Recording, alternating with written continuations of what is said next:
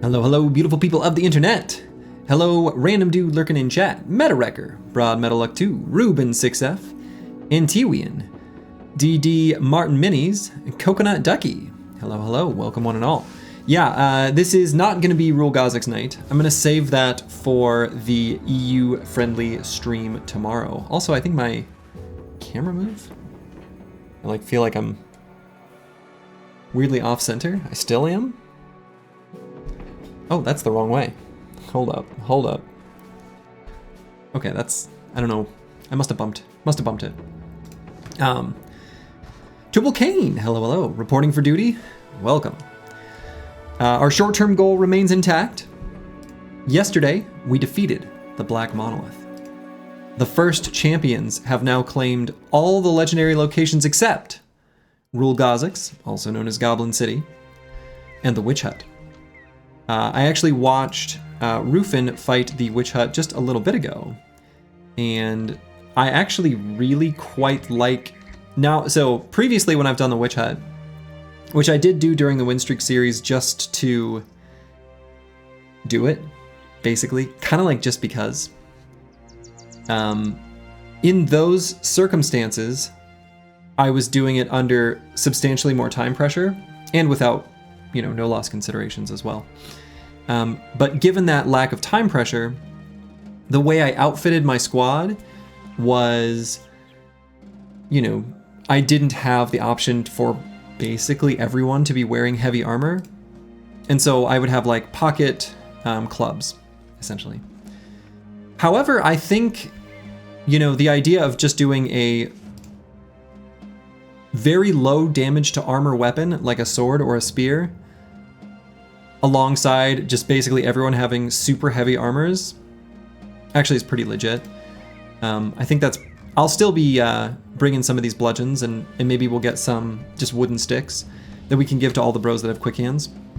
But for those who don't, honestly, just a shield plus like a fighting spear or something is pretty great. George Rockland, hello. So I'll probably be emulating that when the time comes. But it's something I'm going to be keeping in mind as I loot the caravans that are going to be on the road here. We are still making up for the tools damage that was done in Black Monolith. As you can see, a lot of our forged armors took damage in Black Monolith. In fact, most of them. Because, it's a lot of undead. It's a lot of undead. We on a mission to repair all our armors? We are.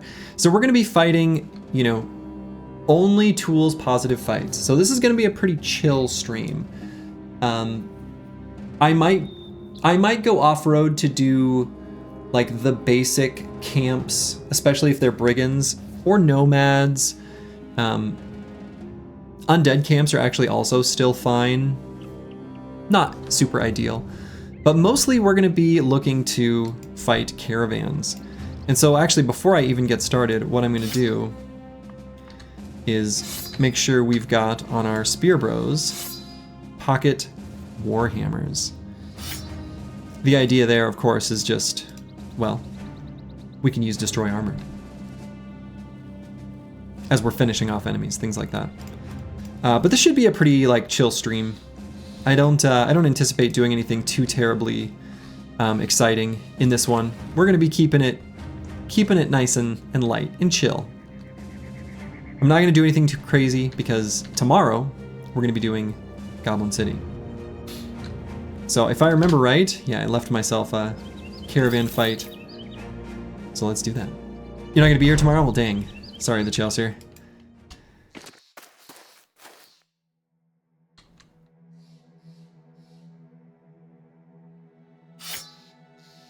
But yeah, it will be an EU-friendly stream, so it'll be sometime during the day. I'll announce the specific time. Actually, I think I've already determined the exact time. So actually, why don't I put that in the Discord now? Let me generate the time. Only stream tomorrow will be So tomorrow at 10 a.m. Rufin, thank you for the raid. I was actually just saying a moment ago, I really liked your approach for the witch hut.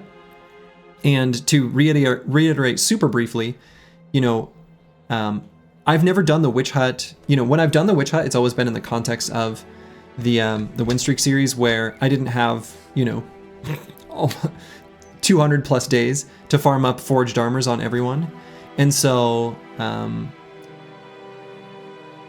I do have that option with this squad, just as you do with yours.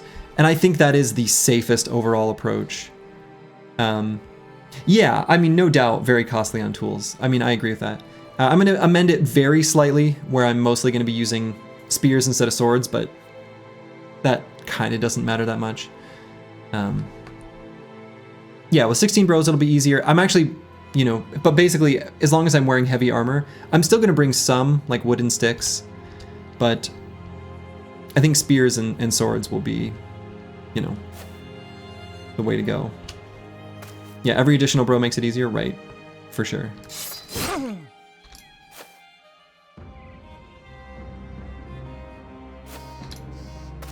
You didn't end up using the wooden sticks. Well, you don't have quick hands on that many bros, so... Right, at least as far as... Unless that changed.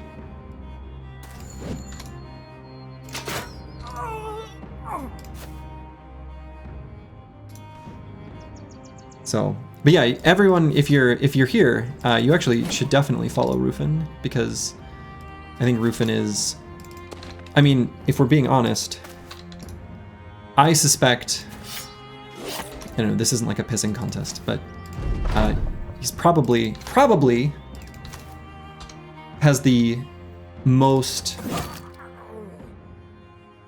complete knowledge.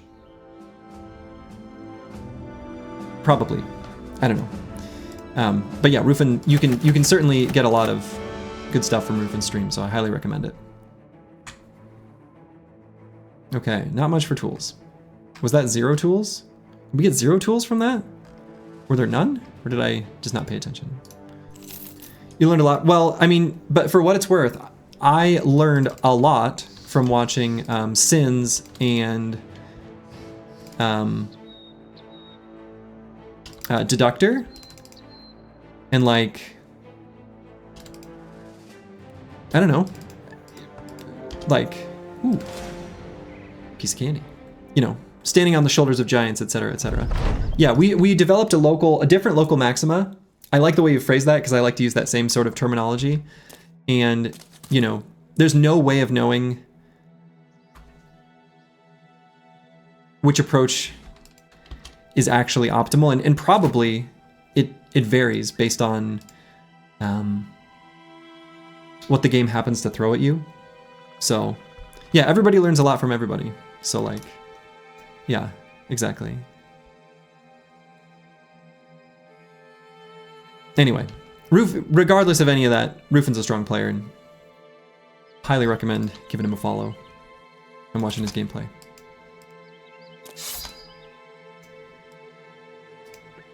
For the record, I definitely do not just, I don't ever just say that. So.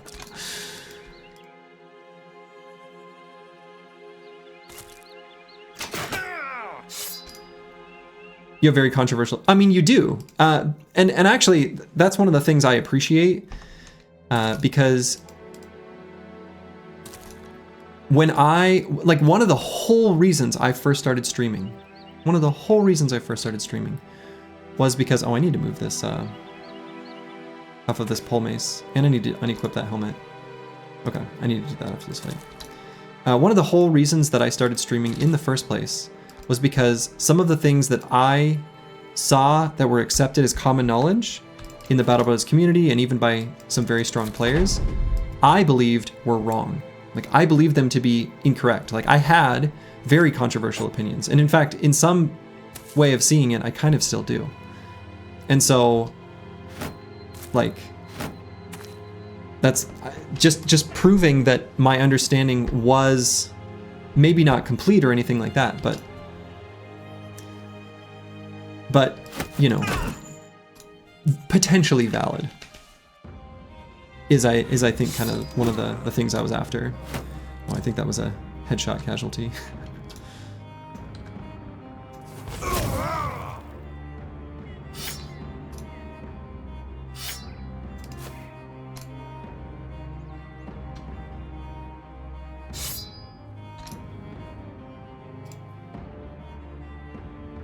When did we conquer the monolith? Last night, actually. Mana, hello, hello. The run is going well.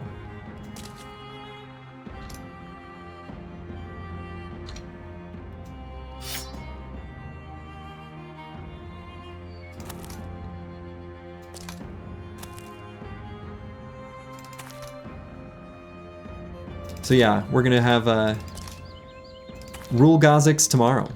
Very exciting. What did you consider as biggest common knowledge sin other than spears are bad? I mean, honestly, spears are bad was the big one. The other was just a general lack of appreciation for 9 lives, which I think is finally really caught on.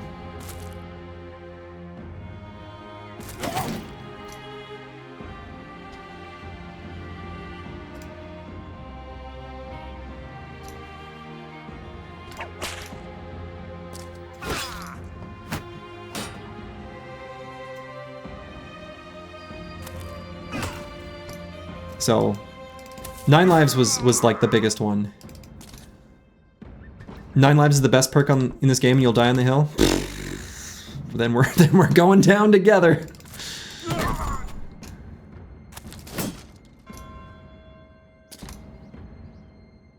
Let's see. Do I think I can get tool savings by destroying that, or just taking this guy out? Oh, I hit him in the head there. We'll see if we can get him with these last couple hits.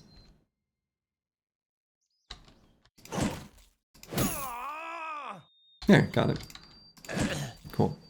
So Rule Gozix tomorrow and Witch Hut when? Rule Gozix tomorrow, Witch Hut depends on the result of that fight.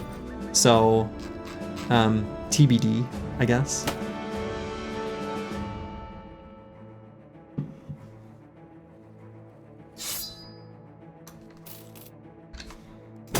Depending on how that fight goes, I might just go right into Witch Hut afterwards, like if I have minimal tools loss.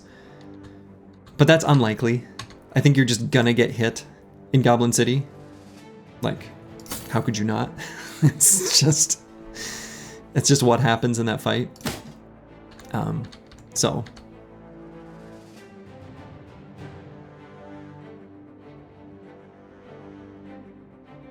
Tomorrow in-game, IRL, so like next stream. I'm gonna stream tomorrow, and in that stream, I'll be doing Rule Gozix. Is this that same group, like the plethora of mercs we saw yesterday? I think it must be, right? Probably it's a good idea to fight them.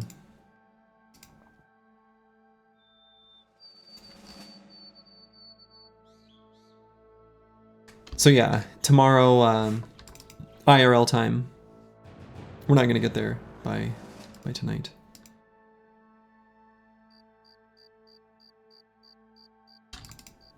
Like in-game time. Maybe you end up farming 150 tools today, so even after Goblin City, you have enough to repair and go. We'll get as much as we can. Yeah, so here's this plethora of mercs. I mean, I think I can do this fight. I'd like to have some of my armors fixed up and equipped. It just feels slightly safer, but I don't know. I've never really fought this many mercenaries. I think I'd rather fight him at night, but looks like that's not going to happen.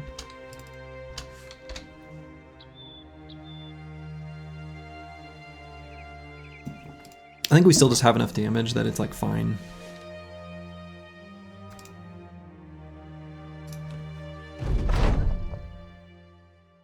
So I think they'll run at me actually, based on what I'm seeing here. Nope.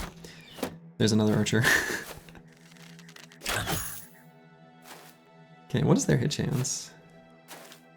Well, they hit the 5s. Okay.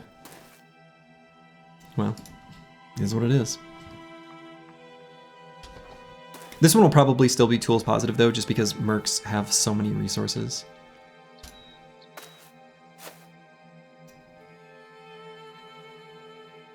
Might send D&Dice here, kind of thinking about it.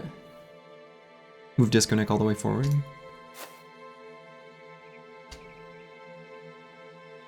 Put Falsers here and blast 2. It's good you're getting rid of the bad RNG in this throwaway fight. Right, because that's how it works. Everybody knows.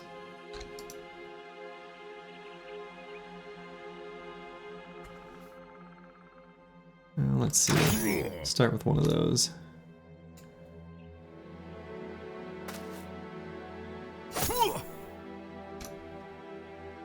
And Sensor, I'm going to wait, see where we want him next turn, because I'm not 100% certain where I want that to be yet.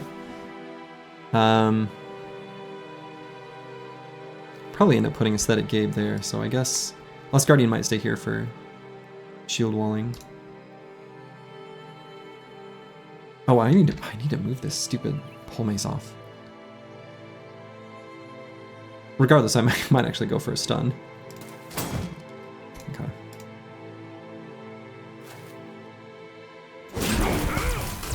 Lightning Sword. So did you ever reflect on how bad Goblet City went in Oathtakers? Sometimes. Sometimes we reflect on that, yeah.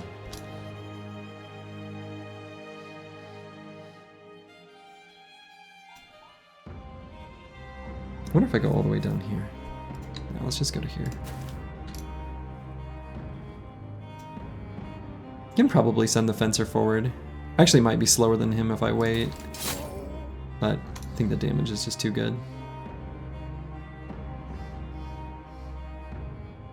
I could get Killing Frenzy active on Pigeon by simply rotating him forward. Then moving here. So that we're in the clump with our Anticipation brother. I think that's the play. So we're going to stay right there. D&Dice, since he doesn't have his heavy armor, we're going to keep him in a somewhat safer position than normal.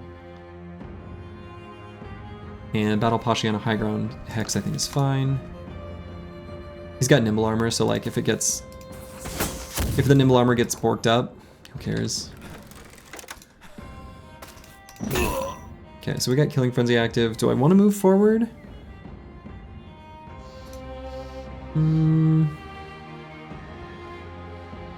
Probably not.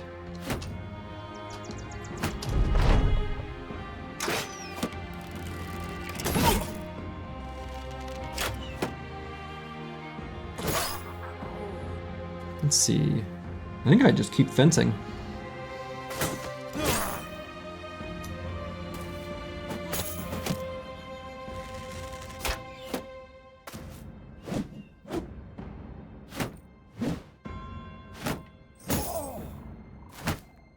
But yeah, the first round of Goblin City is, you know, that's the one where there's a lot riding on that outcome.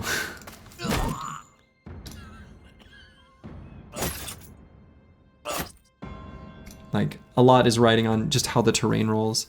What we want, so to talk a little bit about Goblin City strats ahead of time, something that's really nice, if you can manage it, is to get the Goblin Wolf Riders to move forward in the first round.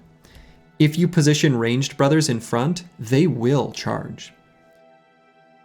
So there's gonna be like 2 ranged brothers that I plan on putting in the front row, maybe with rotation bros behind them, just in case.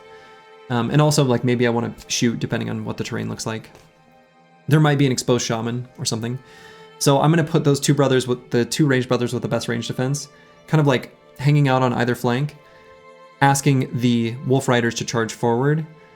But then I'm still going to put the primary clump of, you know, range defense, scatter bonus in the center of the formation, even though it probably won't work for the first round. That's kind of what's going through my head anyway. We'll see if that actually works in practice, or what I end up actually deciding to do with a little more thought, but that's my first thought.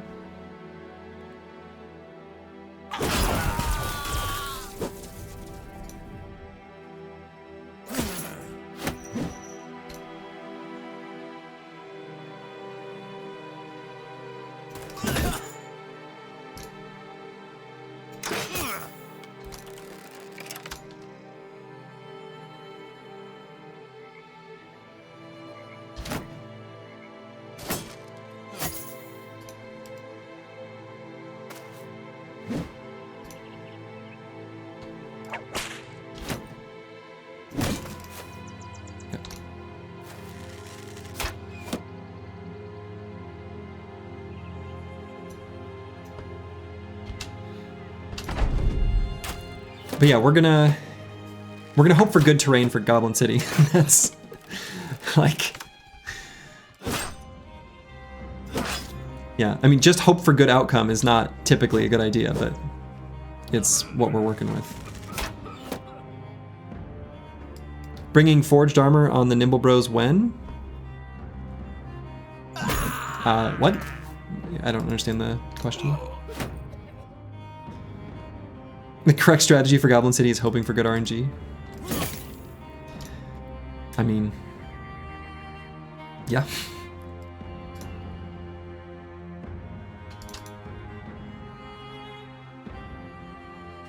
Should be kill. Yeah, nice.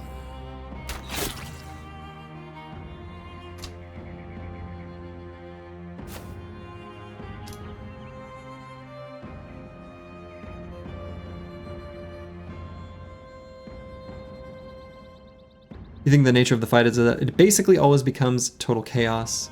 Yeah, exactly. It does become chaos. There's just so many enemies.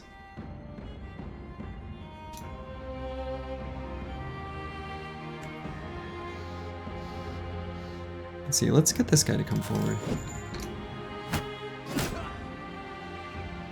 Ah. Hit me with the military pick. You hate to see it.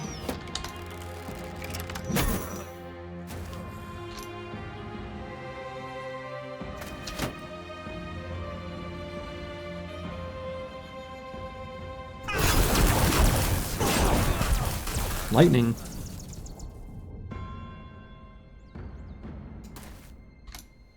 I don't want to risk Disco Nick getting punctured. That would be so sad.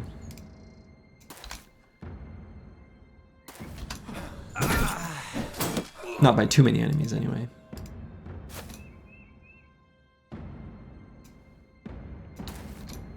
But the Nimble Brothers, they can withstand 3 punctures and it'll be fine. Let's see, we can move Battle Posture forward because we're just going to replace that armor if it gets hit.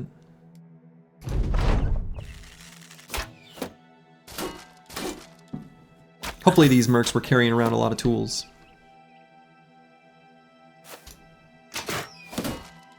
They might not have been.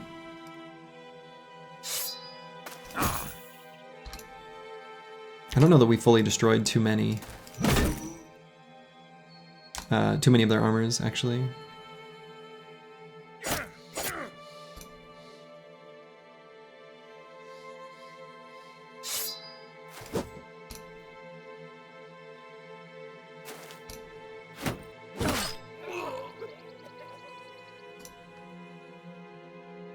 See, a few of them still have attacks, huh? Okay, I used destroy armor there, so I destroyed something when I took that guy down. I can't get all the way up there, huh?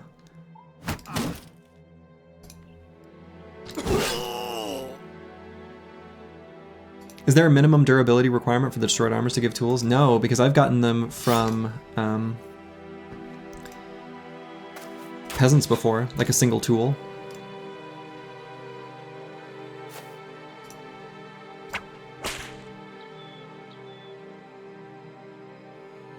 Let's see, we know this guy's got... Yeah, I think this hex is fine, actually.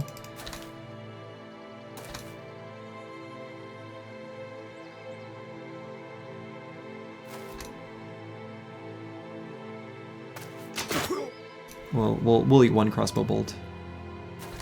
Is this the run? This is the run.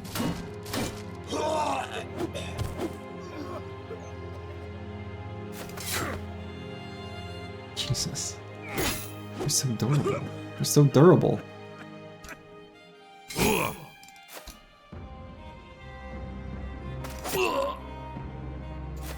Let's see if we can get the full surround here. Get this guy to go to fleeing. Chat replay emotes breaking? I don't think so. I can see them. Let's see, this should destroy... Oh, less than I would have thought. I guess they have a lot of hit points.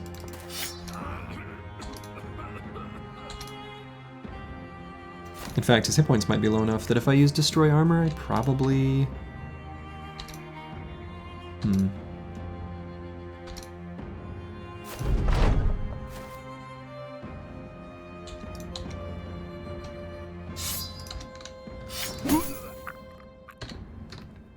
Oops, let's move off. Oh. Not that the hit point damage really matters. But yeah, we should get a decent amount of tools from mercs, just in general, like in the loot table. But we did get hit a little bit here and there. They only had... It looks like we must have got 9 from the scavenger, and they were only carrying 14. That's too bad. I think it was still tools positive, just not very much. Hello, hello, Chaotic Wolf Girl Livy. After playing this challenge, does this make you miss playing a regular run? Yes and no. I kind of feel like there's a piece of me that's like, how can I go back to a regular run a little bit? Like, I kind of feel like, I don't know.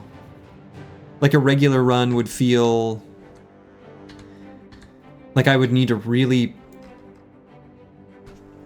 press up against what is difficult for it to be fun and interesting to me. Should probably put on like something like this for now. Too low stakes, yeah. Like I've gotten addicted to the high stakes, I think. I think that's true, actually. So a lot of these tools cost are from the big things that we're marking for repair here, so. Adrenaline junkie? Maybe. Maybe so. But I've really like, I don't know. I've enjoyed this quite a lot. And learning, and the thing is like what I've really enjoyed about it was learning something new in a game that was very familiar to me. Like I feel like I had a blueprint of understanding that I was able to, you know, like extrapolate from for new constraints. So like the tactics were all still valid, but the heuristics were all off.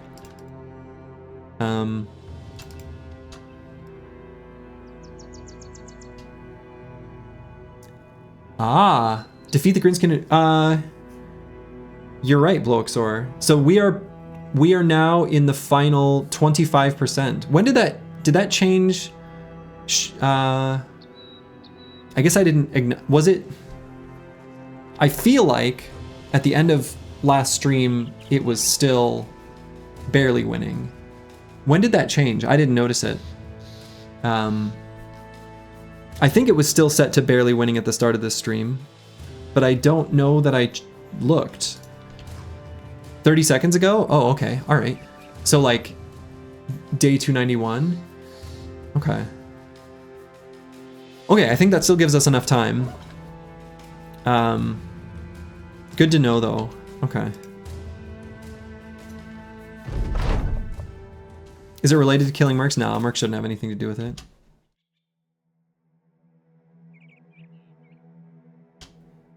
Okay, let's swap from here. Oh, I gotta get rid of that stupid pole hammer.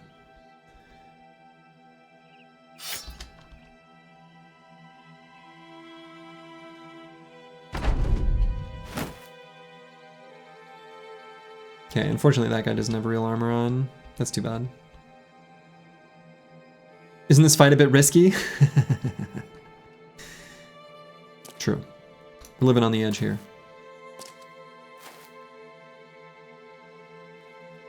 It was just morning of day 291? Okay. Alright.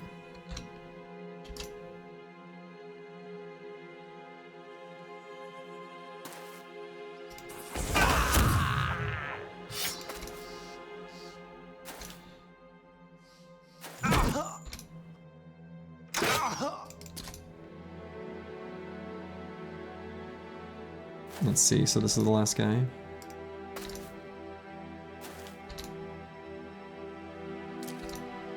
Caravan hands that charge you in your legendary gear. Whoa, it blocked the word armo. I don't know what that word means. Alright. But it blocked it. I know you meant armor, but that's weird that Twitch blocked that. Strange. Oh, we hit that guy in the head, I see. Okay. Yeah, I don't know. That must be, I mean, it could be that that's like a slang word in some other language. You never know. Right, it could mean something terrible in some language.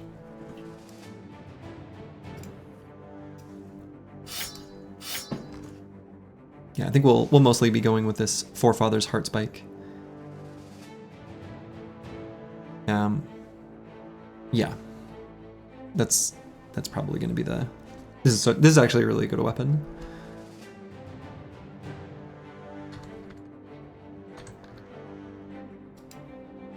See, I don't really like the Black Monolith speedruns though.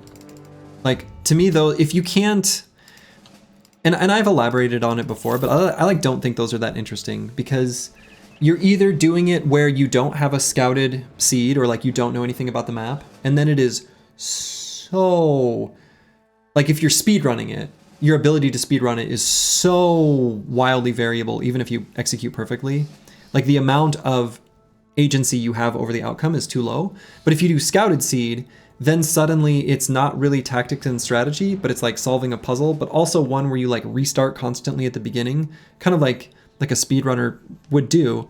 And I'm less interested in that in a strategy game. Not that that can't be cool, and like I don't want to yuck anyone's yum, but I have not found a like recipe for Black Monolith type speedrun that is interesting to me. The best you got from Google is that it's slang for an Armenian person? Oh, okay. That's exactly it. Yeah, I don't know. What did I scout? Ah, I see. Is there any way I can make a noble army tools positive just from scavenger? I think these big ones probably not.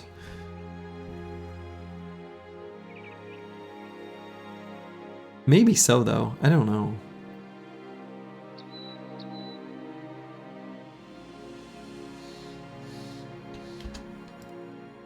It's a lot of enemies, 25. I feel like my Winstreak type challenge, where it's not about speed but consistency, is a better test of skill. I think so too, which is why I did it.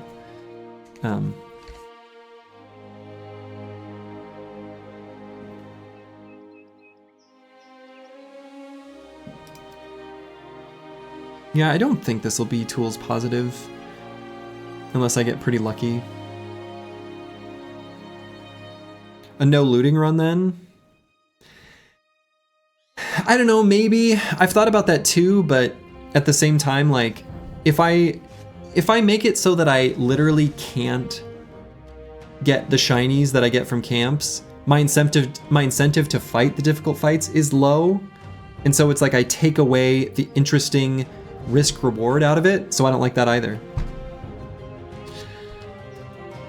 I've not come up with any other challenge runs other than this one. And which, to be fair, I didn't even really come up with. It's more just a combination of things people have already done, right? So this isn't like a... I mean, anyway, yeah. No loot is no fun, though. So, like, I don't know. Yeah, maybe only looting shinies. I guess that would be fine. No selling. I don't know. But at the same time, now we're just talking about something that's this, but easier. That's not interesting to me anymore. How about a no duplicate weapon skill? Yeah, I mean, no duplicate weapon though, like, one of the things that's fun to me about this game is that bros aren't attached to their weapons, right? So like in Black Monolith, you know, Disco Nick was using a Warhammer, and the other two Spear Bros were using cleavers with heavy two-handers in their pockets. Like, I don't know. Only towns run your own, yeah. Let's see, I wonder if I do this fight at night. Maybe if I do this fight at night, maybe that's the play. Maybe it can be tools positive? I don't know. It feels unlikely, actually.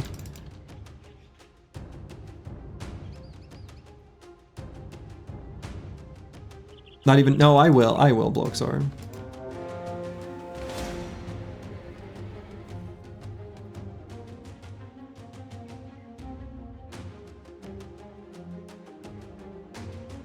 Yeah, I'm still just thinking about doing this fight though.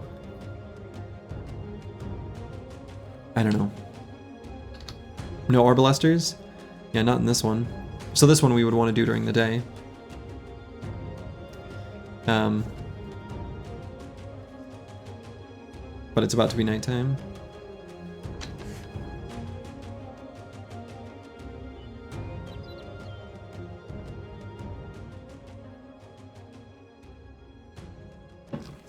Yeah, I don't know. This fight feels like not the best idea. Maybe it's not that bad. This one's afraid of me. Can I do this before nighttime? No. I don't know, maybe it's still not that bad.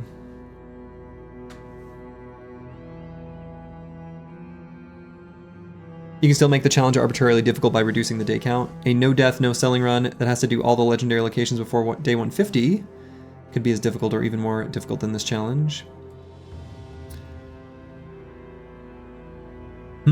I see. No death, no selling. So you can still do contracts, you can still recruit bros.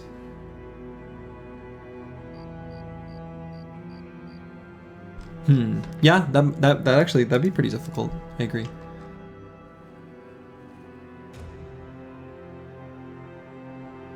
Yeah, I don't know. I don't think I do that fight. I don't know exactly where I want to go. This fight, maybe, now that it's nighttime. I don't know, maybe I can make this tools positive. I just feel like I can't really use a couple bros that I want to. And it's just gonna have to be the Forged Brothers kind of in front, and then they take damage. The Nimble Brothers aren't quite as they're not quite durable enough to put in the front.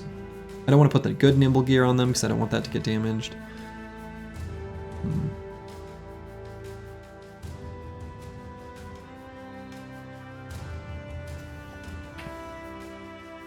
Yeah, they're gonna get censored hard. I mean, that's the goal. Maybe I just put like heavier armor on D and dice. These bros do have shields, right? So if they're just waiting in the wings with the warhammers, maybe that's fine. They kind of stand here centrally until it comes like cleanup time. This is probably fine. I'm being attacked.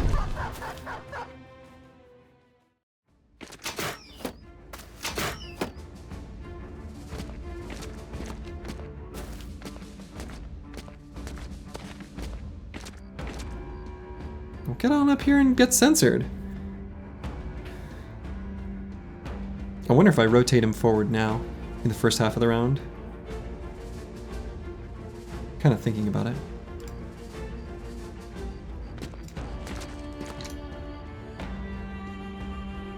And we're gonna wait here. Okay, good. So we're gonna wait here. We'll have... Boy, do I have Disco Nick set up a kill for Battle Poshe? That seems a little weak. I kind of want him to just move there. Battle Poshe can just attack here. Yeah, now we can attack again. So Lionheart's gonna move forward. And then...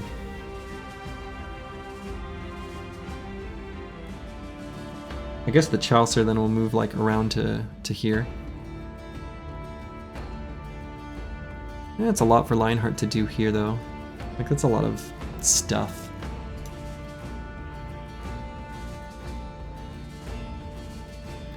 Let's just wait. We're probably gonna move like the Chaucer there. We'll see if we can set up a kill for Curse Word.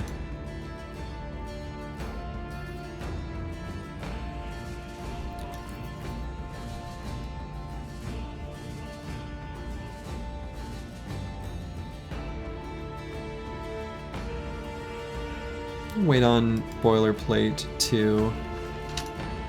We're gonna wait on Pigeon Be Pigeon. We're gonna have D and Dice and I guess Falsers move up and soften up this group. Especially this brother or this enemy right here. Ooh, or that guy. That's good. Okay. Alright, that's good. Because then I think we can get like the Chaucer up either to here. Or somewhere else like that. Maybe even just here is fine.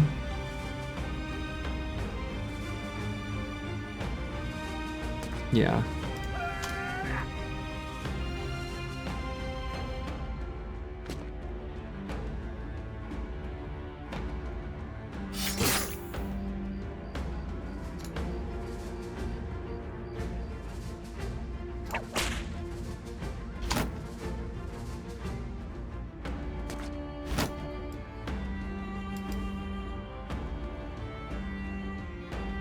So no man 1220. I think if I put aesthetic gate there, just have him hit there.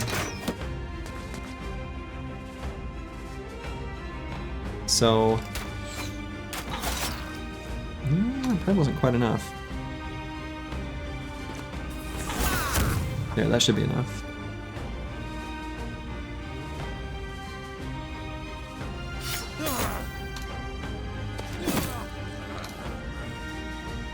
So I'm not going to push Lionheart forward, not quite yet.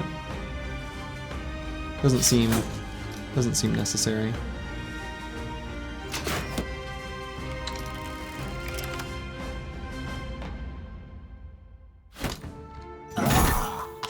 Here we go. Gets censored.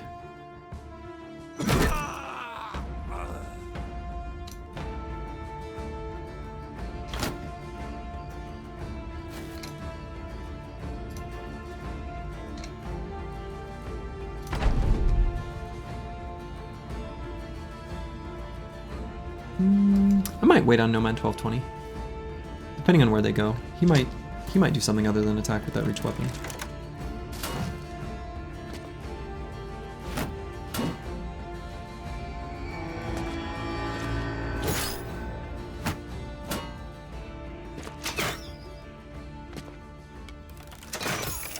Okay, I just don't want the sensor to get like fully surrounded. The Billmen do have, you know, backstabber, so.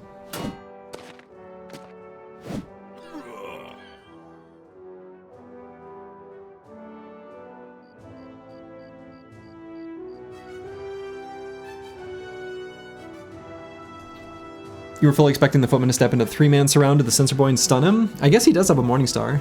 Yeah. That's true, he could have stunned him, which does make it so you can't rotate. It's kind of a... Can make that spooky. Alright, I think we can move Lionheart forward now.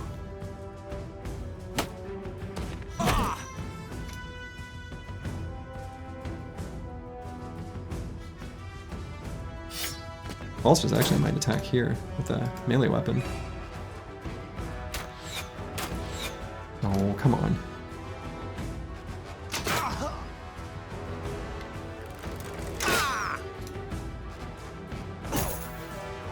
Alright, so that guy's fully softened up. We can get a double reap here, hopefully. Lovely.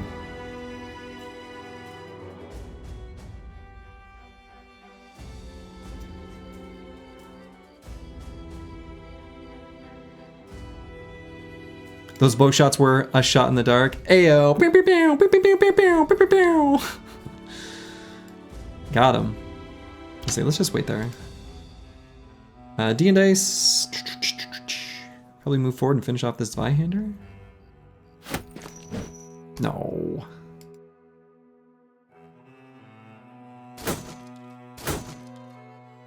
Excuse me? Excuse me? Fast adaptation? Aren't you supposed to help me there?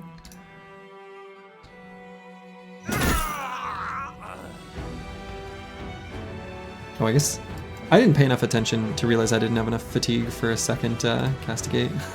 Whoops. Actually, I think we'll... I just back him up. I think Disco Nick will finish off this guy, so...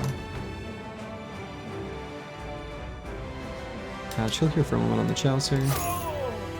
Yeah, so then I'm just gonna put Disco Nick here. Toss him into the Miasma. He'll be alright.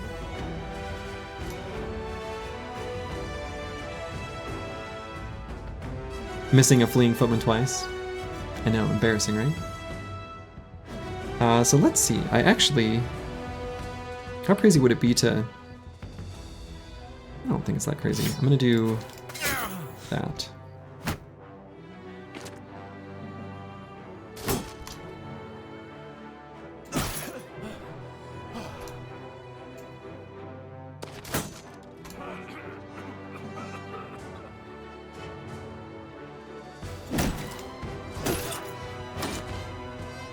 Got hit by the military pick, but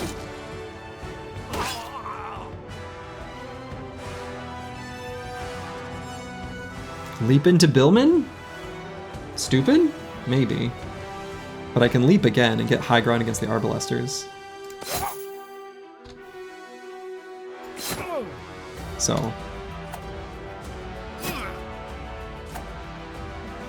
Oh, the guy got a puncture. Yeah, he was dazed, so he did no damage. Right. And Hunter active.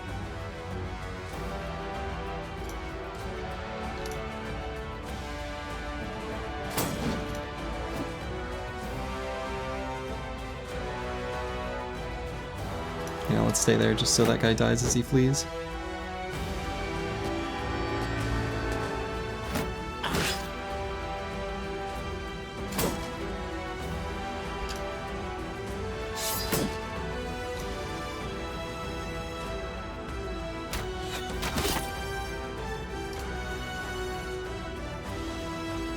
And let's hold here. They might have a bigger resolve drop there.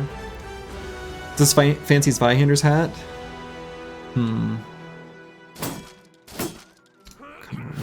on. Just hit him. There we go. We do want this fancy Zweihander's helmet. Not like super badly, but it'd be nice. Alright, let's go here, do a big ol' reap, and occupy this X.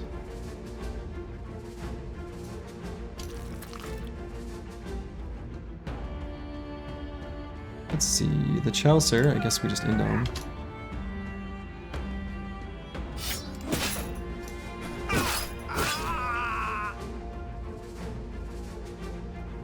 Alright, let's move Insane Killer down here, hit this guy.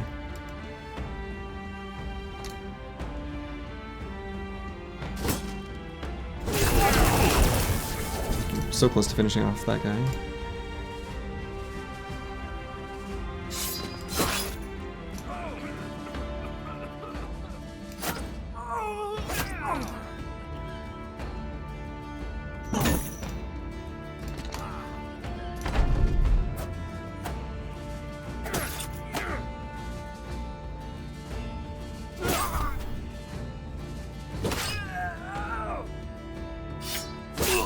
Pretty effective turn. Lionheart really wants to destroy the hat. He does want to. He has Headhunter active, so it's a guaranteed headshot. Now curse word, leave that hat alone. I mean, you still hit him though. That part I didn't.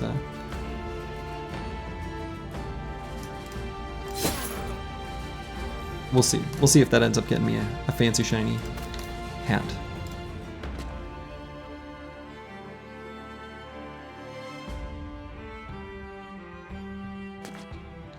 Yeah, we're gonna try to get as many of these armors destroyed as we possibly can.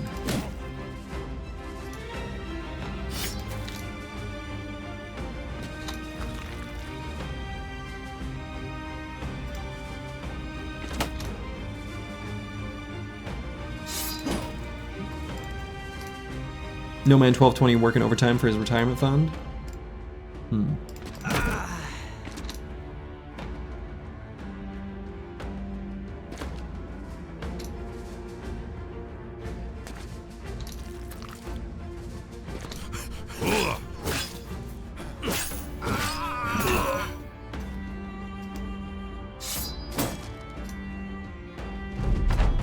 Legendary location tonight? Probably not tonight. Probably not tonight.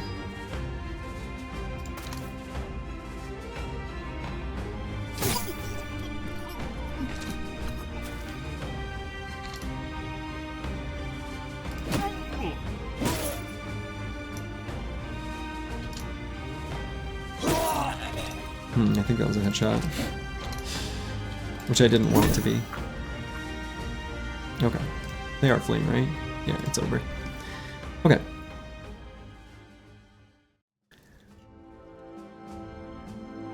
You think there's something wrong with the Thief in the Night event? Oh yeah, that's right. I was going to share with you the code, which I would do, but it'll open up underneath Battle Brothers in a way that I actually can't get to it. Otherwise, I would just quick copy paste it for you, Rufin. Okay, that was definitely tools positive, right? The total amount of damage we took was actually like really minimal. That's a big pile of tools. That was actually really good for us. And do we want any of these weapons for any reason? I don't think so. You think someone else shared the code already, but we didn't find anything? Yeah, I'll have to take a fresh look. I wonder if I want some more shields. Let's grab a couple of these heater shields just in case we want those. I think I've maybe got enough named shields that we probably don't need them. Also, I don't think I need this many axes. I can leave a few of those behind. Is there anything else here that I'm like keeping that I really don't need? These like damaged milk quaffs? I don't think we need those.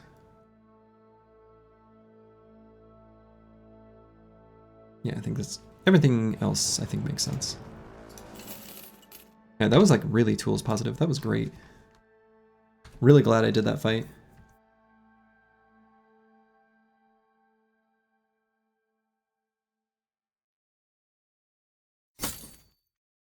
You know, let's put this one that's 93%. I think that's fine.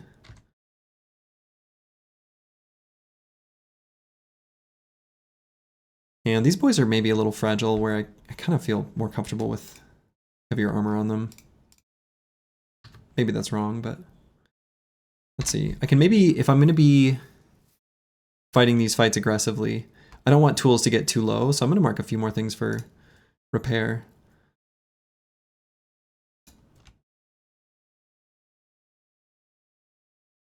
Just like one more hat and body armor.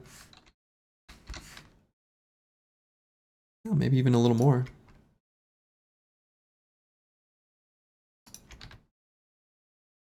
Okay, there we go. The only part we didn't understand is this dot is something to see. Is something to see. Huh.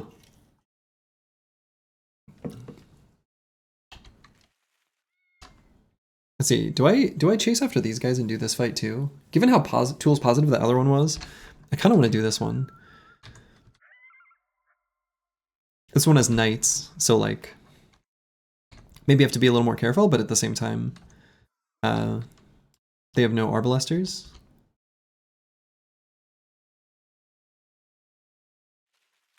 So we're just going to wait for it to be dawn, then we'll fight them. If they're running from me, they're not running from me, they're just like going somewhere. Interesting.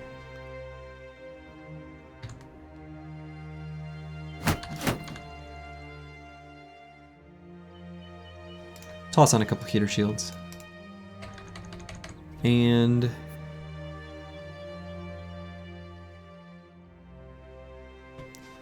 yeah, I like kind of want to equip. Actually, what I might do, just on the sensor bro, let's put on this thing to give him more like his proper nimble setup. It's like a little bit safer if there's any armor penetrating damage on him. And I kind of like, I feel like if I'm able to move the spear bros forward aggressively, that's probably just always positive, right?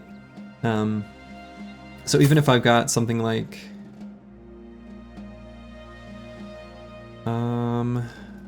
what helmet to pair this with?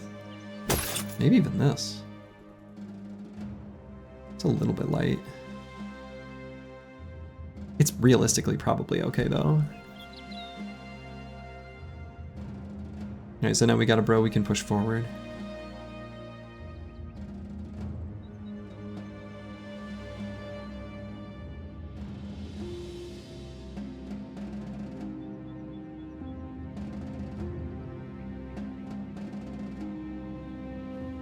But if I have him in the heaviest armor, then he takes less armor damage.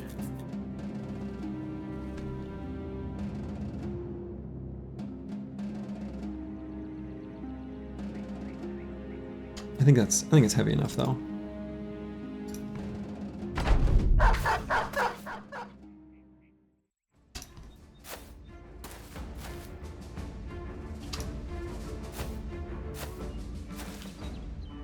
Cool. Look at them line up for their sensor strike. Very nice. Medieval man, hello, hello. The run goes well.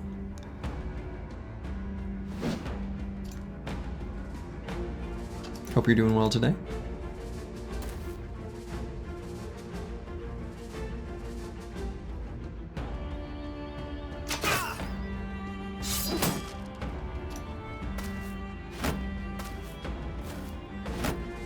Does nimble/forward look at just the armor or just the head bucket?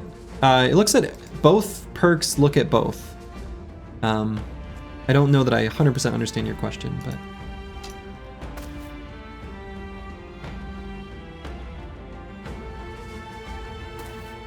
we're getting revenge for run 14. That's right. That's right.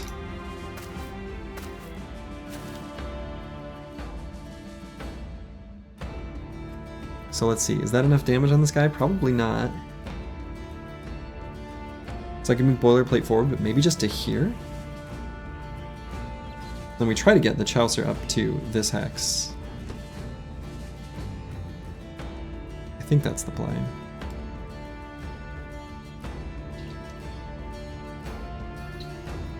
Are we finally getting to a point where noble armies are just farming targets? Yes, we have reached that. God, stupid dogs. Okay, we're still just gonna chill there. Crazy as this sounds, I'm gonna step down, whip, step back. That was kind of a feels bad.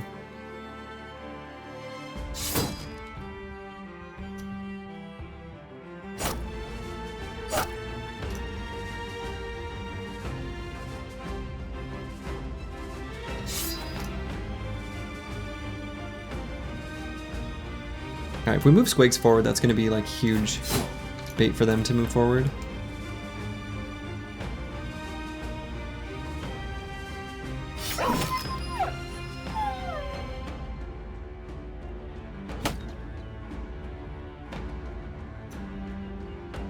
We'll hold on the handgun. For the moment, anyway. So if I move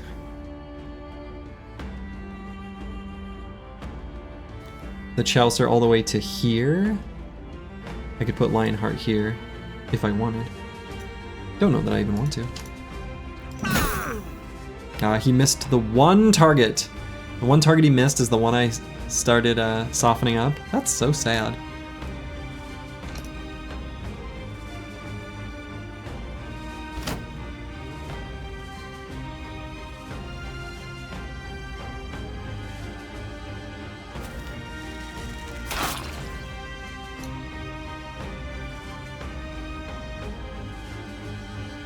So I could go here. I could also just go here and then end on. I think I like that. And D and Dice we don't move, because if we move forward we let the Zweihander get an attack.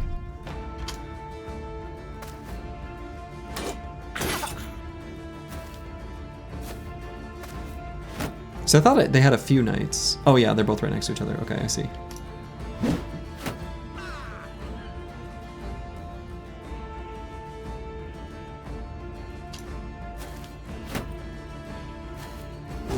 Alright, so they fully surrounded Boilerplate.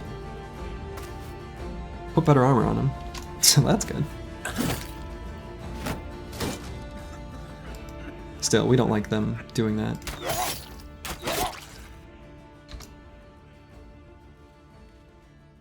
Soften up that guy.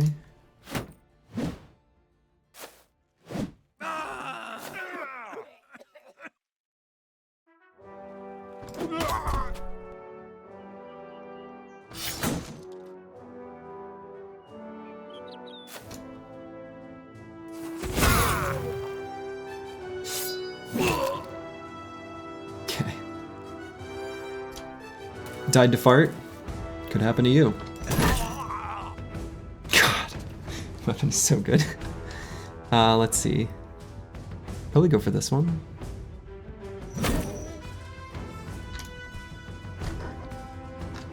And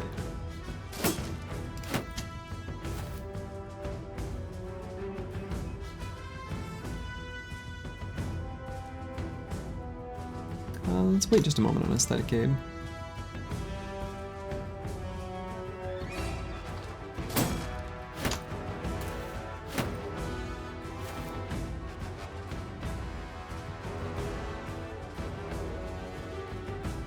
And I actually might shield wall and move Disco Nick to here. Yeah, that way D and Dice can do that. Thick gunshot and a long axe headshot. I don't understand any of those characters, but probably yes.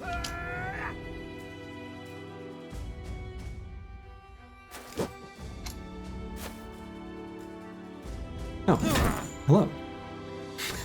nice to see you, buddy. So let's move Lionheart here so we can put Aesthetic Gabe there. Tuck him in.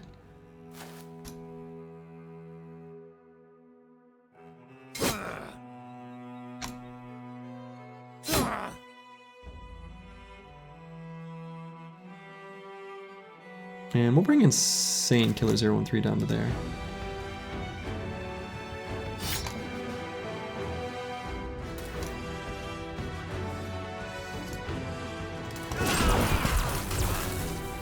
Okay. Leave a spot there for Sir Theodric to move forward and have his armor stripped off of him, turned into tools. Thank you, next. Let's see, also shield wall, fight's getting near the end. Yeah, sure.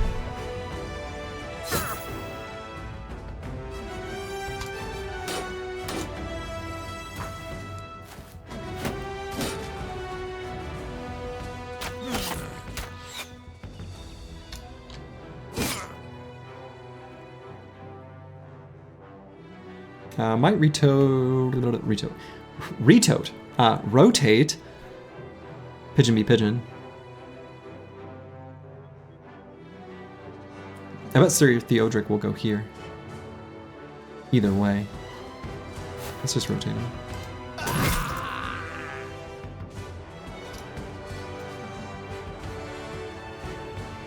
We could stop him from moving to that hex by putting Lionheart there. Is that what I want? It might be.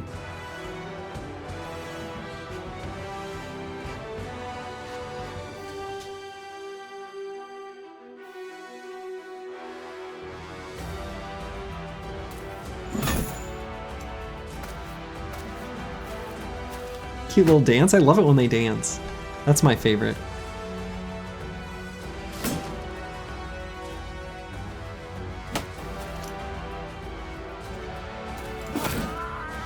There we go. Ooh, tried to stun me. That's rude.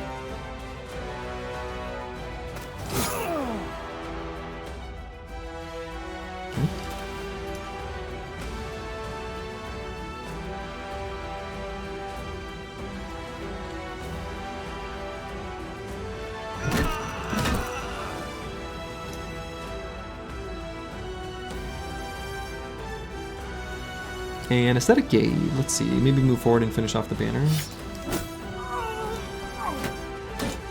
This pike is so nice. The pike is nice. I agree.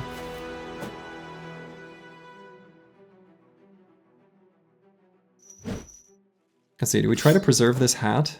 This is a pretty fancy, shiny hat, isn't it?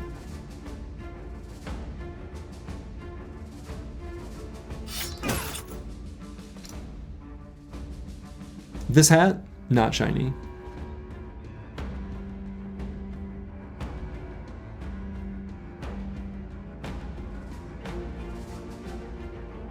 But we're still gonna move Lost Guardian to here. And that guy's gonna run, so let's let him. Misha Twitcher, I think we'll just save fatigue. The Chaucer. We'll recover. Now, unfortunately, if we lunge, we'll go to that hex. So I'll just go here for next turn.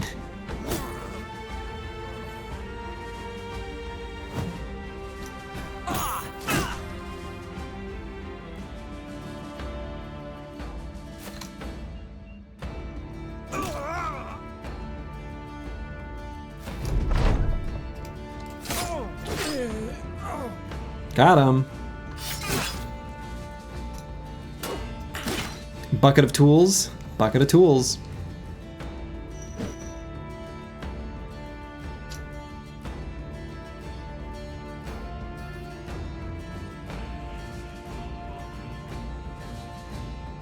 I bet we can kill this guy before he gets a turn.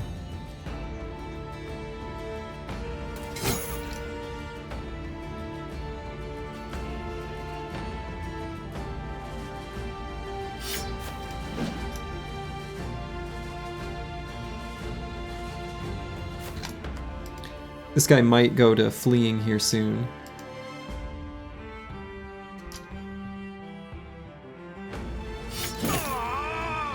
Let's soften that guy up to make sure he dies.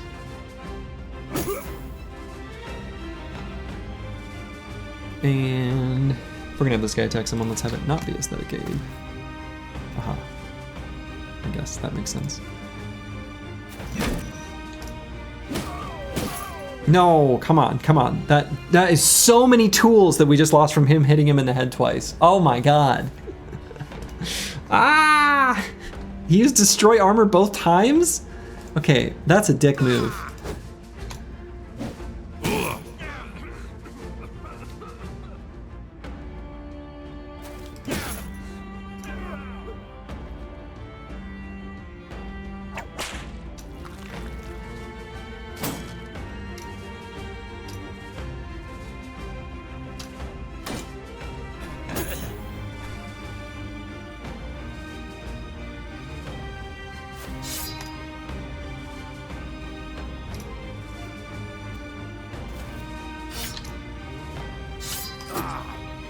Alright, we're gonna get that guy's armor. We're gonna get his hat. I want his fancy shiny hat.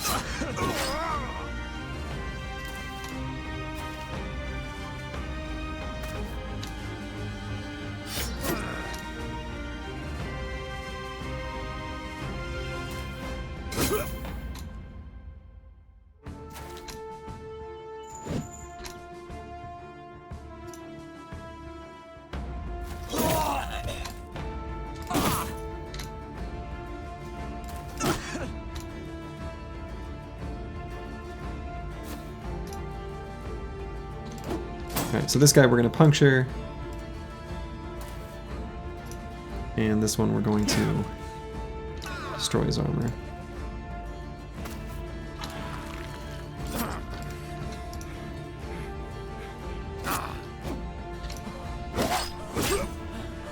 Okay, run him down. Damn. So disappointing.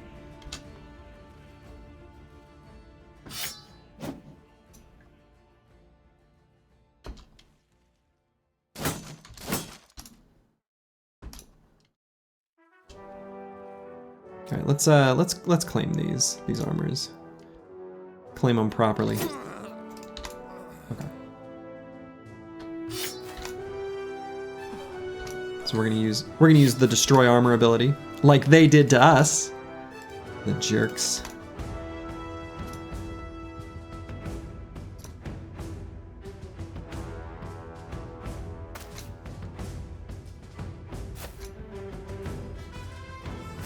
So we'll make places that they actually can't get through, or like that's not you get it.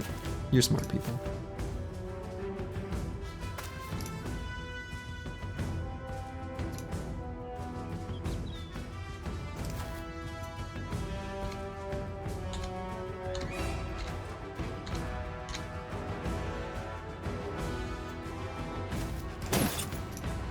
Make a little section for the boys to get in. Do a little destroy armor. Hopefully we can claim that hat.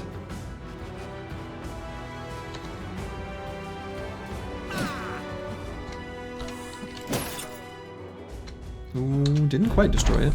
We'll see. We'll see. Man, I can't believe D&Dice's head armor got hit like that. That's so depressing. Oh, I don't know if that hit or not. I think that sounded like a thump. So probably not. Okay, so we got the helmet at 320. Or excuse me, at 116 of 320. We did get the full coat of plates. We're gonna grab that. And this was less tools. Probably not tools positive just because of this huge amount of armor damage on D&Days. That's so sad. Spitefully dropped at 36. I know, right? I know. So sad. Reminder, I gotta take my meds.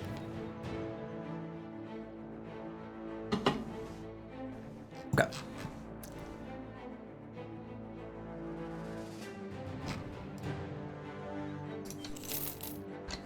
Well, we got the full coat of plates too, which is like kind of cute, right? That's a coat of plates as far as regular forged armors go. It's as good as it gets. Yeah, I think that one was not tools positive. So sad. All because of those 2 destroy armors. I mean, in a sense, right? Because we did get like a full forged armor from it. So we'll just not mark that one for repair. And then, are there any like nimble armors that we can swap out that got hit? No. Cool. Let's see. Back to the road, maybe? Not back to the road.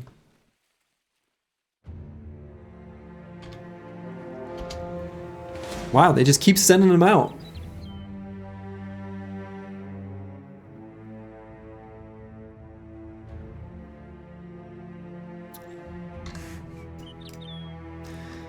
Suppose I should replace this helmet.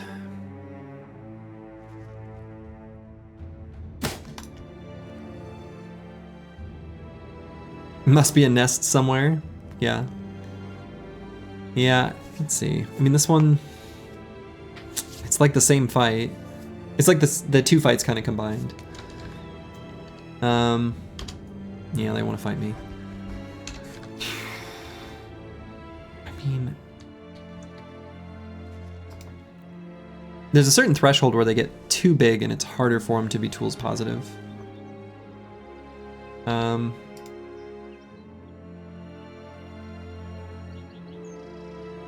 think we'll avoid that one, considering we kind of only barely came out ahead. I'm not sure.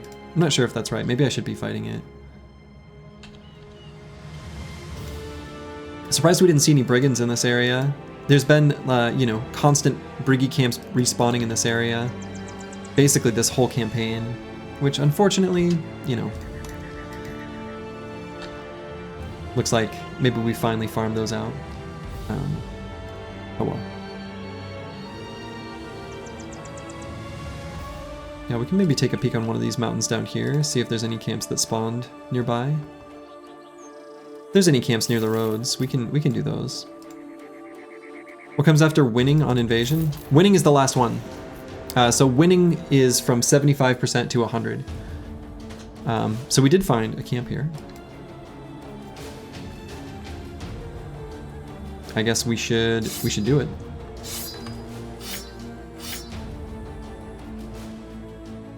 Stone Fist Keep. That's my nickname in gym class. Nothing like a good brawl. Team doing a little fighting. Okay.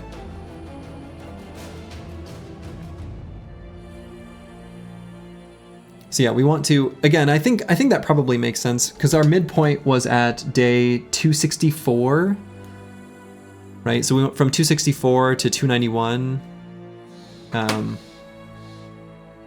So 27 days. So we've got like 27 days remaining, which is about right. I said I estimated about day 320. Yeah, okay.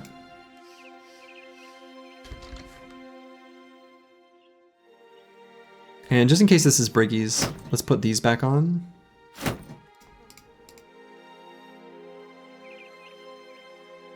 Do I put on a coat of plates? Nah.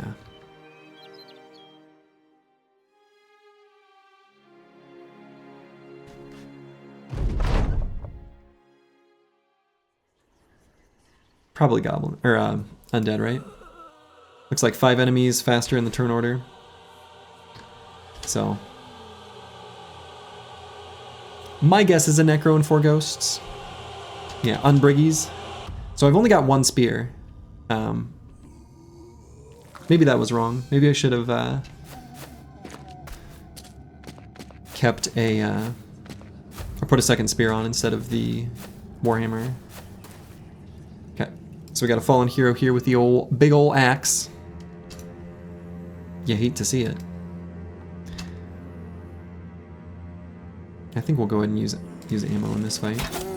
Looks like a big, serious enough fight to do that. And who's got on the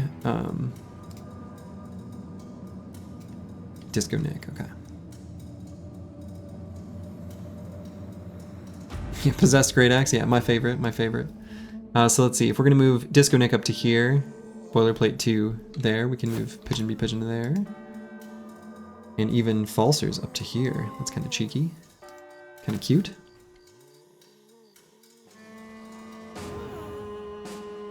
I think I like it. I think I don't blast this turn though.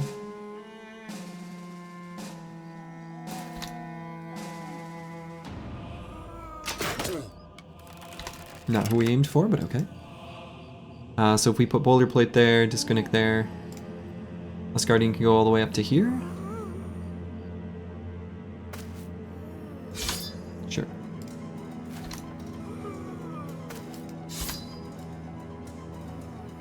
And we could put Aesthetic Gabe here. Maybe we see where the ghosts are first before we do anything crazy.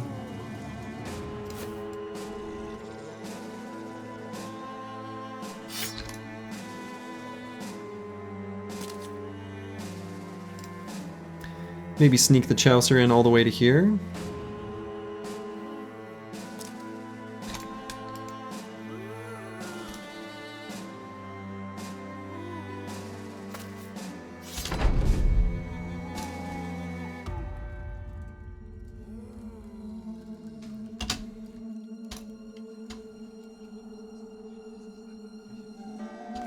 We wait on basically everyone here.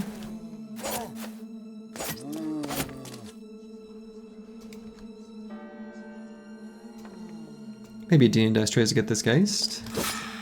Maybe he succeeds.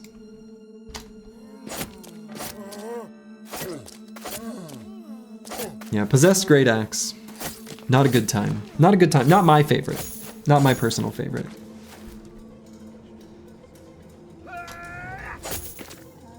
I can understand how it might appeal to some.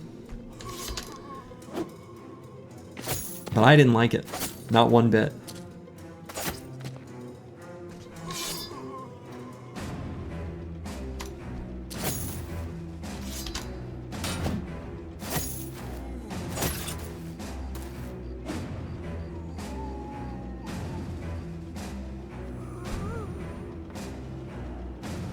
I guess I could bring No Man 1220 like all the way up here. No one's gonna be sneaking around the top side. He can just like chonk away at this fallen hero with a reach weapon. That's like kind of weak. We're faster. We can hit him and back up next turn.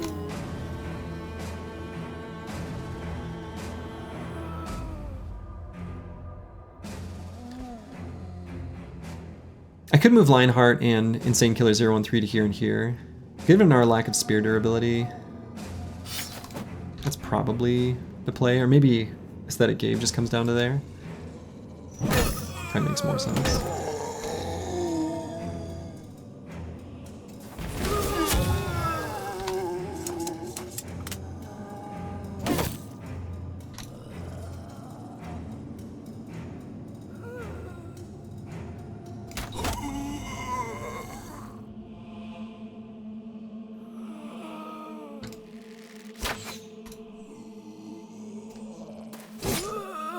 Got him.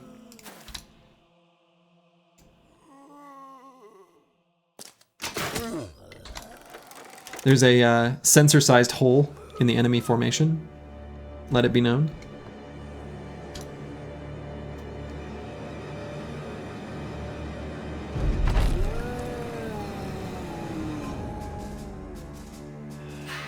So there's no Necro here. Huh. It was just 5 ghosts. If there's one defining feature of unbriggy fights, it's holding formation. Yeah, that's true. That is accurate. That is definitely a defining feature.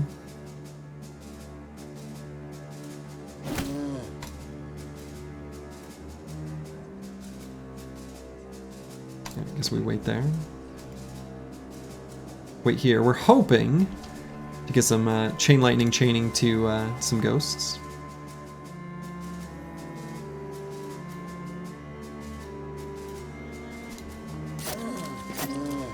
None of that collapsing on them stuff until several turns later? Right.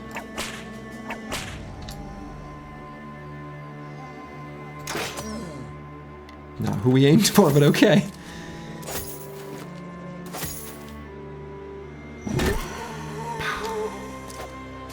Light switch 21. Hello, hello.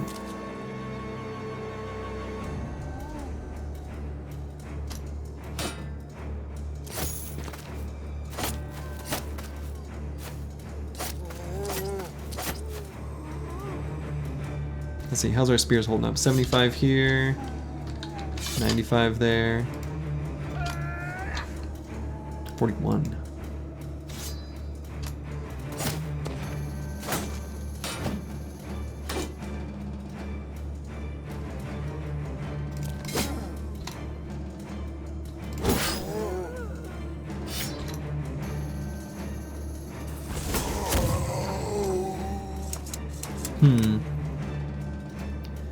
I mean, what if I moved Aesthetic Gabe forward? Still only 2 enemies can attack him here.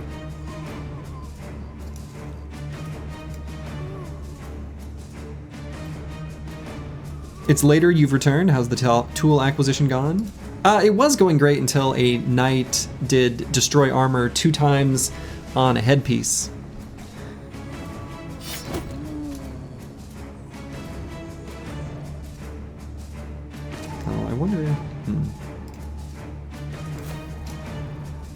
I mean, I could have rotated. I guess we have lots of fatigue. Yeah, I should have. I was thinking about saving rotation fatigue, but that doesn't even make sense.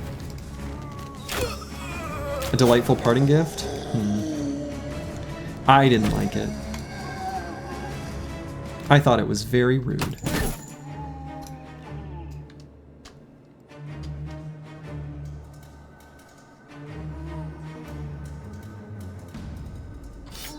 Let's riposte.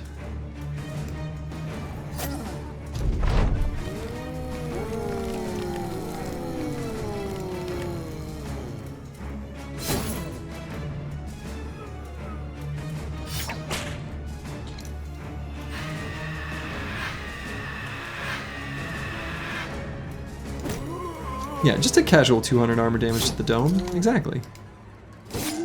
Nothing too serious.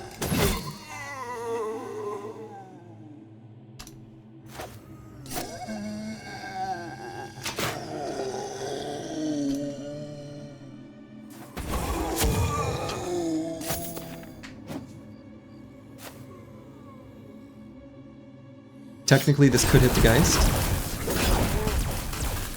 Technically.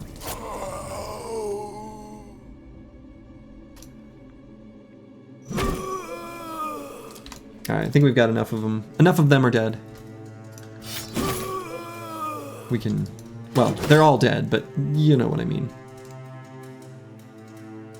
They're like undead. That's different.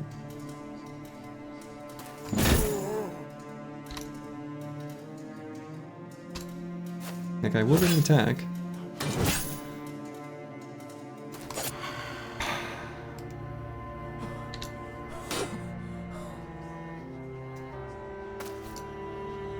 Hitting Geist with lightning is so good. It's so good. Yes. It is so good.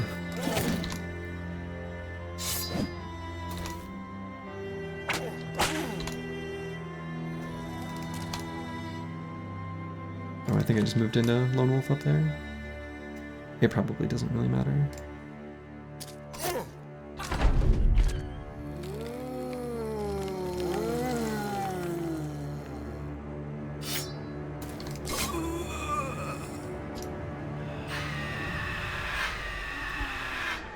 Pigeon B Pigeon gets turn 0 charmed and sweeps the whole back line. We are not bringing the sensor into that fight.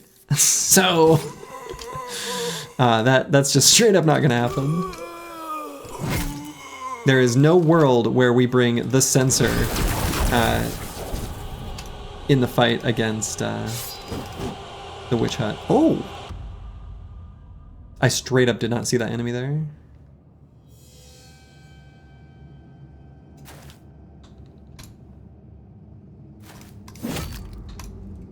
Very,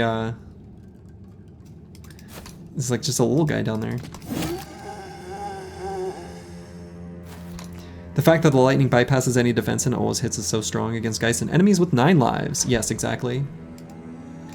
Yeah, it's very, very, very, very good.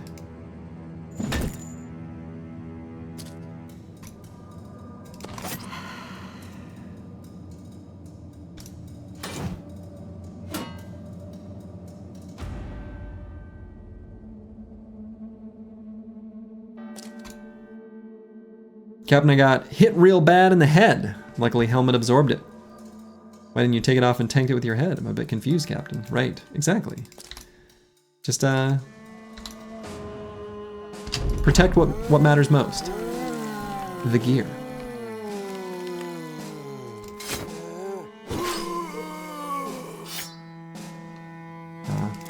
Can't just talk over that post.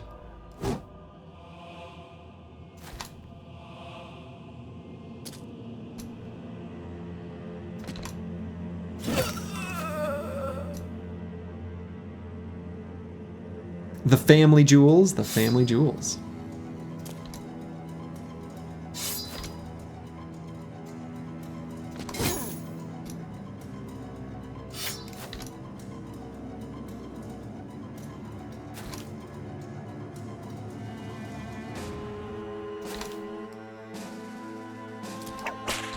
Let's make sure that doesn't hit us. Oh, good lord.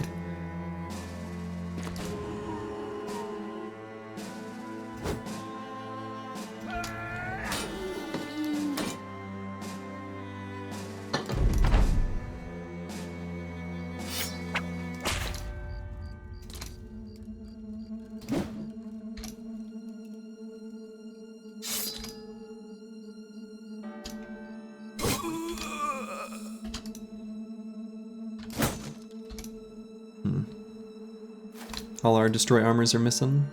Sad.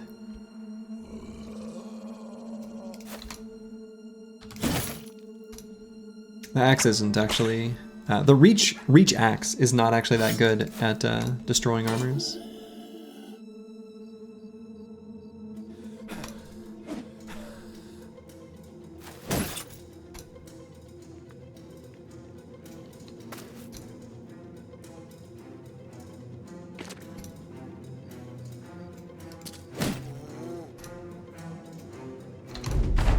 I like how I don't even have to evangelize for 9 lives. Like, Rufin takes care of it for me. That's very nice. As a firm believer in the Church of 9 Lives, it's nice to see other devoted followers championing our good word.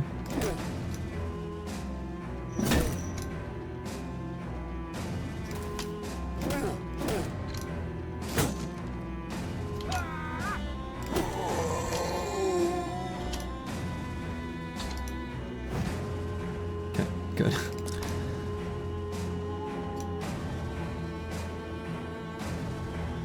Wasted stat, just reload save. Hard to argue with that.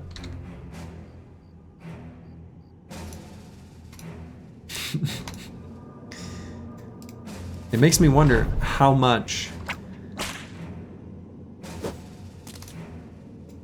that actually influences the perception of the perk. Sadly, I know it's at least some. It's definitely at least some. Okay. So we didn't take much damage. 14 tools, does that even make up for the damage to the spears? Probably, but not by too much. We can get a higher durability great axe, I guess.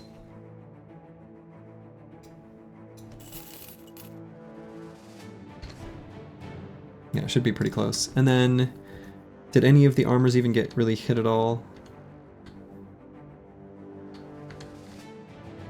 No, not really. And then total spear durability loss. I'm curious. Let's total it up. Right, so 18 here.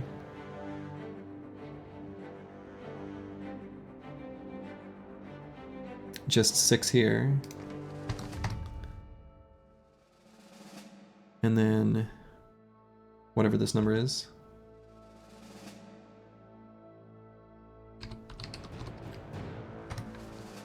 $69? Wow, I didn't... If I'd have known that that was going to be the total... We took 69 damage on the spears. I love that that's the exact number it turned out to be. Okay. Okay.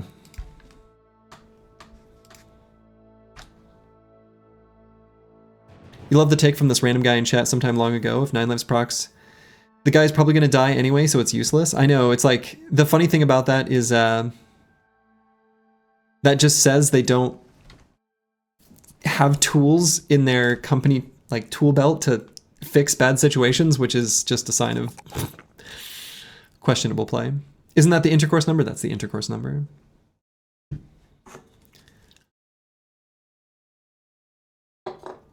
Okay, and I think we're just gonna pump Resolve on Lionheart. Could maybe make a case for a little bit more hit points, but I think I like Resolve. And Boilerplate, level 20. Just Resolve. RDF? You know, I could do RDF. Could do RDF. I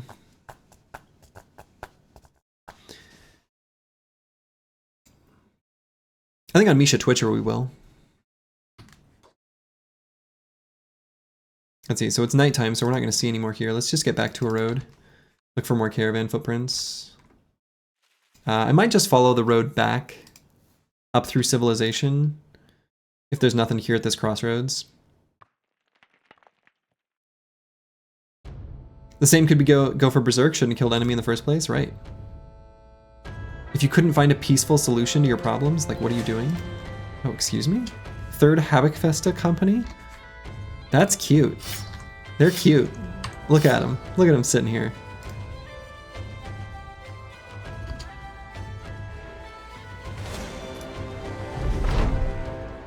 Look at them. Look at them. Would you look at them?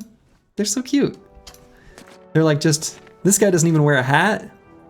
Where have they been? What's going on here?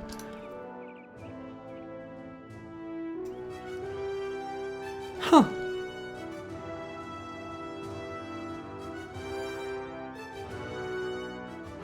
Let's grab this Hydron House.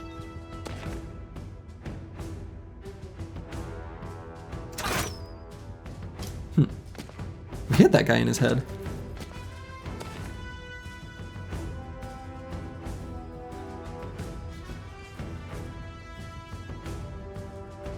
They're the force luring you in for the Telebriggies coming after this fight? Oh my god, I hope not.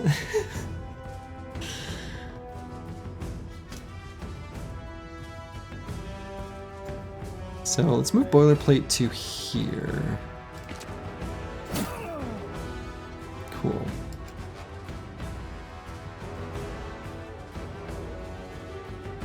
And we could put the Chaucer all the way down here. I think that's actually pretty okay. So maybe I actually go ahead and put Aesthetic Gape here. Get some surround bonus for Lionheart.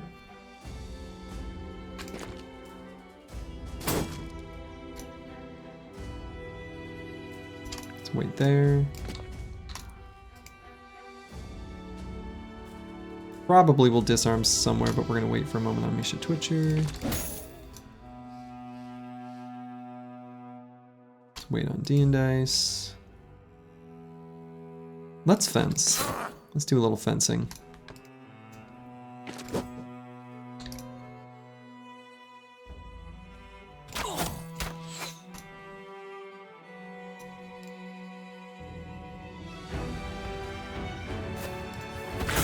You've been gone for the last 3 weeks. Last you saw, we had Noble War, 13 bros had just beaten the Idjarok. Impressive progress. Congratulations to all the bros for surviving this far. Thank you, Deadweight. The team's doing well.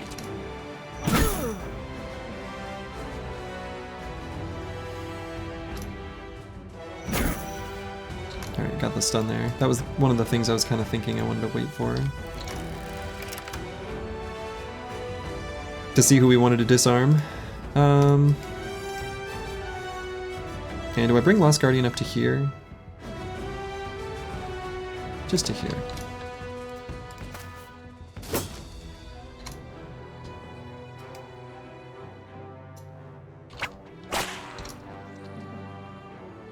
Alright, so given that guy's disarmed, let's move Dice up.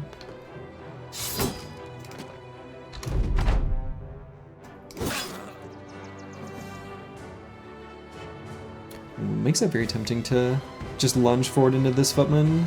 It's so likely to just kill him. Yeah.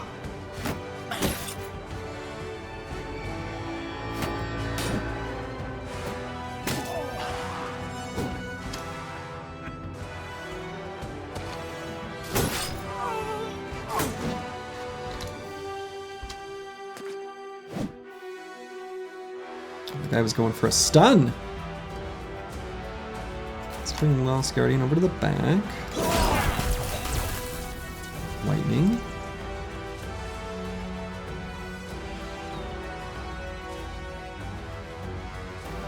Now let's go for a surround on this guy.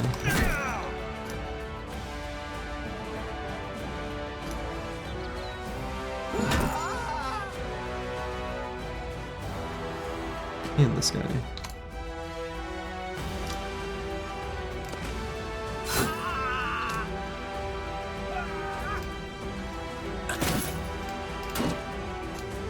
Let's make sure that banner can't get away. Destroy a little armor.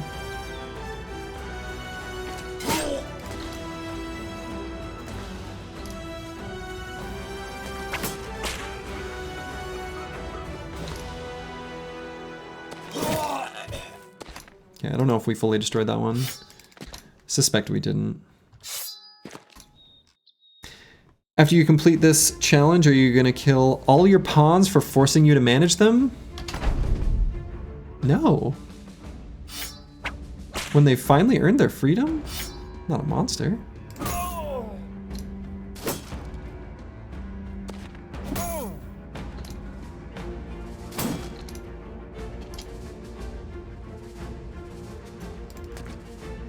Another day closer to Menace. I'm looking forward to it.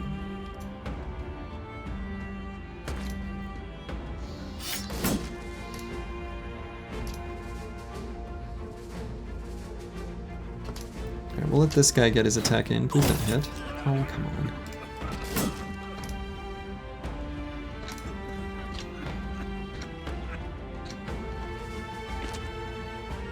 Alright, got him fleeing. We're still gonna use Destroy Armor on him just to finish him off.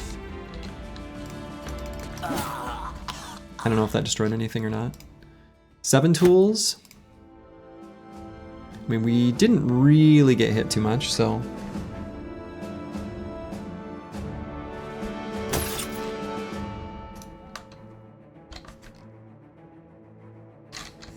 Okay. I like fighting the noble armies from the perspective of keeping fight density up, because one of the things I want to do by the end of this stream, when we're setting up for Goblin City, which I'm still planning on waiting to do tomorrow, is I want everyone to be euphoric, right? I want to start confident. On a hill, and confident. Alright, so we're just going to check out like this corner of this road to see if we see any caravan or briggy footprints or anything. Just these northern soldiers. I mean, do I chase them?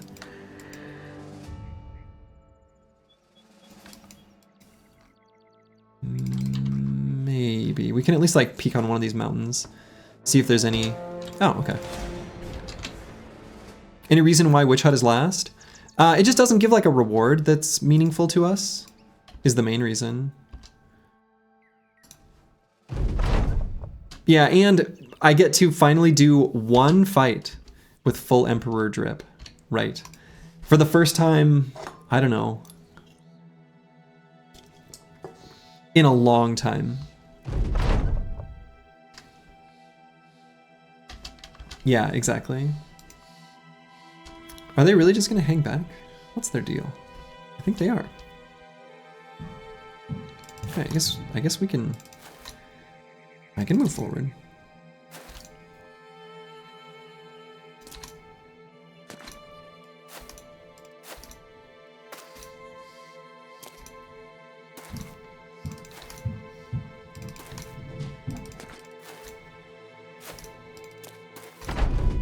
Okay, now they should move forward. Here they come. Yeah, this random caravan, they're just so passive. They're so passive. They're pacifists, you know?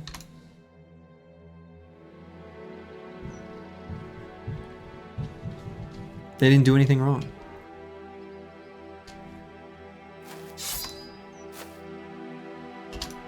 That was brave. That's a brave soldier. Dumb, but brave. We're not even gonna destroy his armor. His t-shirt?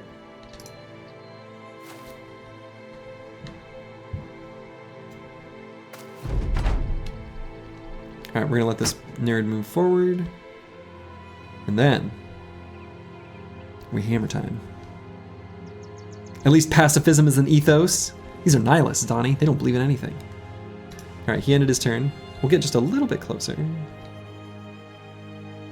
Or maybe we just go in.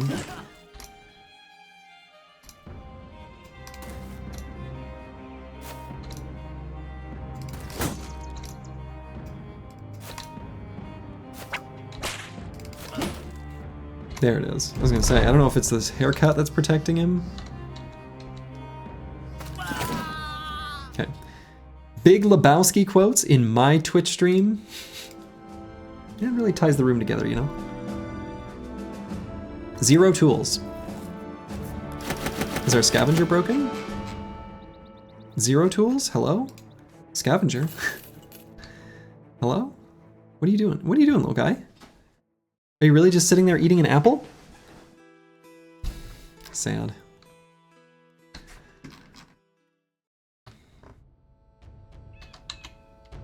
All right, we'll still keep following this northern army. Yeah, the boy's slacking.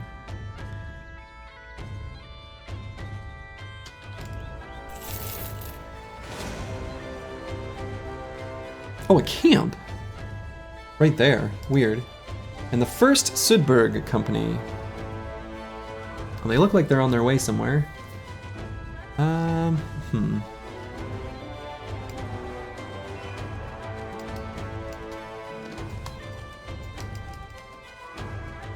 think that enters too close to Goblin land. I want to avoid the fights with goblins. We can go into this tumbled keep though, I guess. Feels really close to the road.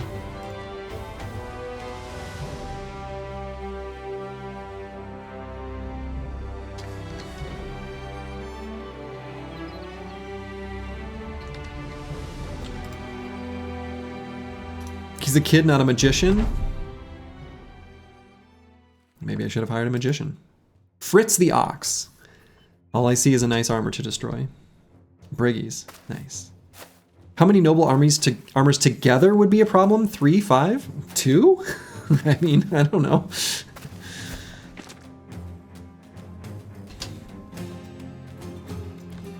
I feel like all it takes is 2.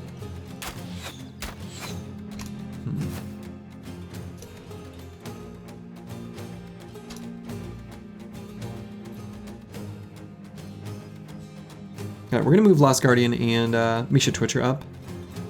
Because we want... Oh no, I guess we are in range. I don't have any helmets. And counteractive.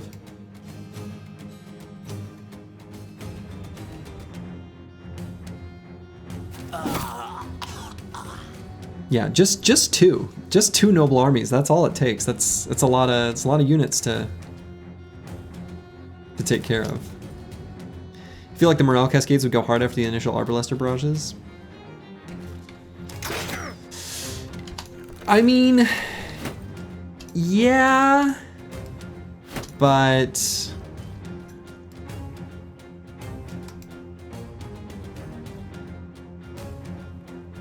let's see. I see one anti-armor weapon.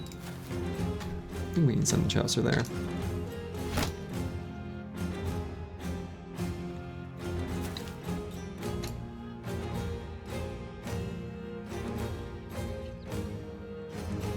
Yeah, exactly. Noble armies have banners in rally. Yeah, you don't get the extreme morale cascade thing that you do against like barbarians.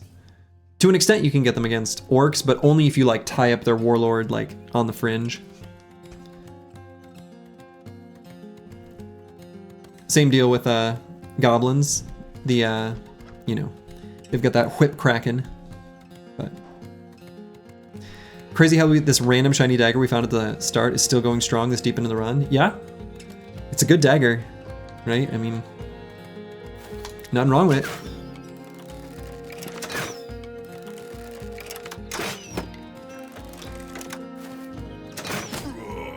Do they only have 6 range? Oh, it's because it's the light crossbow? Does the light crossbow have 6 range? Why don't they have 7? Am I dumb? Is it? I mean, they don't have a hat on.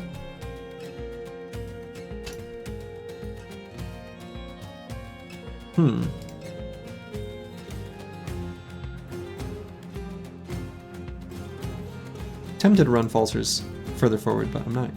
Well, maybe I will. Especially if we put D and Dice in range of that guy.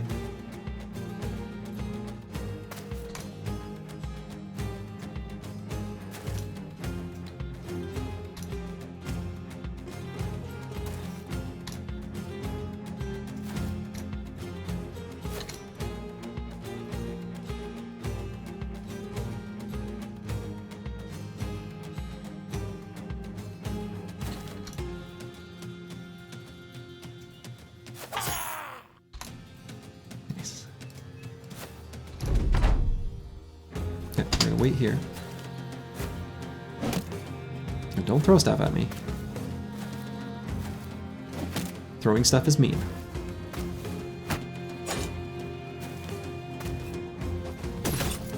Hey.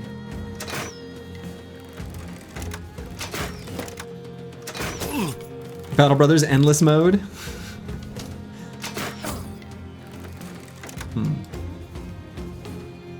Let's see, we got Headhunter. Oh man, I was really hoping, oh, that's so sad. I was really looking forward to doing a big ol' Thresh. Just shy of having enough fatigue.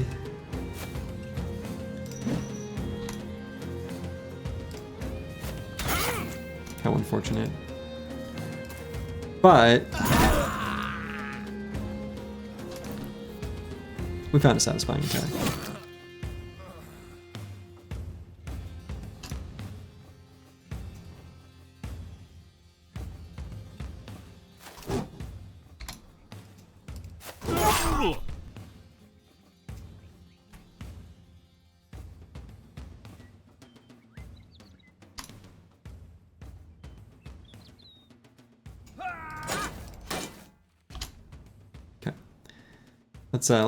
Let's get up in there.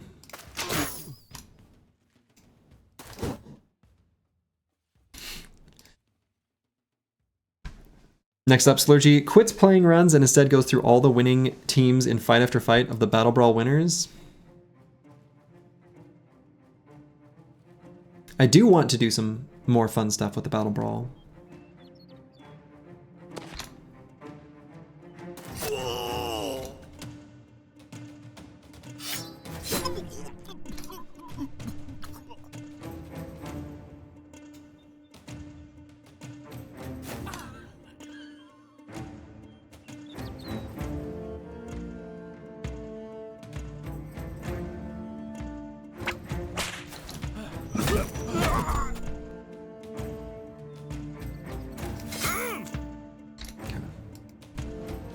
All the different post-monolith teams have to fight an endless gauntlet of Battle Brawl winning lineups. Sounds fun.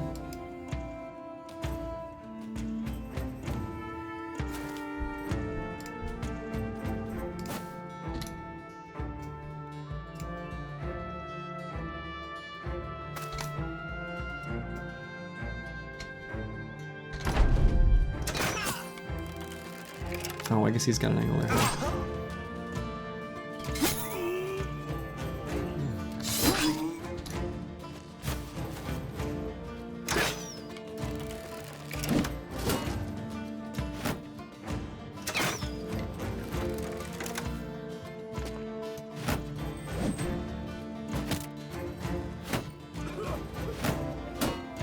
Okay, actually got kind of lucky there. A lot of their ranged attacks missed.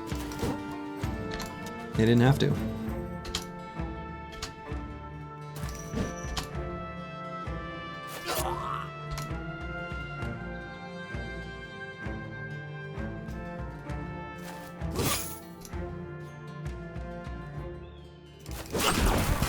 Lightning.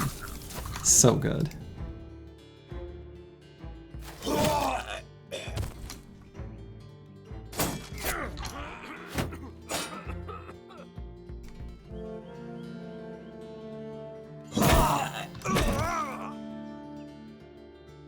I was gonna say, you wish Goblin Pikes had famed versions? Yeah, they do. We have them.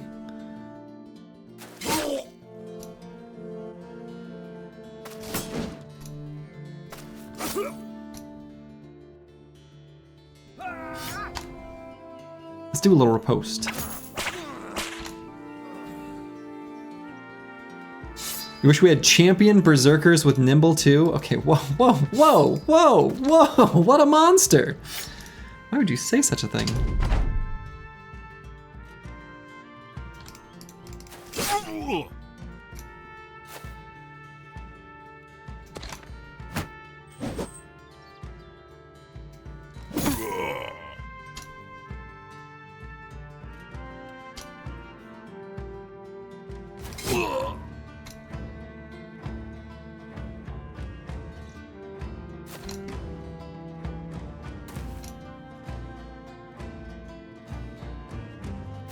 Oh, the knockback one? The spiked impaler?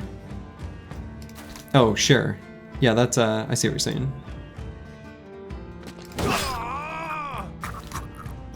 Yeah, that one, you're correct. There's no named version of that.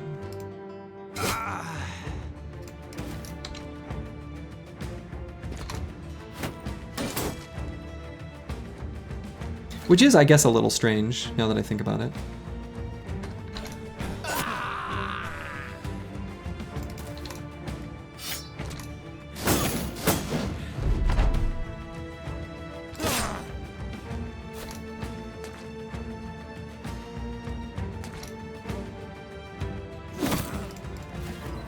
Yeah, famed spike impalers would be really good.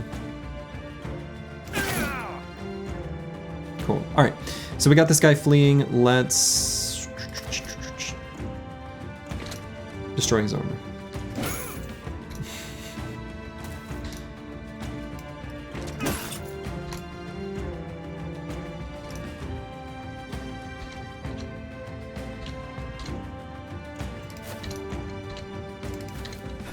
Run him down. Anyone who's got a big hammer gets to do an attack. Anyone else does not. I want to try to destroy the head armor, which is Lionheart. Lionheart does have Headhunter, so all we got to do is hit him with Lionheart. Let's do that then.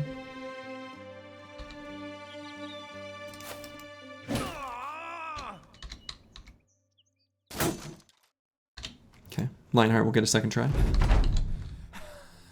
Spiked Impalers are honestly underutilized. With good spear bros, they trivialize anything that isn't an Orc Warrior.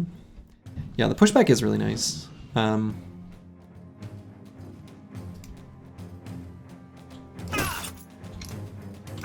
we go. Okay, very nice. So we took very little damage in that fight, and we got, ooh, that's a nice pile of tools. That's really good. 36. Very happy with that. Very happy with that. Couple more nimble armors to put on if the situation calls for it. So I might get rid of the ones that are damaged, because we're never going to put those back on, right? Just never. Literally never.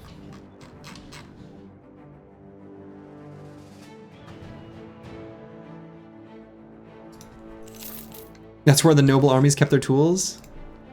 It's only one raid away. Smart. Smart briggies, smart armies, smart everyone.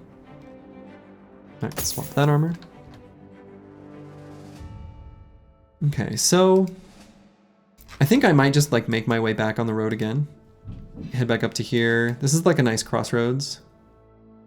And then head back? I don't know. I think that makes sense.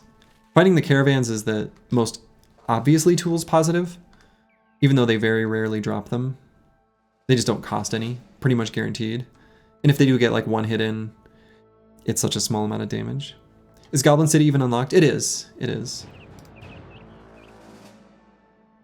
I unlocked it long ago. I'm pretty sure anyway. On the road again. Just can't wait to get on the road again. My fine love is making music with my friends. It's a good song. Good old Willie Nelson.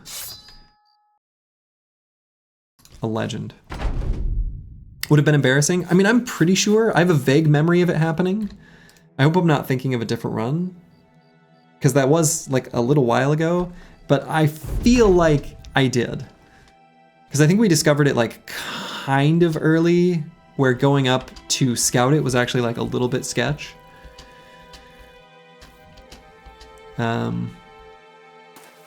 My memory tends not to fail me on things like that, but it is not infallible, that's for sure.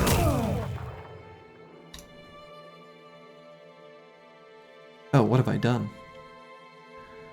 I made it so I can't censor.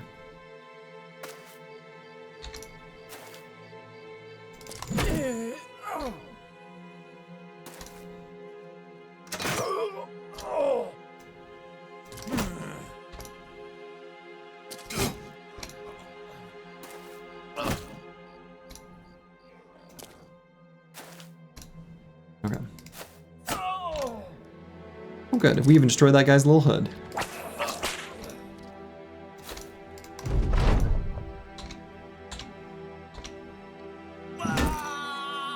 Having to clear 5 goblin camps while the crisis is ending.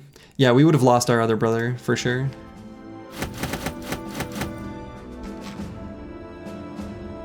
Alright. And I wonder if... you know, we checked out this mountain and found a camp there. Could look up here. See if there's something on the other side of these mountains. Would we even cross over the other mountains if we found a camp though? It's kind of slow. We might not. I think we're kind of like in goblin land anyway, so it's likely to be just a goblin camp. Let's just keep moving on the road.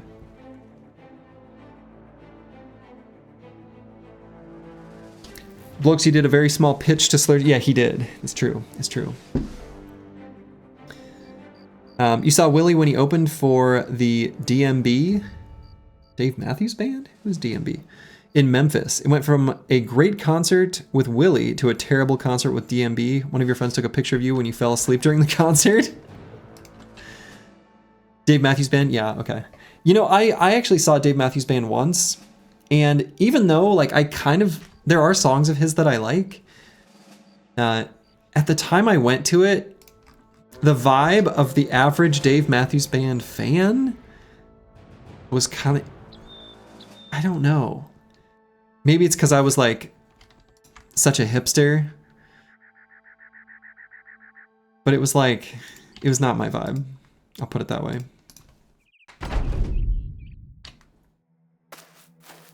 There were a lot of polo shirts. It didn't feel right.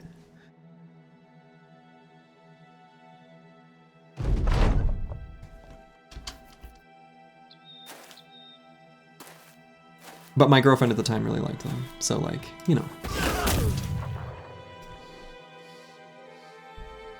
Anyway, we're not together anymore.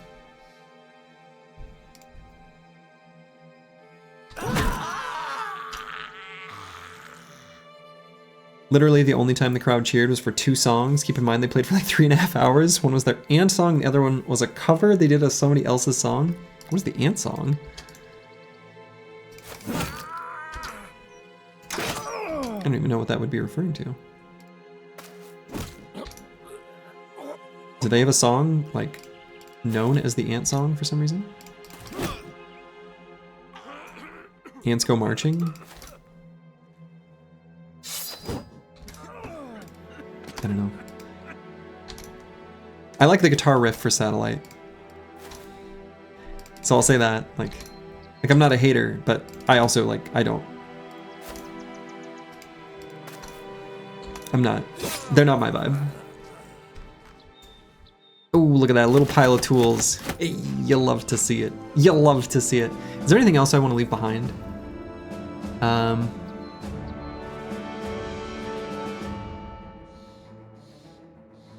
guess I probably no longer need these three-headed flails, huh? I don't think I'm ever going to use these. I don't need anti-necrosavant tech anymore. I just don't.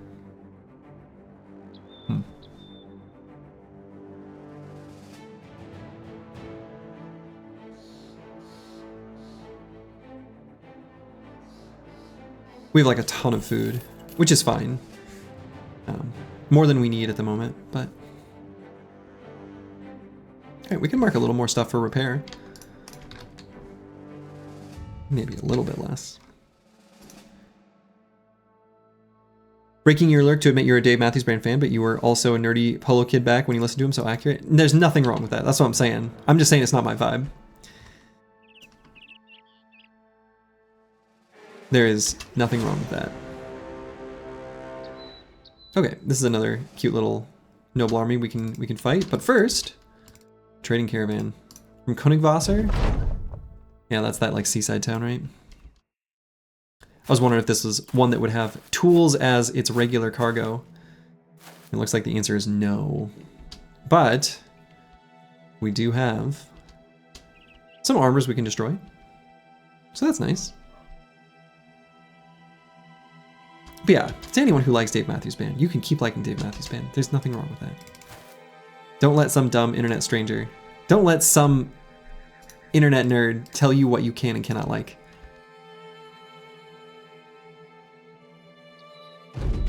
Don't let them dictate your taste.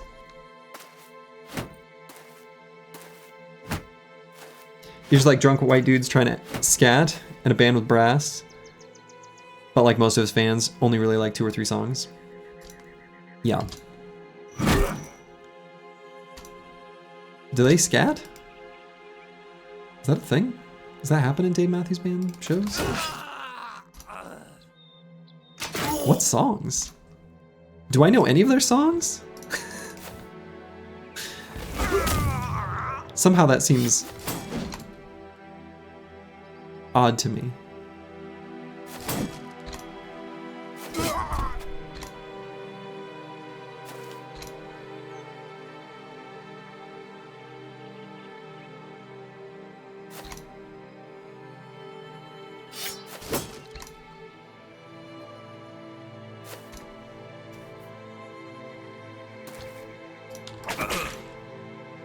He has a couple songs.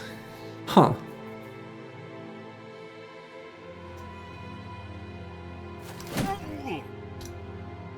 You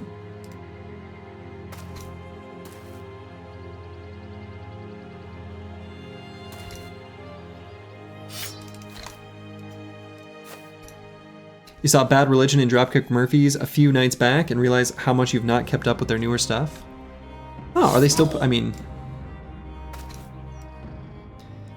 you know what? I'm sure, Projects, you are not alone in that. I feel like I saw Eve 6, of all people, not that long ago. And they were very good about, you know, the lead singer was like, all right, I know why you're all here. I'm not an idiot. I know the songs you want to hear. But I think he said, what was his exact phrasing? Will you indulge a minute for exactly 3 minutes and 21 seconds to listen to a new song? Do you think you can do that? And of course we were all like, well, yeah, we can do that. And played like one of their newer songs. I liked it. I think it was good. But I appreciated that they knew exactly what everyone wanted to hear. And it was Heart in a Blender, and then, you know, the other songs from that album. They had a few that actually were pretty good. I think there's one called Road Song, Open Road Song. Open Road song. And it was really, that song's really good. If you've not heard it, Open Road Song by Eve 6. It's like, it's a great but very dangerous song to drive to. And it's got some like cute wordplay. Crack a window, feel the cool air cleanse my every pore as I pour my poor heart out. You know, as corny as it is, I love stuff like that.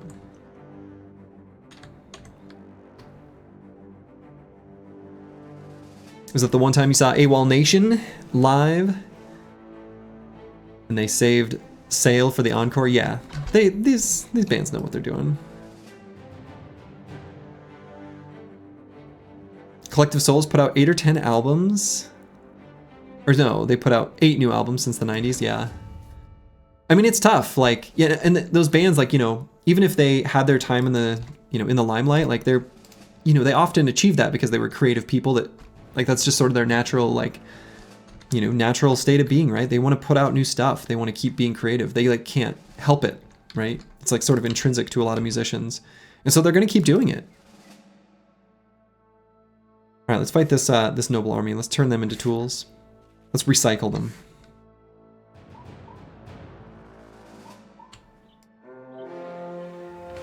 Goblins all the way over here. Yeah. Linkin Park put out new songs. That's right. People got mad, right? Because there was a girl. I think. I don't know. I'm not. Maybe that's not why people got mad, but that's kind of what it seemed like from my perspective. No, that's why? Okay. I mean, when you've got an iconic singer, like, I kind of get it, right? If there's someone who people feel attached to that voice, poor bows, you know, it's hard. It's hard to hear something new. Yeah, it's weird to have a lead singer replaced. Like, I can understand that. It'd be like if Nirvana would make new songs after Kurt passing, right?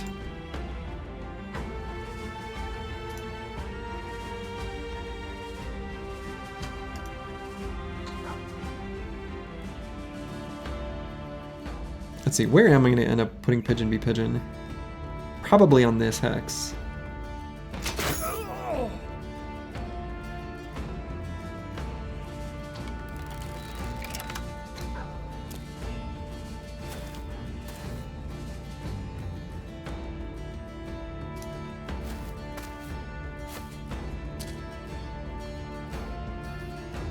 Yeah, definitely on this hex. And so if we get a kill this turn either way, I guess we kind of don't care, right? Like, we're happy to get a kill, but I think we can hold this high ground, especially if we put Disco Nick here, have him shield wall. I think that's okay. And we can get the Chaucer up to here. Possibly even just here. Maybe he only has to move to there.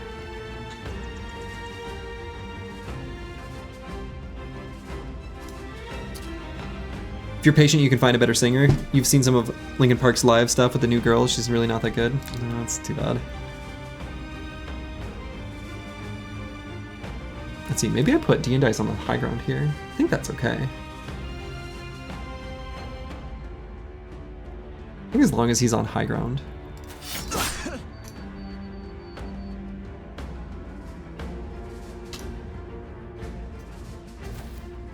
So do I even have to push the Chaucer down from here? It stops these nerds from being able to attack anyone. Do I just hang on to high grounds everywhere? I think the high grounds here are really good. So why not?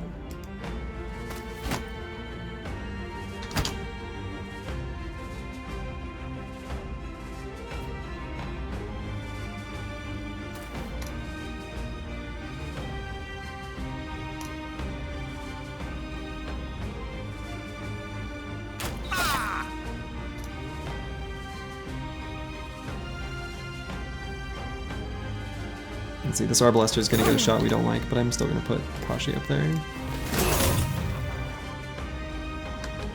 And this hex is now irresistible for one of these Zweihanders. Is that okay?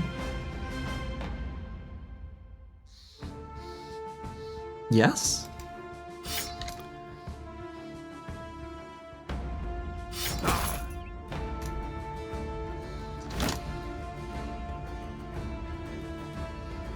Now, Insane Killer 013 has armors that if they were to get destroyed, we could simply put them down, and I think that's fine. And I don't think if we put him here, he's at any like real risk. Bullseye would have been anti-value, yeah, where you intentionally attack the, right.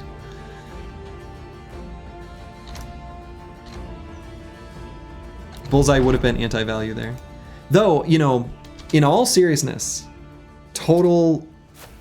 this is actually just a true statement that I actually believe. Bullseye's really good in both the Witch Hut and Goblin City. Not even like kind of good, like it's actually really good in both of those two fights.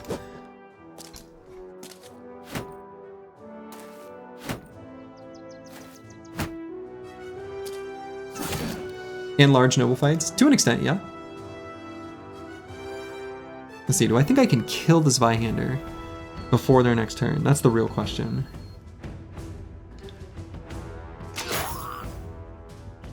Like if I try to focus on this one specifically, can I get him?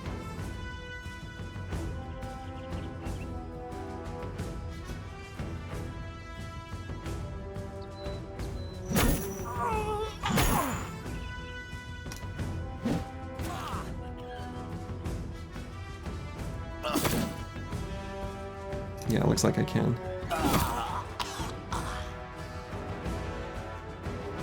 So we'll wait there, see if we can move one hex. Headhunter is active, so I think we do that. The Hexen in your Witch Hut didn't have bodyguards, not sure if that's normal. Usually against roaming Hexen, they have one beast sit in front of them.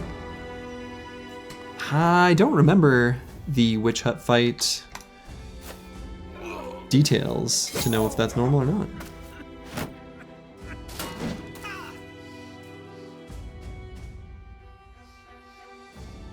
Can probably put Aesthetic Gabe here.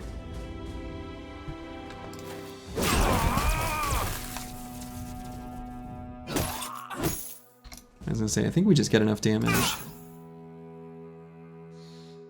I almost want to rotate Insane Killer 013 in.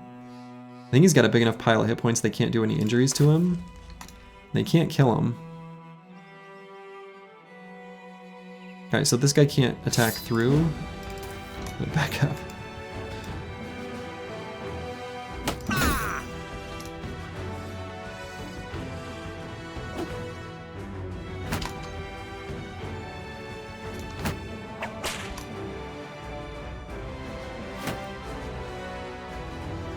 Actually still got a reap.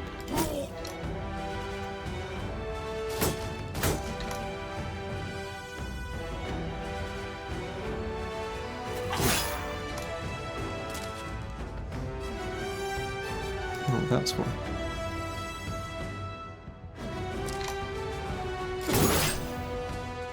Okay, fearsome. Never leave home without it.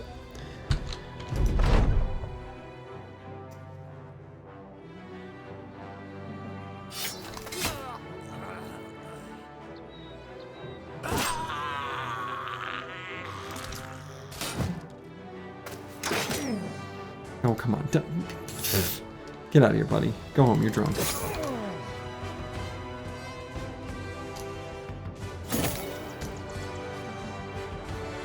Speaking of going home, welcome to Delvco Land. Dave's house. That's so fun when they dance. I really like that.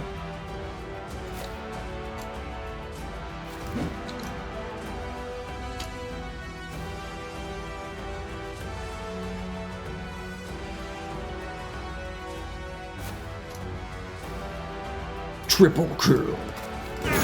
That's right.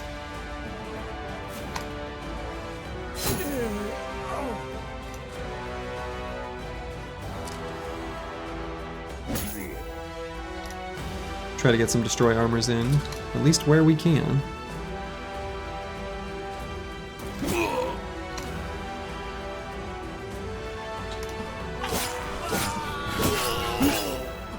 Somebody should clip that angry billman dancing impotently. We've had a few good clips of that specific maneuver. It's something that I feel like I rarely saw before I started, you know, using whips for disarms a little more regularly. That's when you usually see it. Alright, and we destroyed that guy's wimpy cloth armor. Now we can take him out however we'd like. I think a flail sounds like a good way of doing it. And we even got a Zweihander's helmet. I wasn't even trying to get it. Wasn't even paying attention, to be honest. We've got one. Are we wearing it? We must be wearing it. I'll grab it. Oh my glob. Inventory's full. I don't know why we have that knife. We're never going to use this Katal.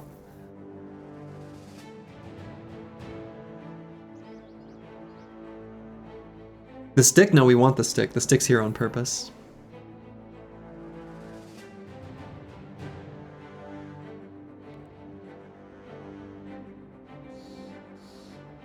Someone dancing? Yeah, that's one of that clip. I really like that clip. That one, that's the one I was thinking of. Okay. And I'll grab the duelist hat because it's fun fashion. We don't need all this strange meat. We're gonna collect more.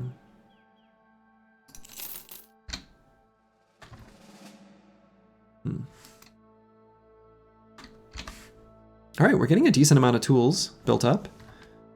Currently sitting at 70. But we're using a whole bunch repairing things we've already marked for repair. Let's double check armors that we can replace. This one. Joink. And this one. Joink. We have tons of real food at the moment. May as well give the bros a break. True. May as well feed them something nice instead of just, you know, strange meat for every meal.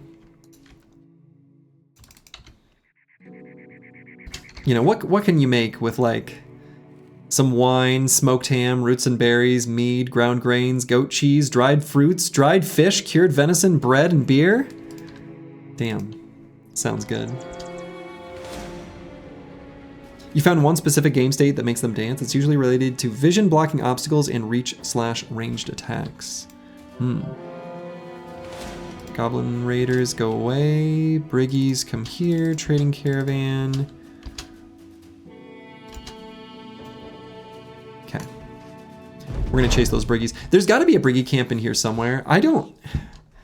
The thing is, you know, and again, this is something Rufin and I were talking about not that long ago, but we've reached a point, I think, where from clearing the map and the camps spawning in random locations, eventually the density of them in unexplorable areas just increases. And so they end up in like forests and places like that.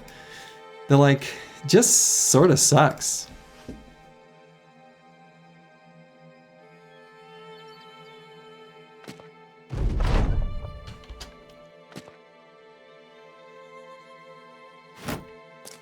Right, so there's undoubtedly like briggy camps that are, well, I mean, we know they're close to the road. Like we know because they're spawning patrols and stuff like that. And I you know, I've made attempts to find them, but like, I don't know.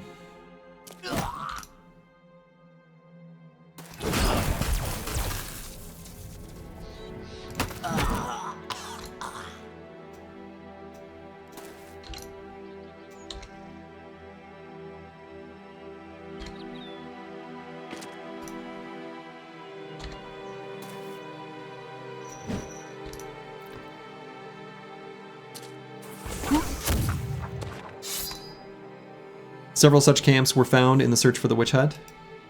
Well, we didn't, I mean, not really. Actually.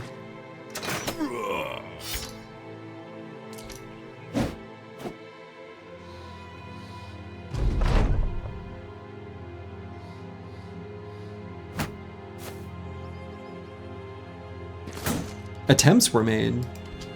to like comb through forests, at least some. And we did find some camps in that process, but like not that many.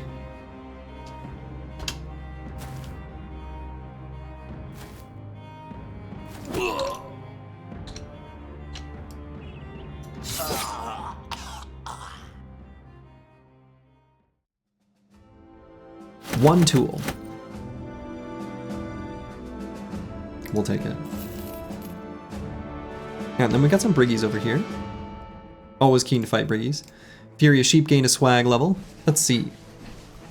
On Furious Sheep.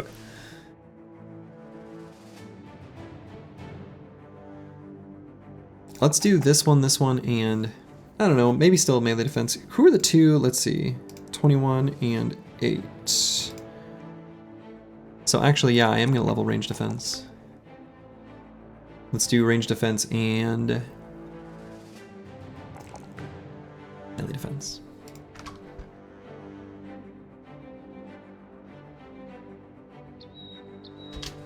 You know what I should be doing too? I shouldn't even have this hat on. Oh, this is where I put this Zweihander. Oh yeah, that looks nice. That's nice. That's fashionable. Let's mark it for repair still, but put on something else in case we get hit.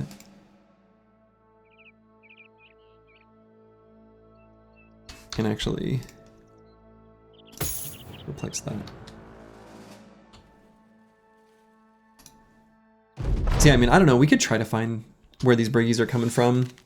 I don't think there's any forests nearby us here. So there's got to be a freshly spawned briggy camp. Maybe in my favorite little area, Briggy Alley. Where were the footprints from? We'll have to take a look. That is a lot of throwing weapons.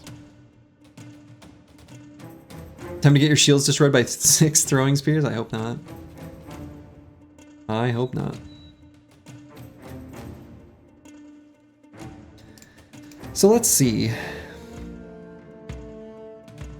We've got a range of 4 on the throwing weapons, so I guess if we just move up 1 hex, like on these boys, I think that's pretty good.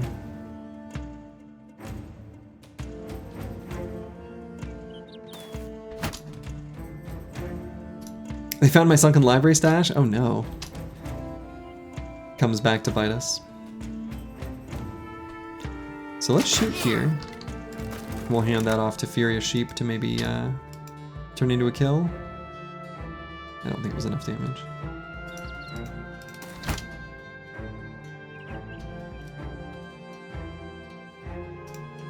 I think we put the Chaucer up here. Let's do it in the second half of the round, I guess.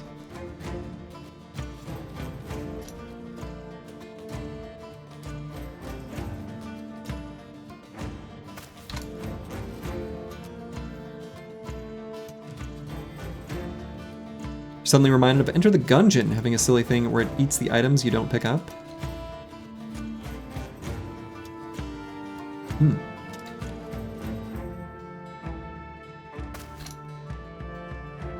Never played that one. I've heard it's good. It's like one of the classic modern roguelikes that people enjoy.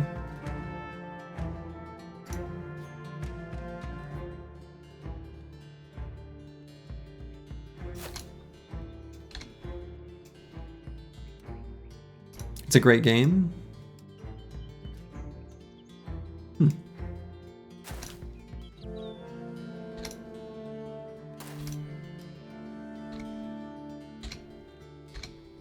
Okay, this should get him to move forward.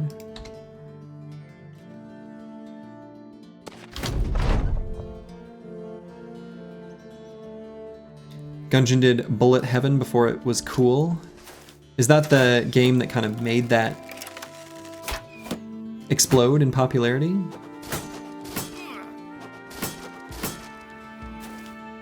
The old bullet heck.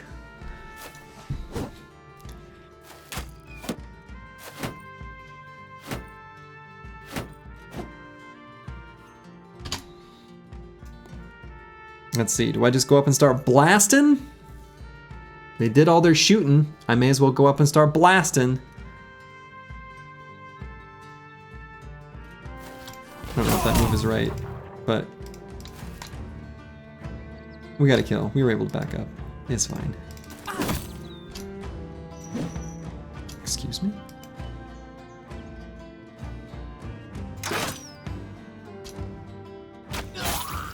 No. Here we go.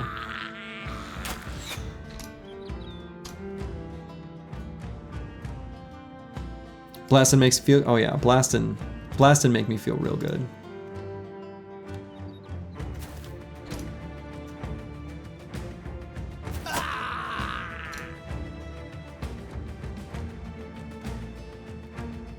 Blastin', it's like bustin'.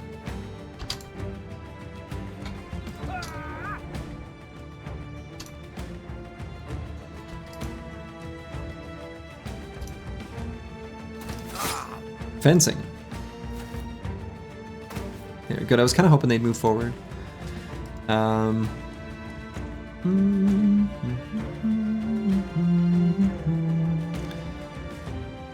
Three attacks on this raider. Offensive rotation. Oh, all right. An injury that makes him worthless. That works too.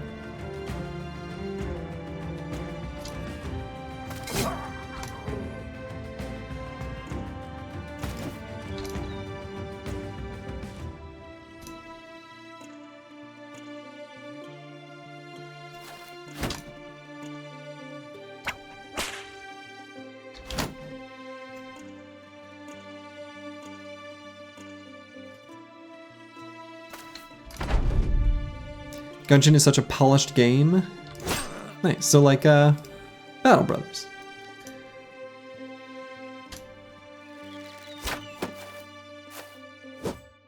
Easily your favorite in the genre? Huh. Well, maybe that's something I should check out. I've heard good things. I mean, you guys are not the first ones to say positive things about this game.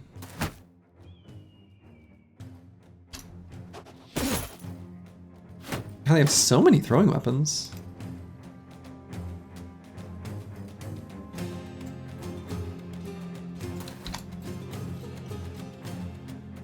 Everyone and their brother's got some throwing weapons.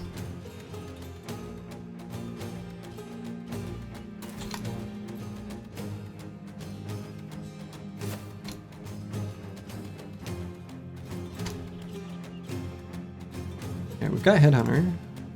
Is this a one-shot? Close enough.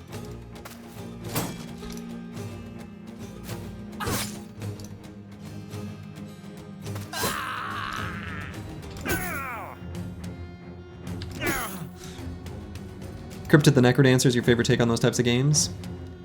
I don't care for rhythm games, which maybe is weird.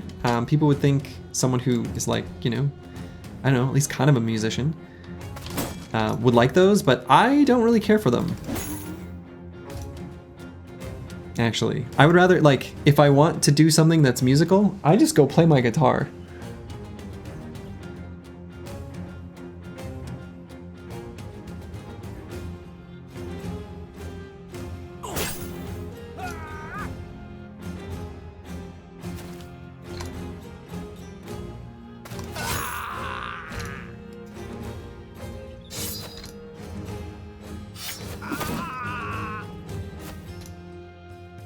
That's normal. You know a lot of guitar/drum players that hated Rock Band. Yeah, right? So people like at parties would be like, oh, I want to play Rock Band or whatever. I'm like, oh, okay, yeah, go for it.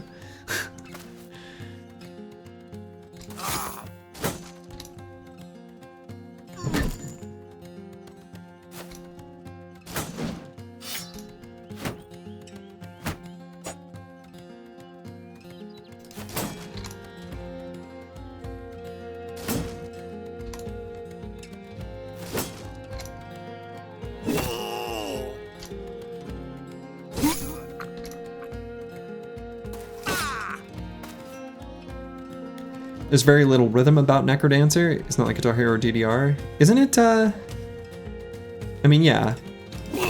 Forcing you to move to a fixed pace, though, is pretty hard not to call that a rhythm game, right?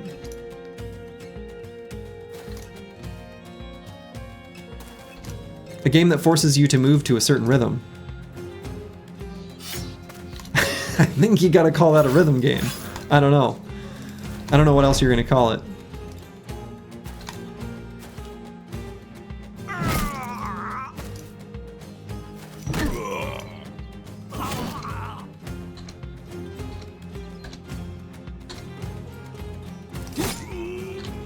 Okay. Should be a nice tools positive fight. I don't think we really got hit much at all. We got hit on like a couple of the body armors that we're actually just gonna take off.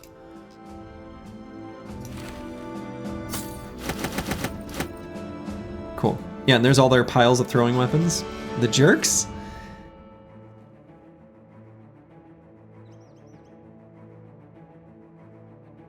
Again, I don't think there's anything else here in this pile we want.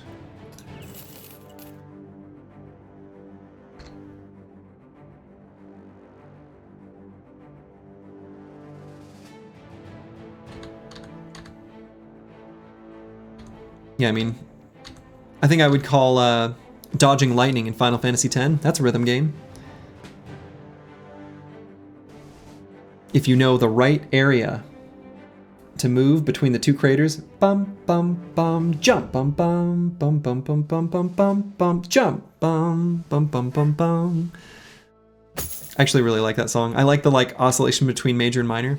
I feel like it's intentionally tilting to the player in a way that's very pleasing to me.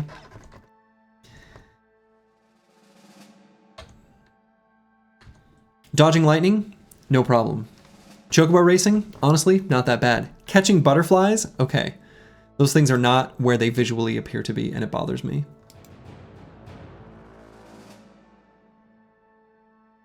Yeah, exactly. Yes.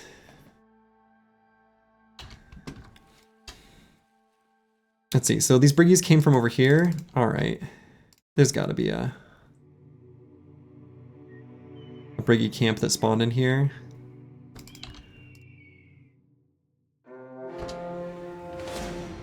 But we're distracted. Let's see, are we sitting at enough tools where I actually want to start repairing more things? I kind of think so. I don't think there's that much risk of getting too many, but...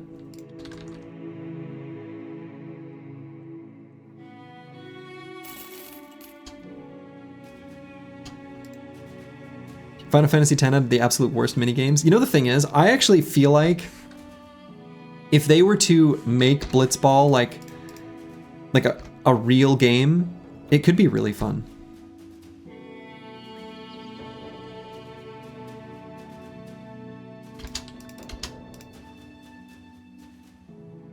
Like, I feel like, I don't know, there's real potential there.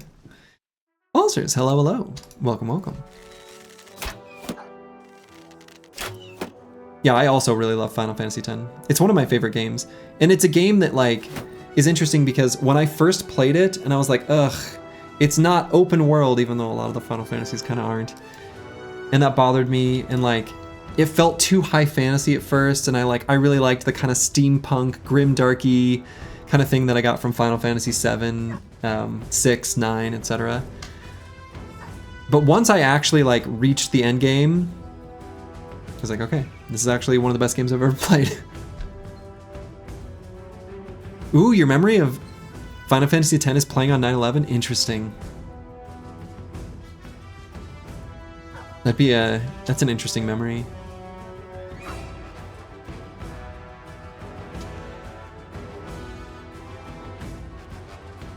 Okay, let's move the shield wall battery forward. I'm gonna put Falsers here, but then we're gonna move the rest of the squad kind of up into the right then.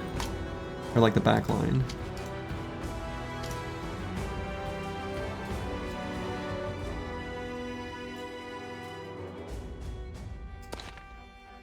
And we're gonna move the Chaucer all the way to there.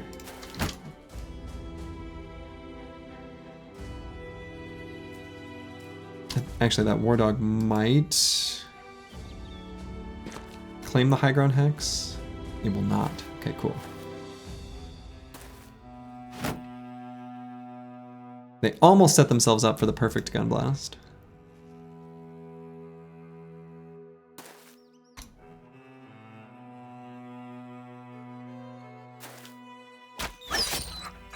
Felt bad.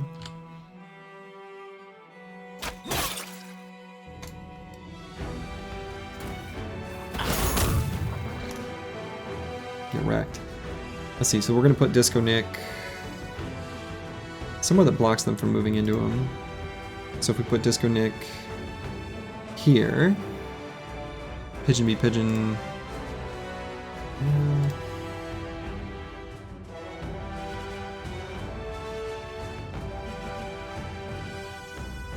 Let's go there.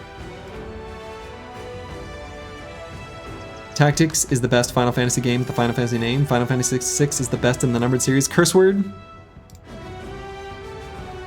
When you're right, you're right. When you're right, you're right. I agree exactly, 100% with everything you have said.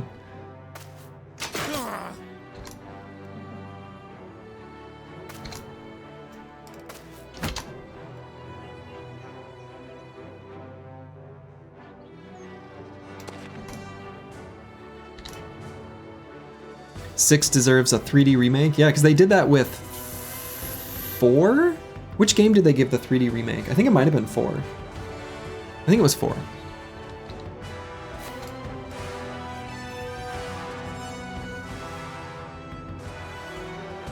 Four and 3? Okay.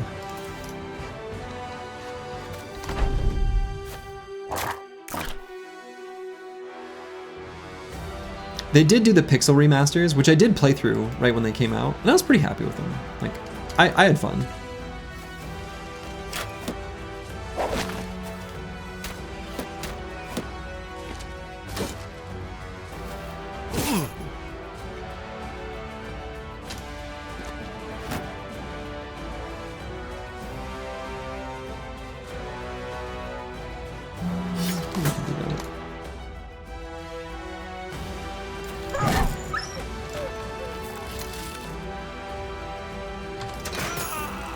See you later, nerd.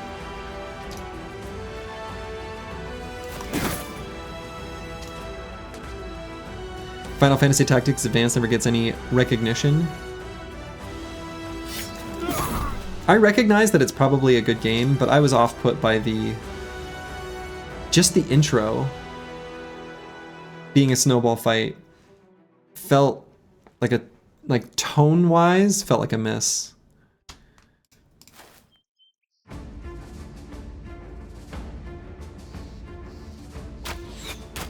So I basically like struggled even before the game started, just because of that stupid snowball fight. It bothers me more than it should. It really shouldn't bother me at all.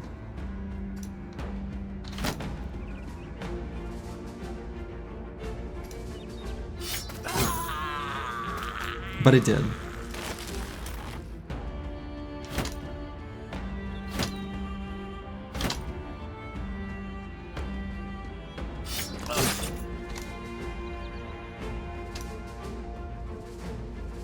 You strongly disagree the snowball fight secured the isekai for you. Interesting. Yeah, I've heard it's good. I've heard it actually does have deep themes and that's really good. I mean, I recognize that as like a thing that is undoubtedly like, you know, established and commonly enough that I'm sure it's good and it's correct, but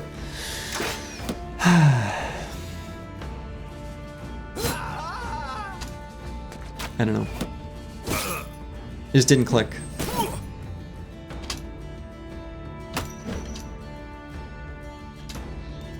But have I gotten the chance to rant recently about how much I hated Project Triangle Strategy? Because I will. Any conceivable opportunity.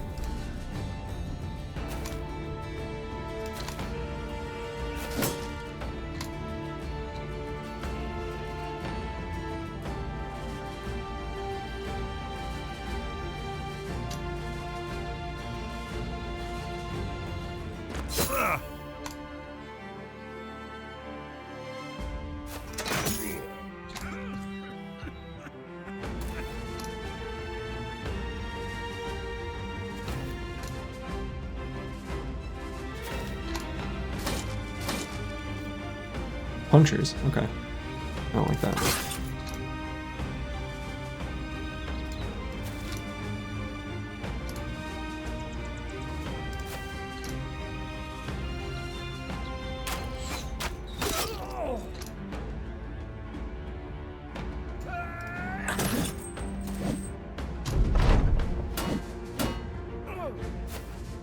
Good, as long as that guy runs away.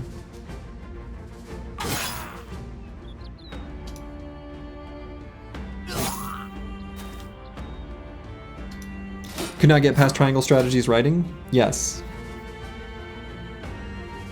I also couldn't. I just felt like... Yeah. I didn't like it.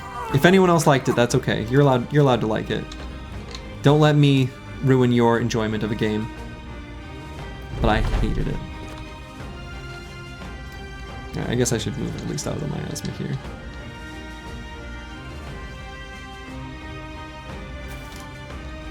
I hated basically everything about it. I hated the writing. Yeah, I'll stop my rant. I hated everything about it though. Hey, high durability fighting spear. You love to see it. I think I can leave behind some more strange meat. We've got enough good food.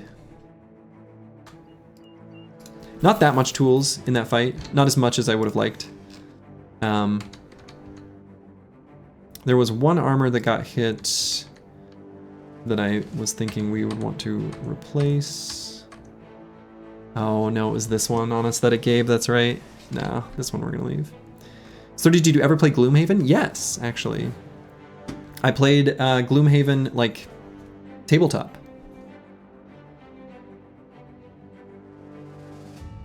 Not the high durability polehammer. You know, maybe I could have grabbed that. There's a world where maybe I do want that, but I don't know, I didn't. Yeah, it's useless for those two fights. I mean, maybe for the period of farming armors here. Yeah, I think there's nothing else I really want to drop or anything. So yeah, let's just keep moving this way. Oh yeah, there was those briggies.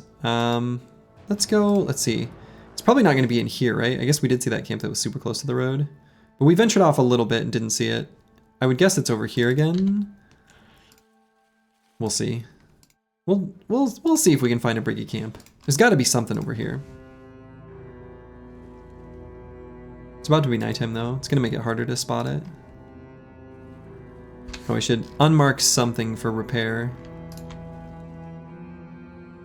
Used Crown Taker's Ward to go with... Oh yeah, Sir Donbird. Are they all called the same thing? Oh no, they're just all from Sir Donbird.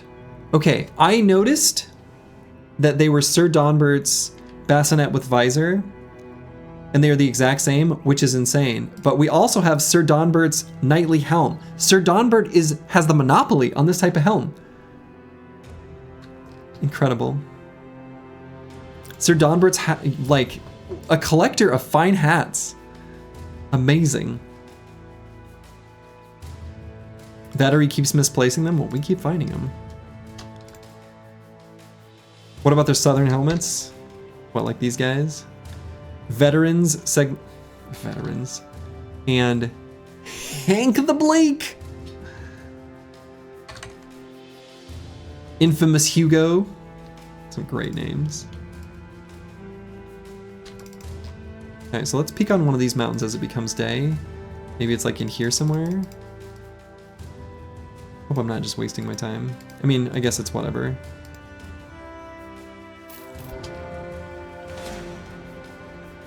Yeah. Necrosavants. I mean, I guess we could.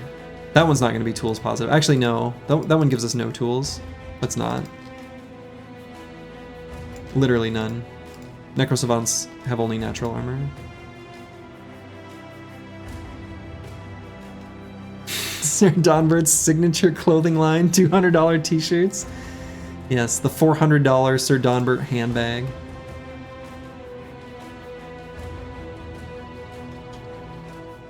The bro in the blazing dome always smells like skunk for some reason. Yeah, weird. Weird. That sweet skunky smell. Curious. Ooh, got ourselves a trading caravan from Westerholz. Which one's the one that had tools? Havelberg. It's the one, we have one tools town. Oh my god, get off of this mountain. Go, go. Okay, good. I was hoping it wasn't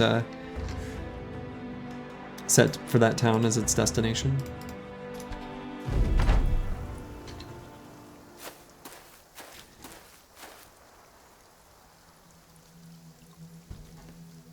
Yeah, where are the supply caravans? I wonder if because of the goblin or greenskin invasion, if that makes them like less likely.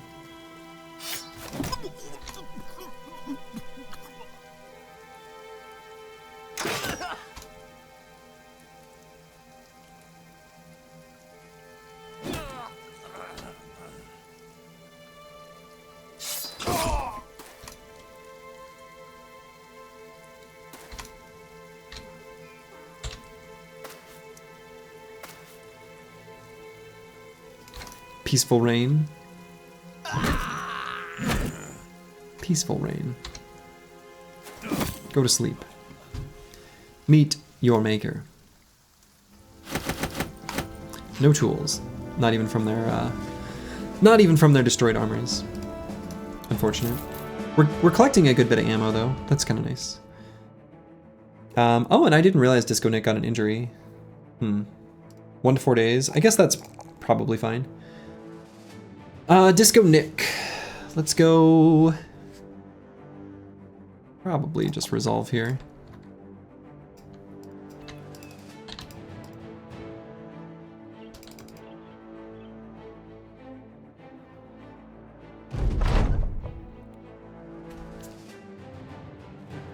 Ah, this is a event associated with the sensor, just having the sensor in your inventory. I think this might be one of the first we've seen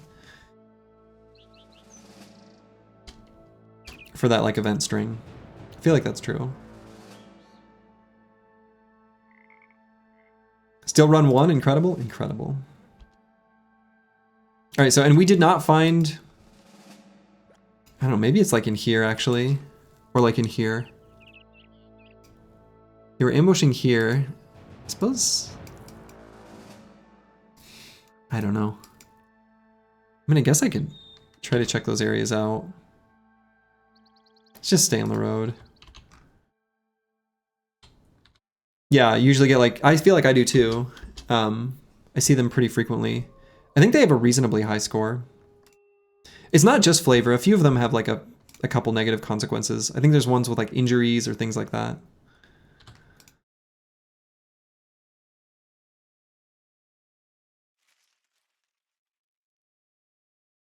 But I think that's the first one we've seen, I'm pretty sure. Injuries are just flavor? Depends on the injury.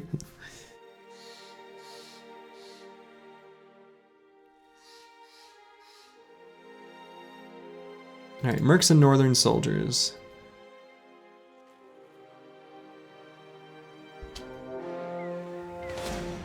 Alright, I don't want to fight those at the same time. But if I can attract their attention one by one, that's pretty good. We're actually getting pretty close to having enough tools. Alright, so I don't want to fight them in the forest though. That's the thing. So if they're gonna come after me, I guess I gotta duck down. Yeah.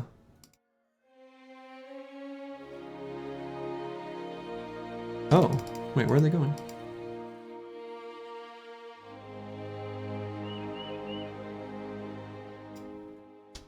Okay, make sure. I think they're gonna be set to fight me. Yeah, okay. And is that a big enough army that I want to like wear real armor?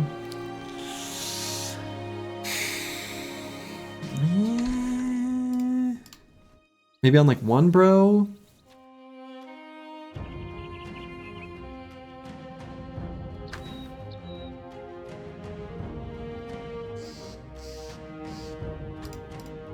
We've got...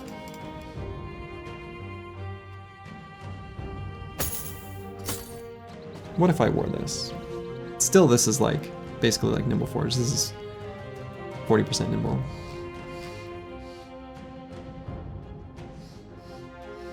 We don't want this bro to get hit too much. He's got a good shield too.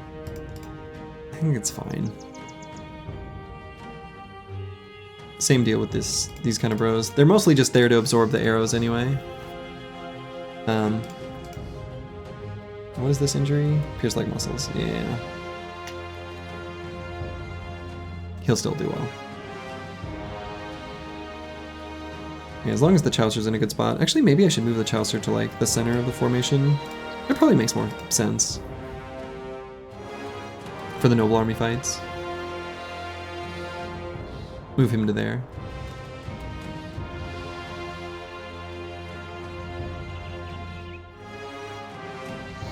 Yeah, I think so. I think so.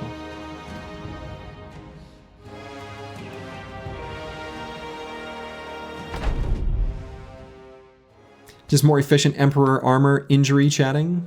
It's a lot of billmen. That's the thing about this fight. They can actually output quite a bit of damage because of those billmen. Their backline is so long that their ranged bros are all inside.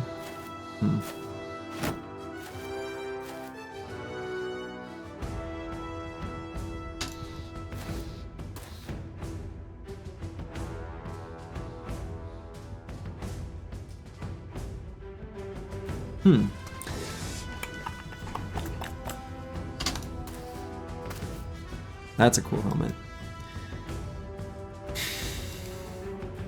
Yeah, I don't have like a great place to shove the Chaucer in. I don't have a great sensor attack because they're all up here. Yeah, this looks like a sketchy fight. I agree. It looks like a sketchy fight, and I don't like this initial movement of them is like really bad. I almost want to like back up 4 hexes and kind of reset like their lineup. Not dangerous, but I have a hard time imagining it being tools possible. Right, I mean, that's, yeah. There's a lot of overlap between those two, anyway. Yeah, I think what I'm gonna do is back up, but leave the Chaucer further forward. Let him tie up like a big chunk of them. I think that'll be much better. So we'll like kind of slow play it a little. Especially with the way the billmen have sort of hung back. So how far do I go back? I actually don't know that it's... I don't know, maybe it is just 4 hexes.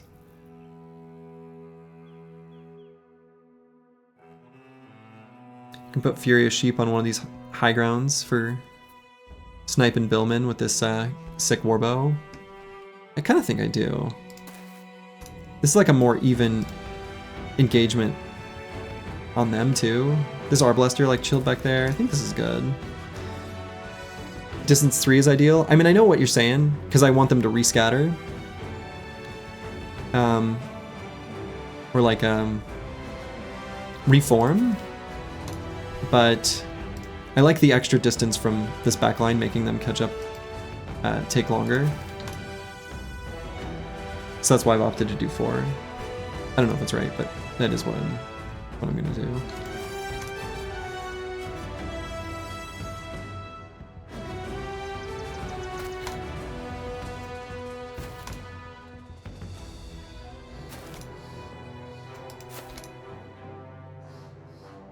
Except for the Chaucer, who's gonna chill a little bit further forward.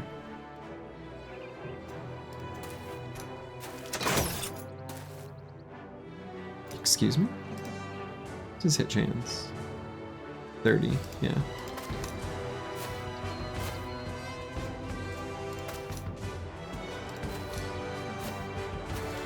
So what's the best for the Chaucer to lock up? Like a good chunk of them. I think if I went like...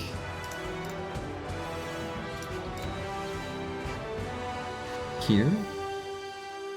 The billmen are still going to try to go around, which I think is fine.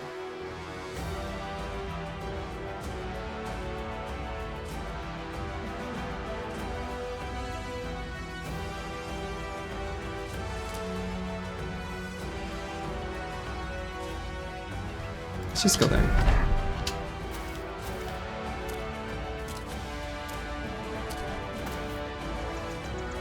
Okay, might step forward and castigate at the end of the turn. We'll see, we'll see.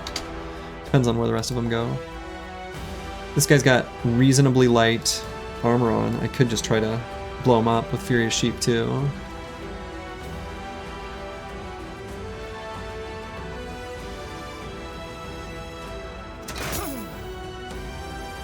Oh, that is not the armor I thought it was. That's actually the serious armor.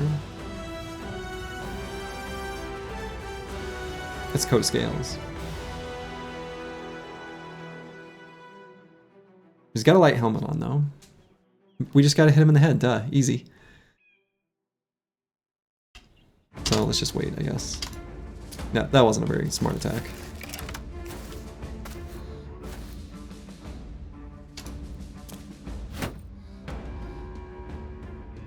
Wavering?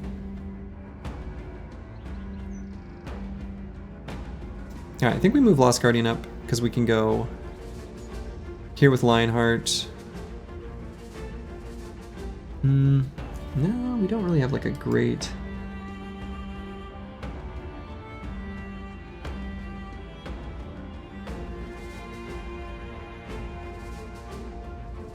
Maybe we go here with Lost Guardian, that's probably better.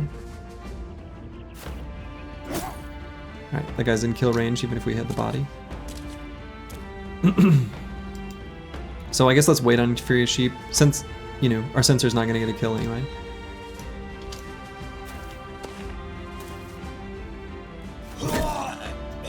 Hit him in the head anyway. Boilerplate, we could maybe have try to run around here and grab these Arbalesters. Chows are not feeling this fight. Crossbow bolt into Wavering immediately. Right, yeah. Yeah, I guess we can have Boilerplate run down these Arbalesters. I actually think he's fine to do that.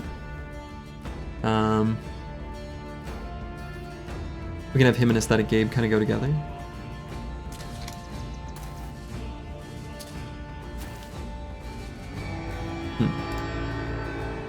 Well, it used to be milk. You're reminded of the Lone Wolf Spear Wall? Oh yeah, that was an experiment and a half. So I'm gonna take a step forward with Squigs and Rally, just barely in range. So D and Dice I think is gonna occupy. Am I gonna break Lone Wolf? That feels kind of bad.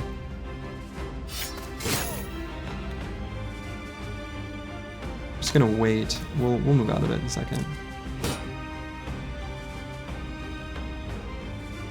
We're gonna wait and see what Misha Twitcher needs to disarm.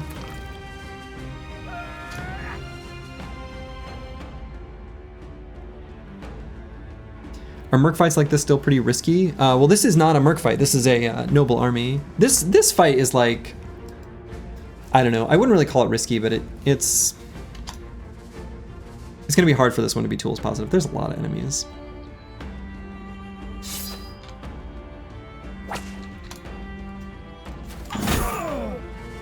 Okay, so we soften them up. For Furious Sheep to finish off, we could take a step up with Falsers and get a good blast. Seems okay. Is okay. So let's get the kill there and then attack later, so... Cool.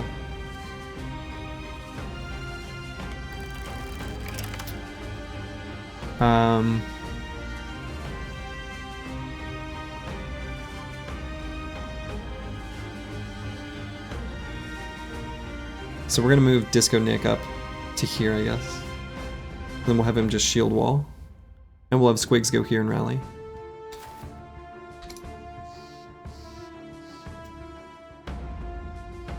Battlepashi here is fine.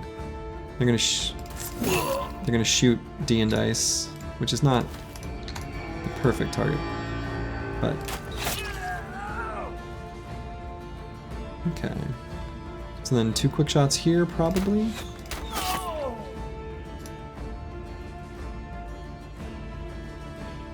Nothing is risky because this is the run. True, but we respect potential outcomes, you know? Insane Killer, let's see. I feel like Insane Killer moves down to help the bottom part of the formation. That's where we're gonna want him. I strongly suspect. So if I move D and Dice here, they're going to shoot the Anticipation banner. It's an okay place for D and Dice. We're going to try to disarm this guy.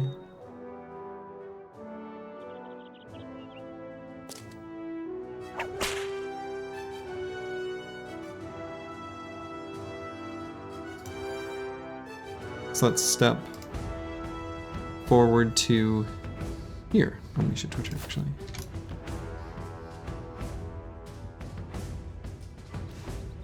You know, I wonder what the hit chance of these Billmen is. I bet it's...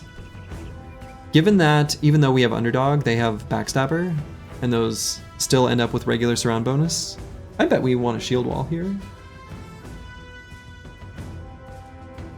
I think we're going to get hit enough, we aren't even going to be able to indom next turn. So let's actually just go to the bottom of the turn order. Or close to it.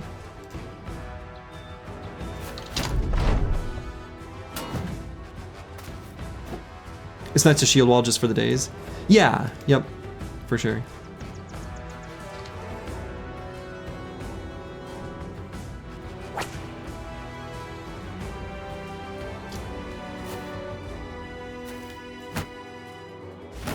Diabolic Squirrel, hello, hello. Have I done Goblin City or Witch Hut yet? No, not yet. Like I died to a fart cloud. How embarrassing.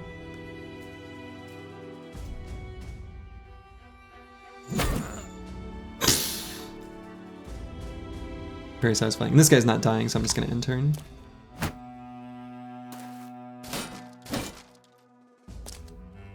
Okay, very glad that Sir Hildebrand missed Accuracy Day. I guess we'll... Do Knights have Underdog? I actually don't know. I would guess that they do. But I don't really think about the perks Knights have very often. 59% hit chance, let's see if that changes. They do? Okay. I would expect that they would, but I don't know.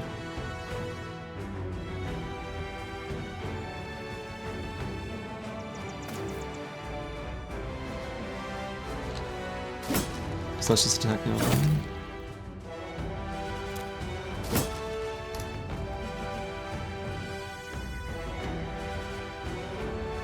Do I think that's enough damage?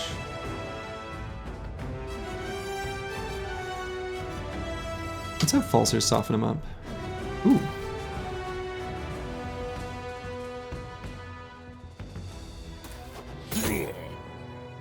Cool.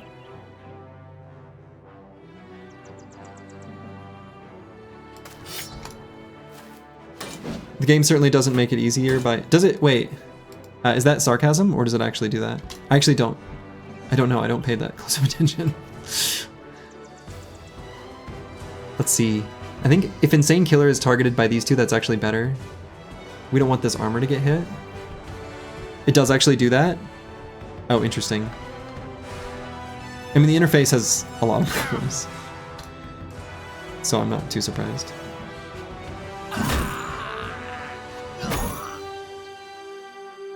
Cool. That was good.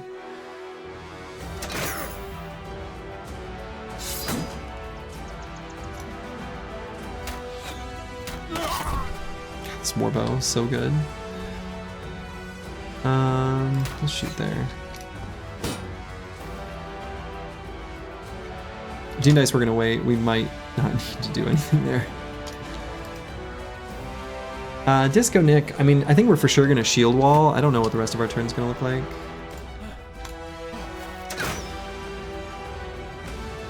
This could end up being a bad recover turn.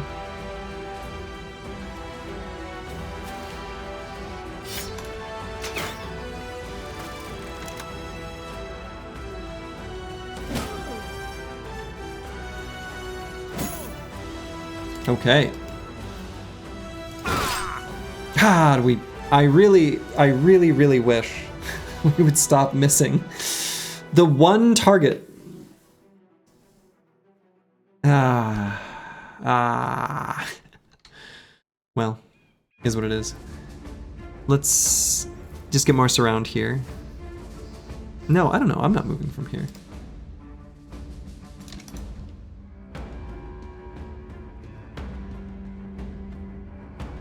That's why your sword lance is always your highest melee skill, bro. Yeah. Yeah, I mean that's solid reasoning, solid building. bro has like 74. Yeah, exactly. He's doing his best. Do I step forward with the Dice? I think I don't.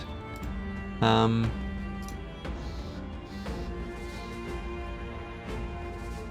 we're kind of useless here. I almost think like, what if we went here?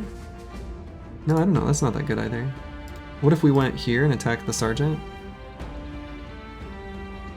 I think that's okay, actually.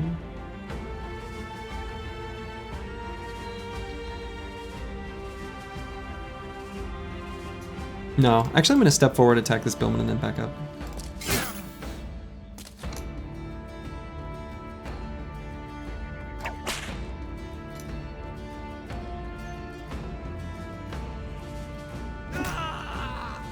Die.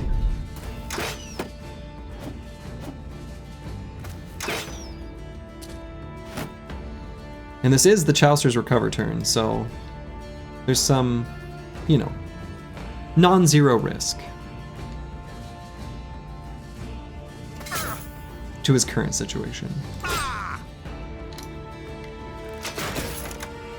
You'd pay good money for a sword lance that couldn't hit heads. Oh yeah, the unpredictability of the target you hit. Yeah, that's reasonable. Yeah, what was the chance there on the Chaucer? It's probably not that bad. Yeah, 24. Yeah. Reasonably likely to get hit.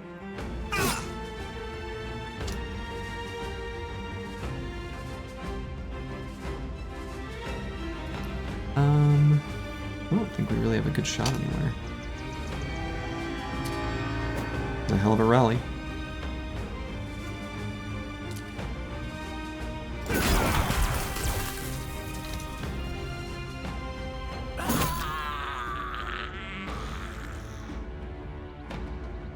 Might step up and reap, just stand in the stink cloud.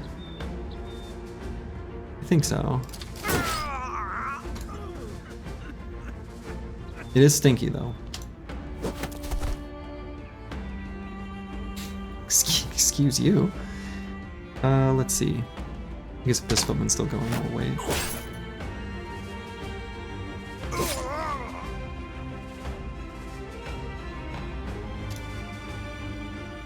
Yeah, that was quite the disrespect on the shield push.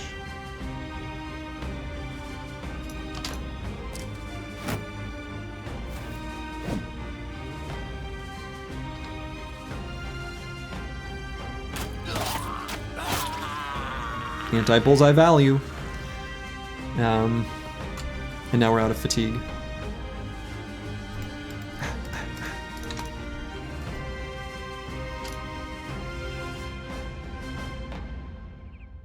Okay, we're just gonna wait on all these bros. Disco Nick, maybe I attack now.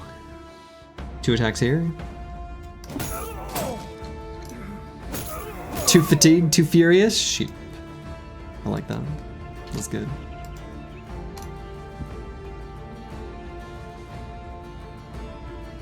We've got a line to shoot the banner.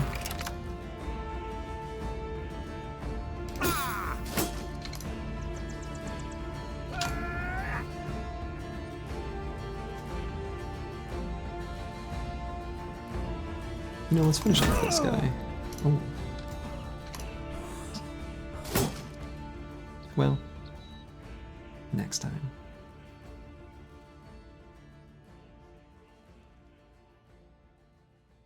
I think I should stay right there. I don't know. Didn't really see a compelling reason to move. I wonder if I put boilerplate here, if that's okay. Putting boilerplate into positions you shouldn't be, counter. Incrementing. Helps get surround bonus on the sergeant, and I think... yeah, we'll just whip him. Hit him in the head. Easy. Easy. Easy. Misha Twitcher, let's just run forward.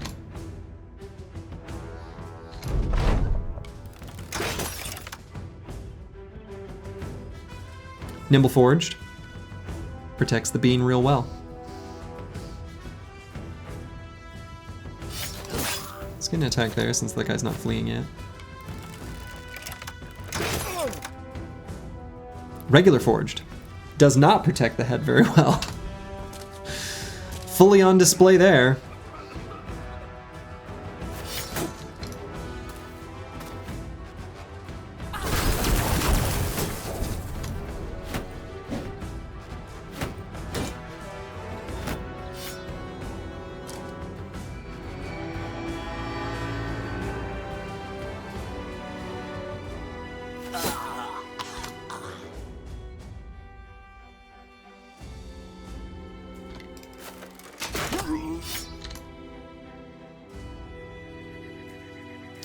see, I want to move Pigeon Be Pigeon forward. Yeah, there's probably no world where I'm able to do that. I'm still going to wait for that armor to get burned.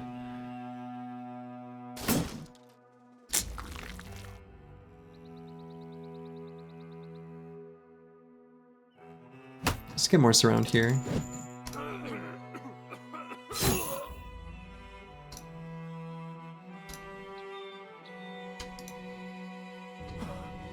Oh, we don't have enough to disarm?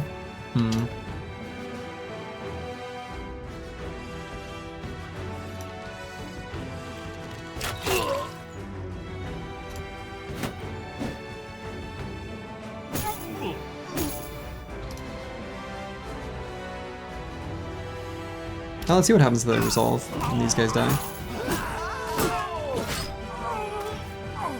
Unaffected? Wow. Brave.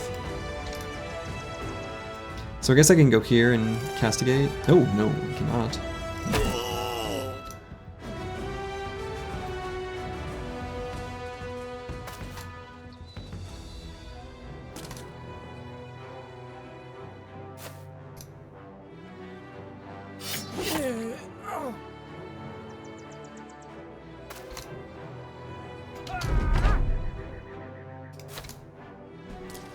Alright, so now their arbalesters are running away. I guess they just get away. In the end, this ended up being a really clean fight. I don't think we took that much tools damage, actually. I don't think. Wow. Wow. My standard bearer would never run. Squigs, he would never. This guy apparently would.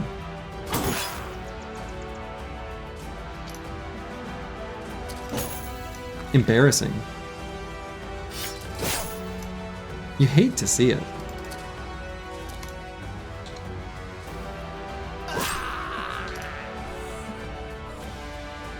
Our standard bearer gets left behind in Goblin City and turned into shit. Well, strange meat at the very least.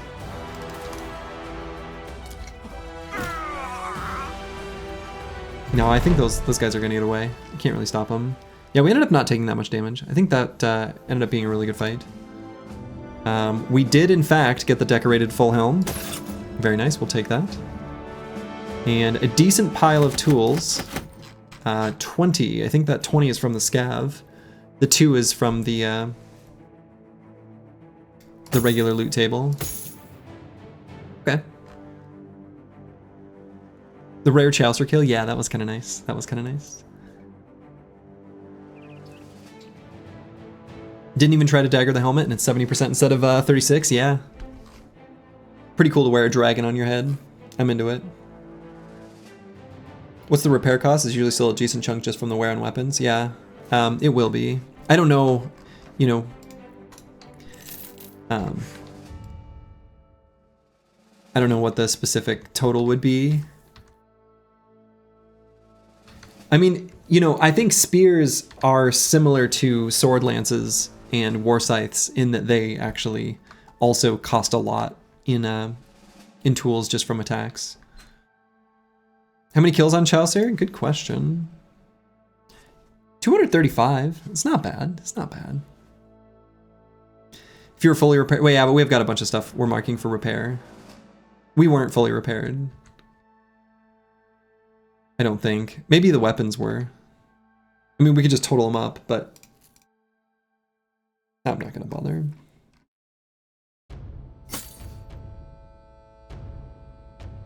Still, I think we're good. So let's keep following up this way. There was a group of mercs here that we were chasing.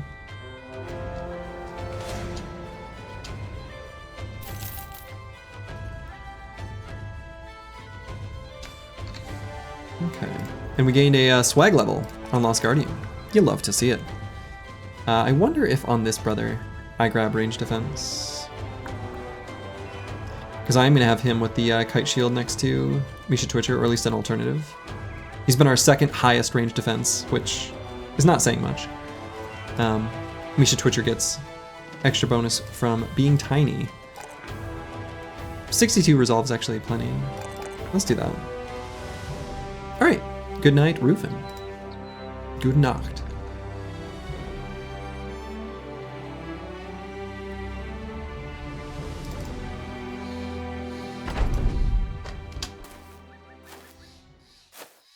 I will be streaming tomorrow in a like EU friendly time, by the way. So, specific time that I'll be starting is posted in the Discord, and the plan, which I think I can stick to based on how this stream is going, unless something changes, which is possible, but knock on wood, unlikely, is that we'll be ending this stream sort of geared up to fight Goblin City.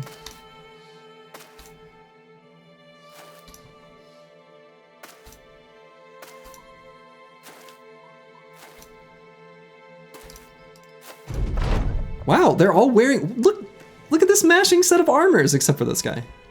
That's fun. I like that.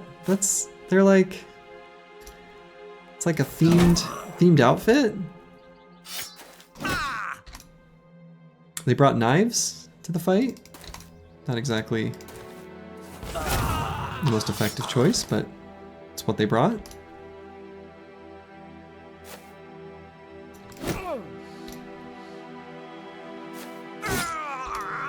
All equally hatless, right?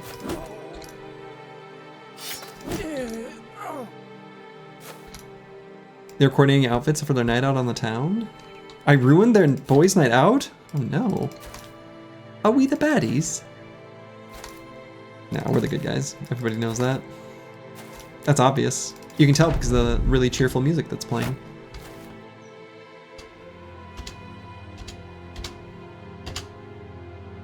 We're the good guys.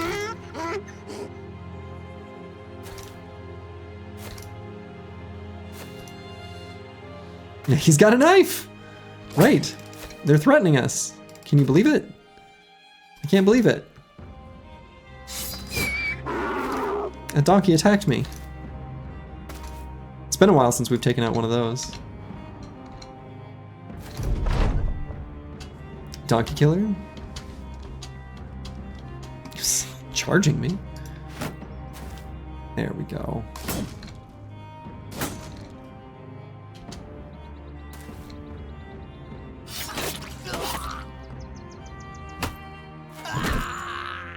Got him. A nice little pile of tools. You love to see it. What was that? 9 tools? Yeah, that's nice. Surgery to the bros. When a donkey looks at him wrong, he's reaching. Yeah.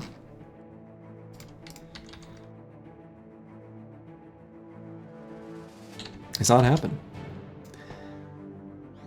Alright, so Northern Soldiers Caravan. That caravan was the one we just destroyed. Mercs passed through here. These footprints are a little bit fresher, but these ones are going in a direction I think we maybe want to go. So let's go this way. From Eisenholes? We want the ones from Havelberg.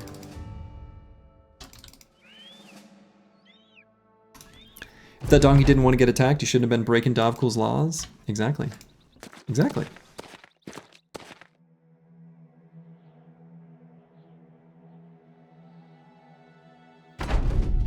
Professional briggies to the right. Was there another army I didn't see?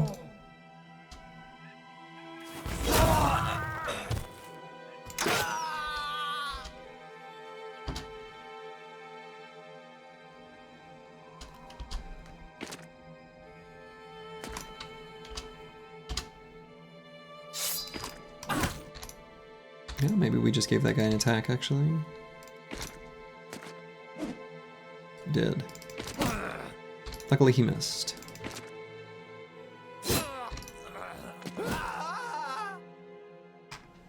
Okay. 1 tool. But 17 ammo. You know, the ammo is accumulating. That's really nice.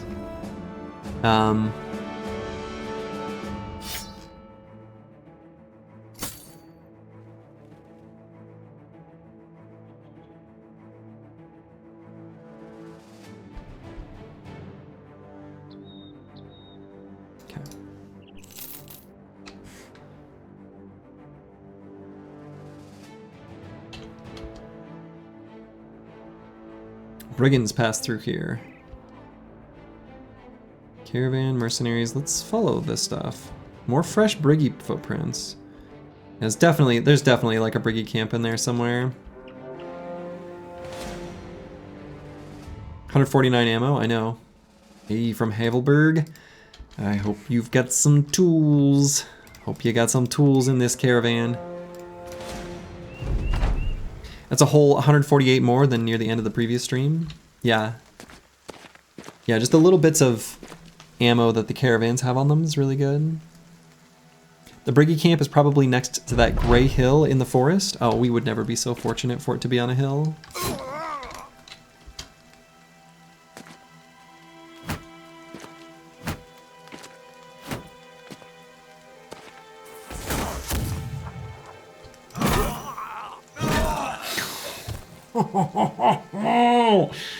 The sensor. Suddenly I became French.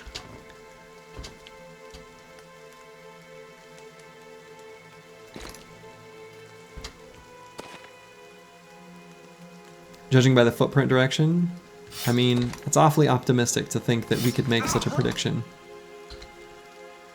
I'll take a look. We'll see if there's something to that.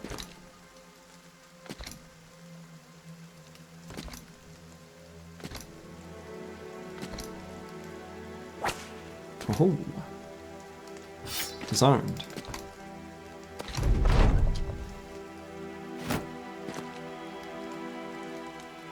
Okay.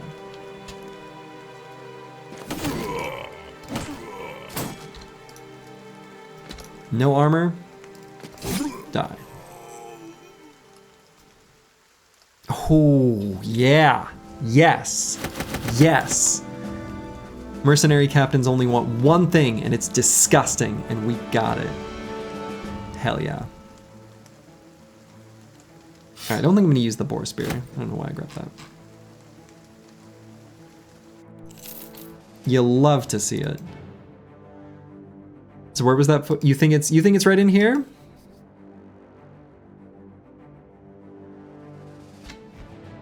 Could be. Could be. Let's see. What's our tools situation looking like now? 16. We can repair more stuff. We can repair more stuff.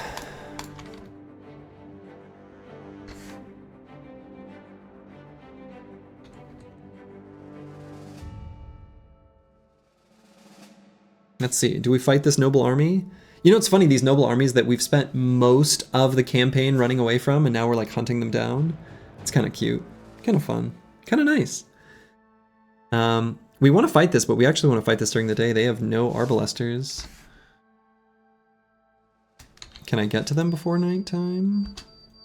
They're gonna come to me? How lovely. What a sweet, what a treat. What a treat.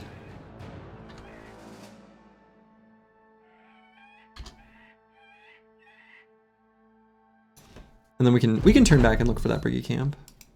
So similar to the last time, even though it went really well, I think we need to be mindful when there's this many billmen. Like, you can have things go poorly, and maybe if not like deaths or things like that, like definitely tool damage. So.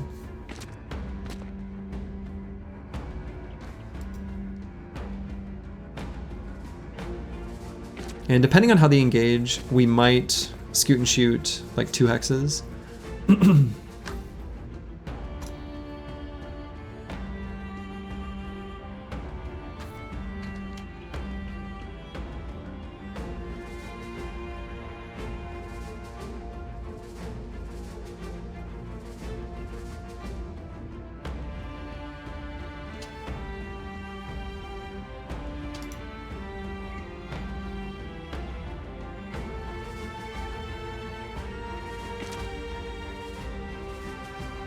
Okay, I think, yeah, I mean, I think I kind of liked what we did last time. I actually think that worked out pretty well.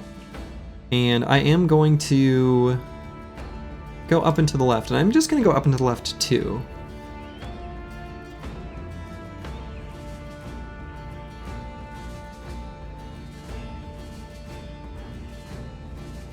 I don't know, there's a cute little high ground spot. That was pretty nice last time.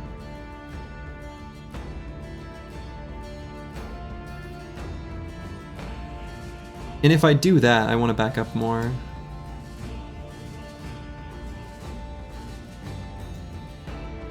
So maybe I back up 4. We grab this like little patch of high ground. Nice little place for our arrows to rain down on them, you know? It's kind of nice.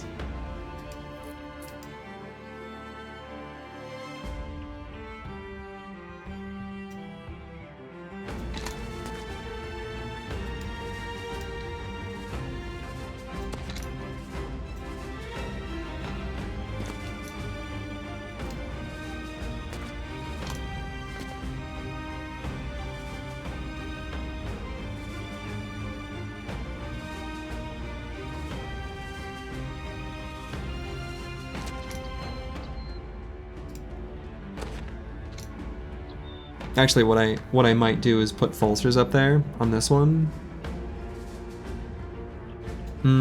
It's unlikely that he's even gonna get a shot there, isn't it? It's probably true.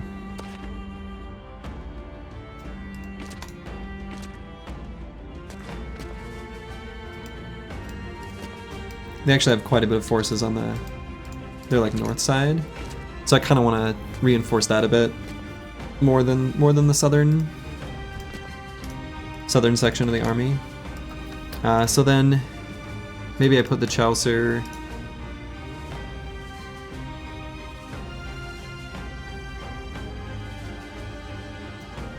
I mean, I could put him here to grab onto that chunk of army.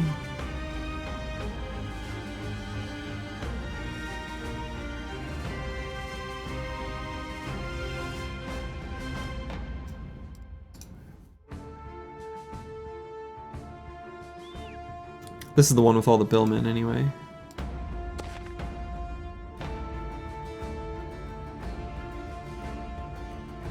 Could just go right here. Like, almost no one can attack him this next turn, so we don't have to end on him. And if they don't engage, we can sort of decide where we want to go. I think that's...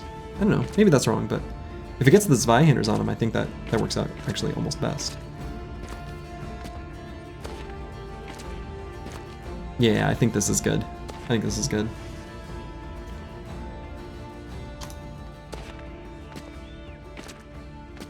Let's see. Anyone wearing pajamas that Furious Sheep can take apart from range? Just this guy.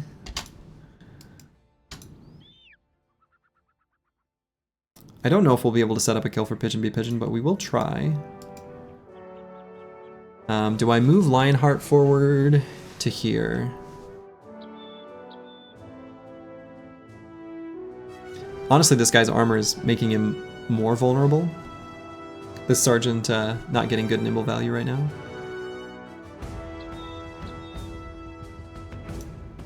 We could also just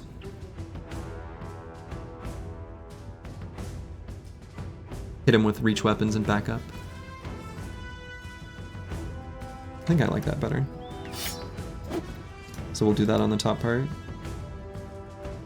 Wreck this sergeant? Yes, sir.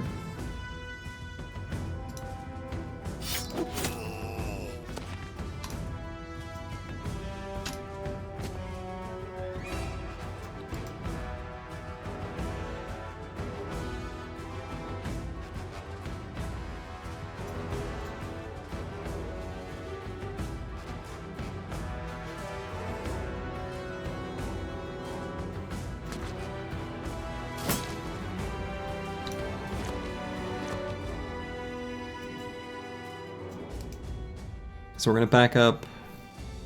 We can only do 1 hex there. So we'll kind of back everyone up just like 1 hex.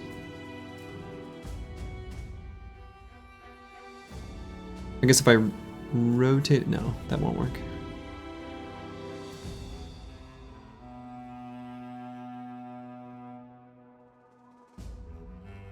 Yeah, I think that's fine.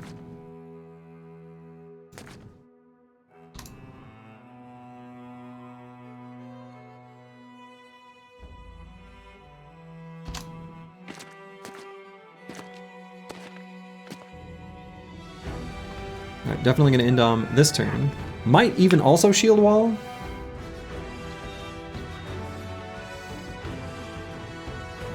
I think so. We get one more next turn, I'm pretty sure.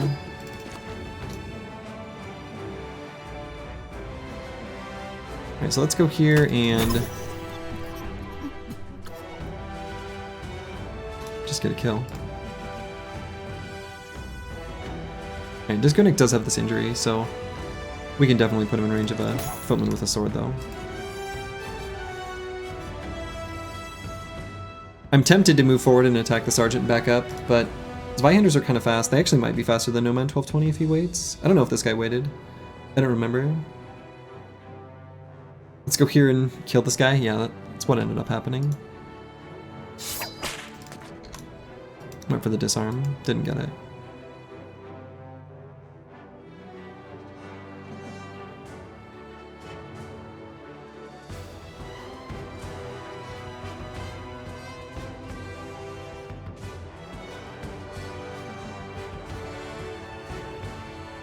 Yeah, we'll just leave Squigs where he is.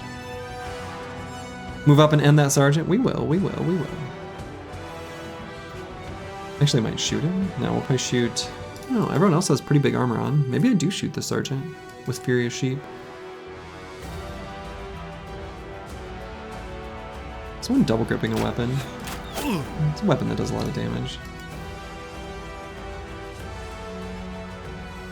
Falsers...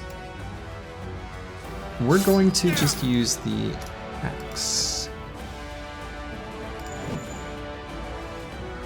And let's see, where am I most likely to get the best castigate for next turn? I guess probably right here.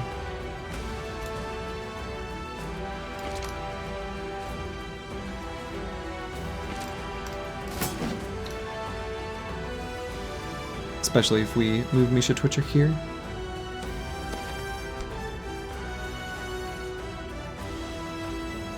I wonder if I disarm this guy. Or just save fatigue. Cut arm sinew? Alright, he's got reduced damage, that's fine.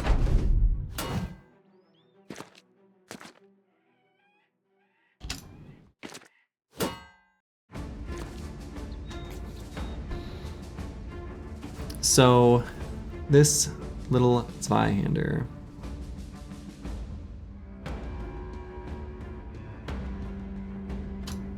How did we end up in this fight? By attacking the enemy.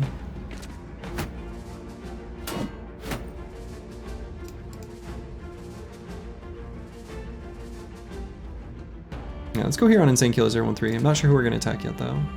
Maybe I attack this guy to soften him up for castigate. This might be lethal anyway. So let's wait.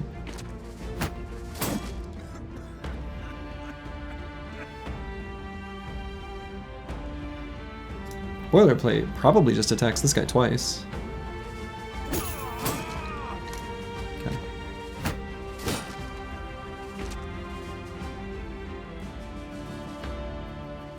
Sergeant went there. Interesting. It kind of looks like he's going to take 2 javelins right to his face. Just one. Okay, so we do have... This should be lethal.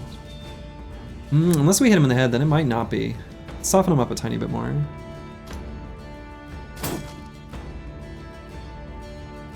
Kind of need to still shield wall here, though.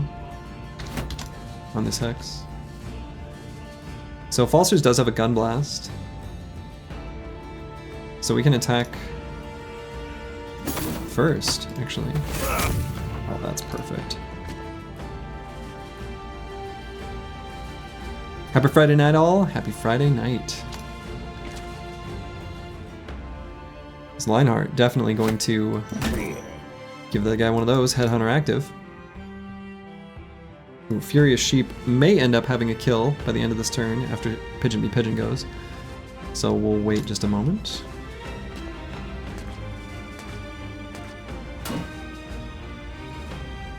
Gonna wait on Misha Twitcher to see who we want to disarm. Is that a Gabe? And the Power of Lightning. Gained ice. Chunk that guy down. And contribute to surround bonus for Pigeon Be Pigeon. It's Gen Con weekend, non-stop nerd action for 4 days. Hell yeah. You love to see it. Yeah, let's go here. I think that's okay. So Indom there. Regular attacks that should set up for Pashi. Can kill this footman. Can attempt to kill this footman. Soften this guy up for Insane Killer. So close. Damn. Yeah, we missed the one target we wanted to hit. Damn. I don't know.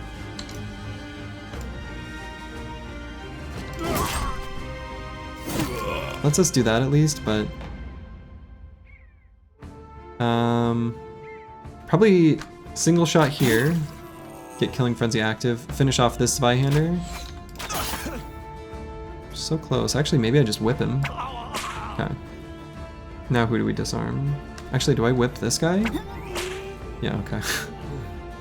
So much for seeing who we're gonna disarm.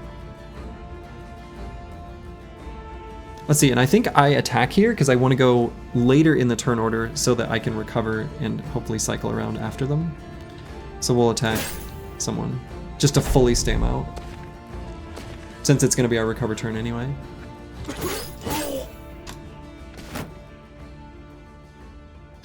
Lionheart's got Headhunter. This will be a kill, but only if you hit him. Let's see, probably reload on Falsers. I think there's definitely another good gun blast in here in this fight. This guy might hit Squigs. How do I feel about that? It's fine. Might miss Squigs.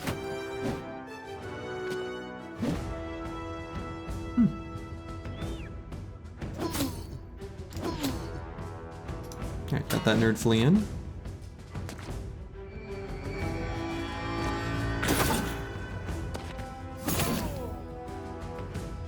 Okay, hit an armor we don't care about.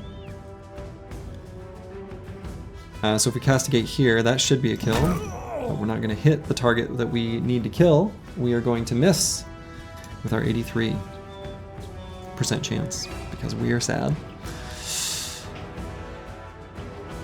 And let's wait because we might move him forward, depending on if there's more kills to be had.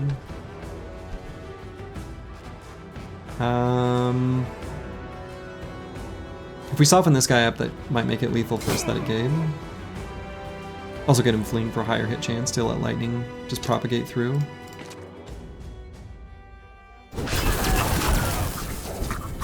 Okay. And Boilerplate. We'll wait. Let that guy move forward. Battle Pashi, let's wait. Let's see where this guy goes. If the Footman goes here or here, either way we've got a Reap that could hit him. So let's soften up the Sergeant. Finish off that nerd.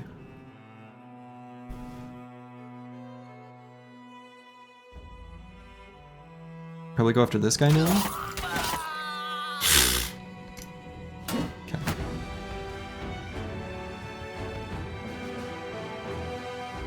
So that guy's fleeing now.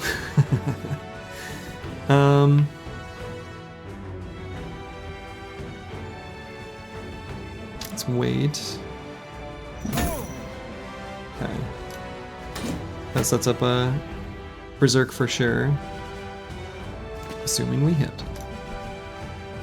So this is the recover turn.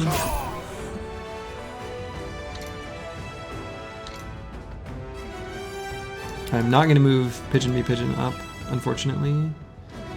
Puts us in range of the... Oh, or am I? No, I'm not. I'm not.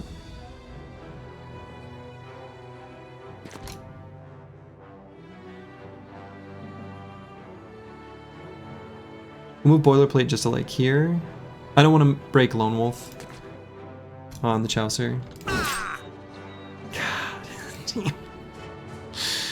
There's like one target that I keep wanting to hit and the other that I don't care about, and we're reliably, so far in this fight, only hitting the target we don't want to hit.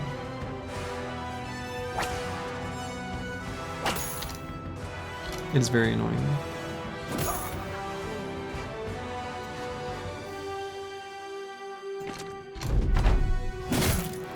Ugh. 8% chance. Hit him. Hit him in the recover turn. We are faster than the ones who are dazed. That's kind of what really matters here. So I suppose given that we're faster than the ones who are dazed... No, I don't push up yet.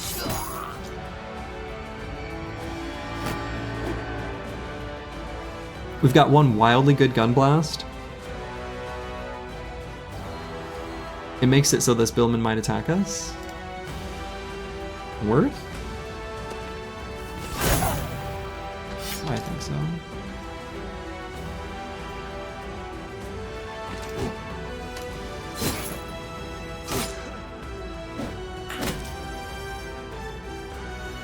Good, they're only hitting us in armor pieces we don't care about. Pretty reliably.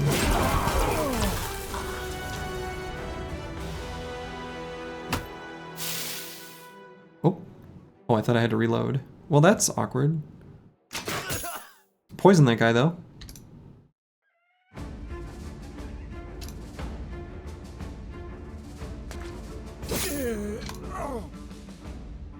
So now do I bring boilerplate up to here? I think that's fine, actually. Maybe just to here. Oh, did we get stunned? When did that happen? I like missed that. Oh, we better push up then. Yeah, I mean, apparently so. I completely missed it though.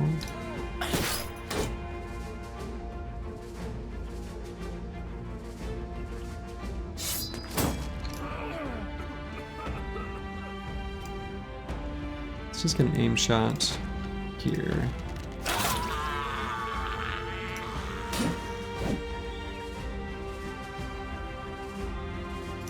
Can't disarm the knight. Let's just save fatigue to do it next turn. Stunned again.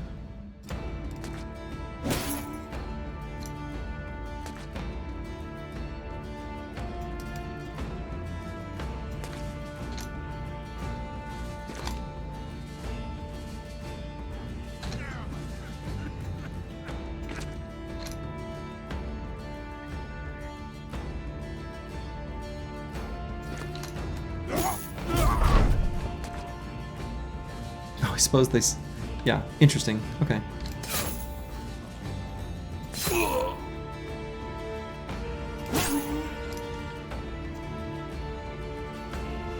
What kind of dice rolls are these stuns?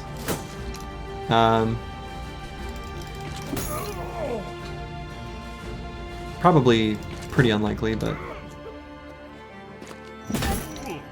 Not, I mean, it is a knight, right? They've got good stats. So not too crazy. He wasn't shield walling or anything. I don't know. Probably not that insane. Alright, let's do destroy armors here. We know what we're about. We know what we want. What do we want? Tools. When do we want them? Now.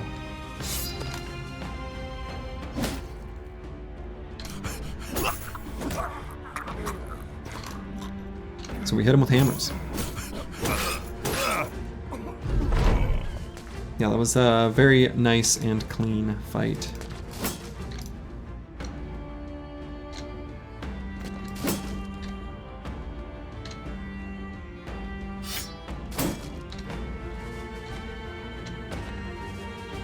But he is a knight.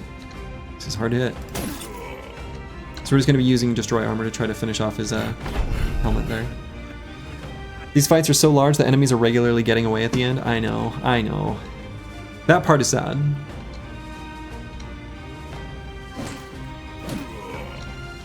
Still not hitting him in the head.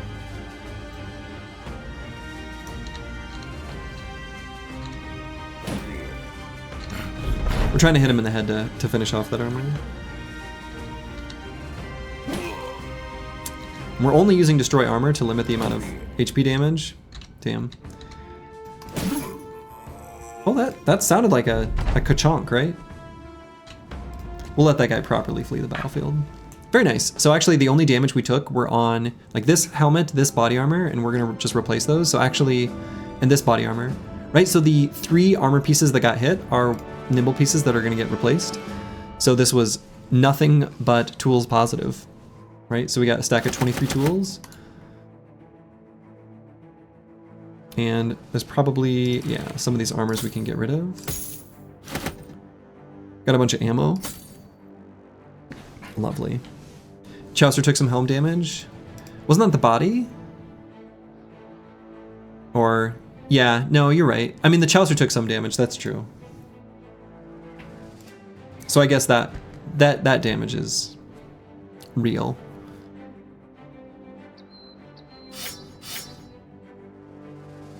And do I grab this Spyhander's helmet? It's very fashionable. They look really nice.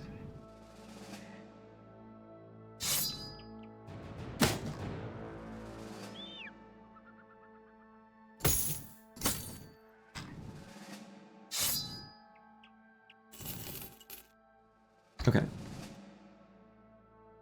So let's, first things first, do this level up, where we will grab range defense on Misha Twitcher. This stream has cost over 100 Castle Briggies their lives. It's a miracle how the crisis only progresses forward. I know, right? So yeah, the Chaucer got dinged a bit.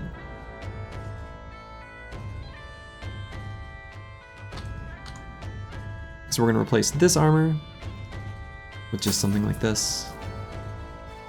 And we're gonna replace this helmet with one of these. And we're gonna replace this body armor with, oh, this one. So now, looking pretty good. It's so nice seeing the bros start getting good stats. I know, it only took us a lot of veteran levels. We only had to reach level 20 before we got like pretty good stats, right?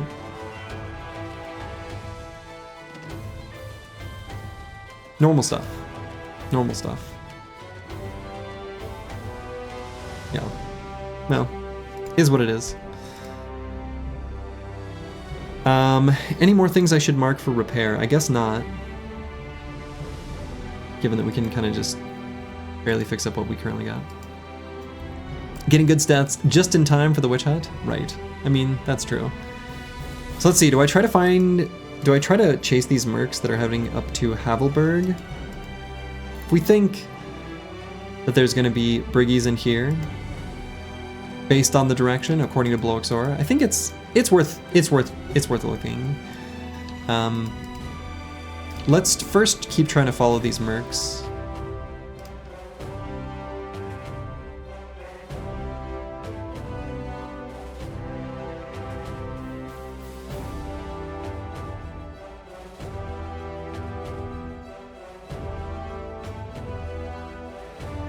The Hungry Hounds. Ooh, they have a sword master. Yeah, let's make sure we got our spears.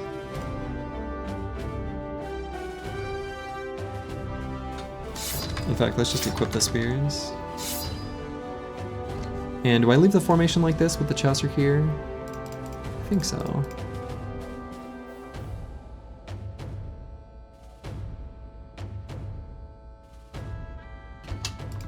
Don't want to fight him in the forest.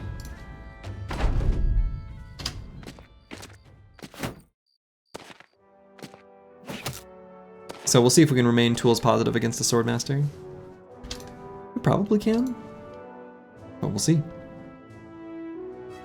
They didn't attack us with any ranged units at all. Curious. Send the Chaucer forward to investigate. No, we don't see the Swordmaster, so weird.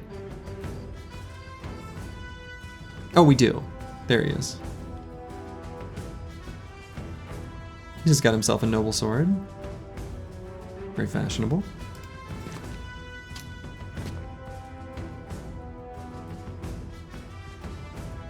So we're going to be using ranged weapons on him when the time comes.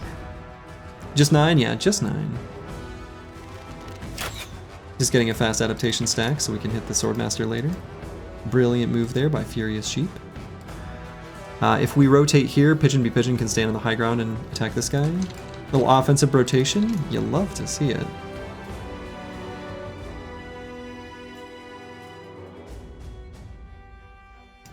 So let's tuck the rest of the squad behind Disco Nick here. We're gonna move Pigeon Be Pigeon here. Falsers can go here. Throw a courtesy axe at that guy.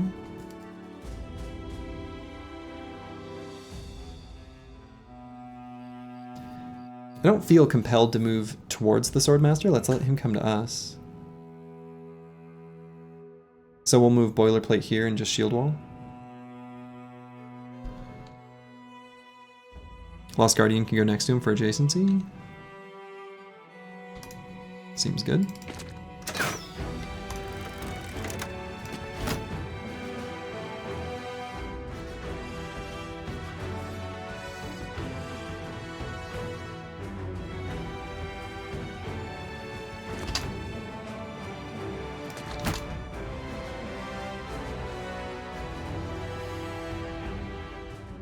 Is that a Gabe?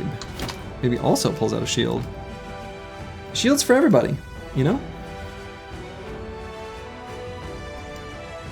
It's just that type of spirit.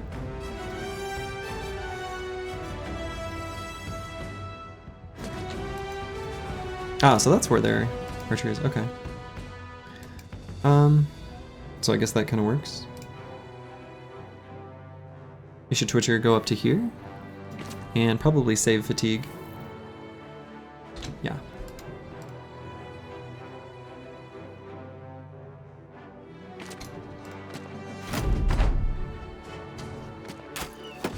Well, there's the other. All right.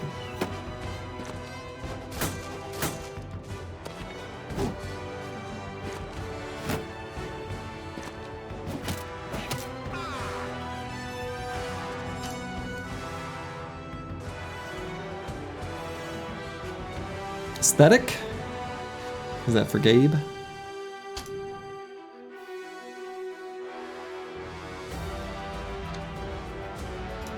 We want to soften up the armor if we can before we do that shot.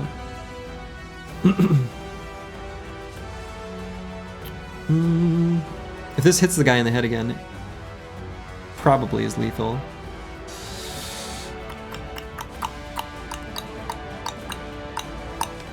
We'll move Disco Nick forward and do a castigate on both of them. Falsers, we can send up and shoot 4 of them. Seems good.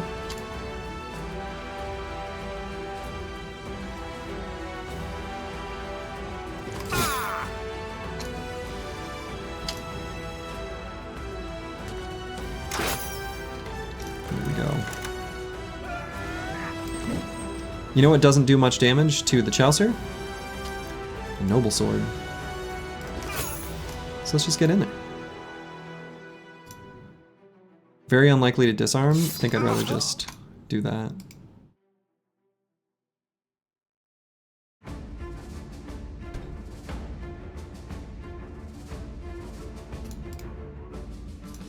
Not sure what to do with Boilerplate. I think Father Falsers has Run1 passages inscribed on the handgun. I'm pretty sure he actually puts those on the bullets. He inscribes a passage onto each individual casing. Pretty sure.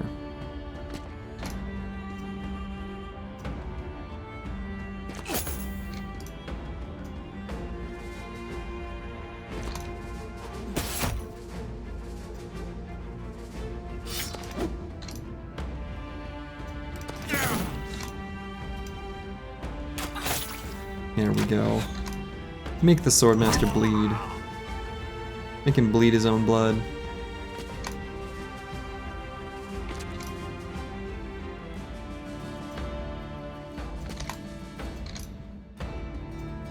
So yeah, I don't think there's any reason to put Boilerplate in range of the Swordmaster. He might try to disrespect zone of control, and might succeed.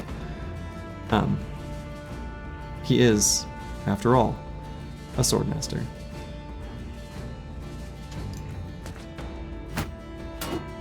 Archer peacing out. Says, I don't want to have anything to do with this. There he goes. Let's just get in there.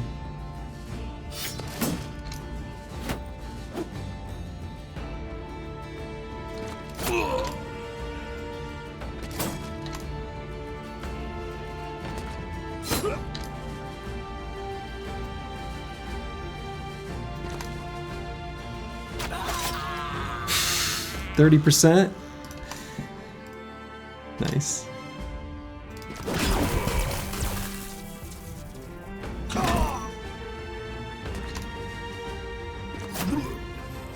Okay, and the last mercenary here, I guess the last two, we're just gonna let them run away. No reason to engage the archers in melee. They're like kind of dangerous. How did you know the Swordmaster would want No Man so bad? I mean, I knew he would want to disrespect Zone of Control. No Man 1220 is a really high priority target for a Swordmaster. I didn't know that specifically was where he would go, but it does make sense.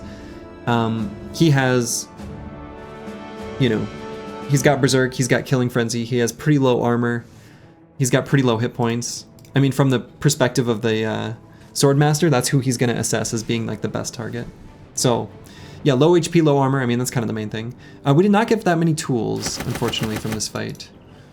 Not as many as I would have liked.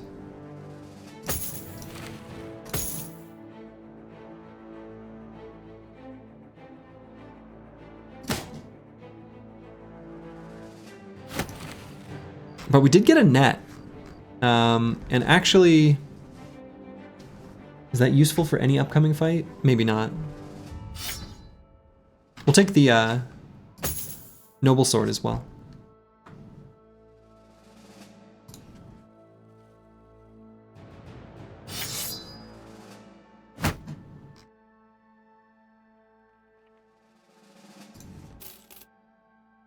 Okay, that was good. I'm glad we chased them down. So I don't think anyone really got hit, right? No, it doesn't look like it. So, cool. Let's now head south, I suppose. We can take a peek on this mountain while we're making our way there to see if maybe there's something on like the other side here of this mountain. There's apparently not. Maybe she'd replace the Chaucer's armor with a fresh coat. Oh, probably, actually.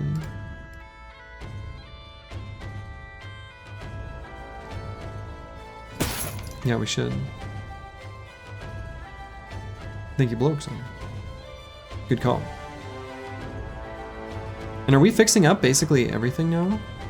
We are. That's great.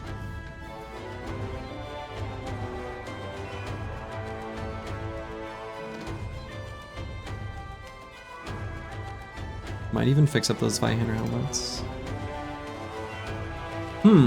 Okay, I think that's the tools we need. I think we got there. Not the Assassin's Armor? No, we probably do want to fix up the Assassin's Armor. That's accurate. The one with the, oh, sorry. The neck attachment.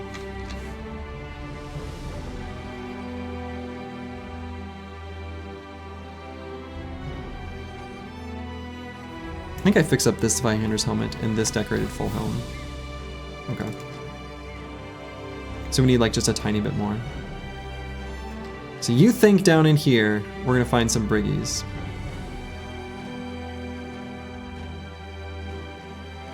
Let's see if you're right. Hopefully.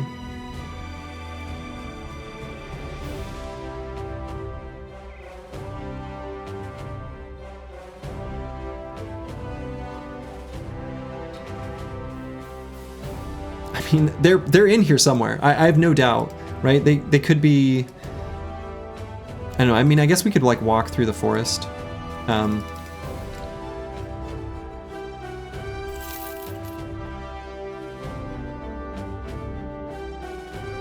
That's just the tough thing about the way these camps are spawning now. I mean, we can step on this mountain here quick. No. But yeah, I mean, I have no doubt that there probably is a Briggy camp in here somewhere. But yeah, too tricky to spot. So let's make our way back towards Rule Gazix. We'll fight all the caravans we see on the way.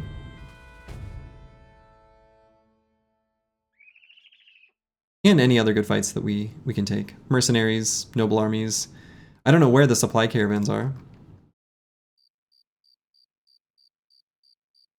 Nowhere to be seen. You think it would be cool if they allowed retinue follower upgrades, like lookout having higher forest vision? I mean, in general, no, but that very specific thing you just said, yes. Alright, more mercs with a swordmaster. That's the theme. That's just how they roll now. The King's End Company. We'll fight him on flat ground. There's our swordmaster, another noble sword. Crushed like 5 or 6 armies and 0. I wonder if that has to do with the crisis, right? I'm not sure. Oh, okay, rude. That's very rude. That's very rude of them. All these throwing weapons. Ugh, gross. How am I supposed to make my tool's positive dream come true? Do I just shoot this guy in the head? How about we shoot this guy in the head? Got him! How about this guy? Get him in the head? Okay, well. Pretty happy with that. We can do an offensive rotation for a castigate. Put the ranged boys in front of him.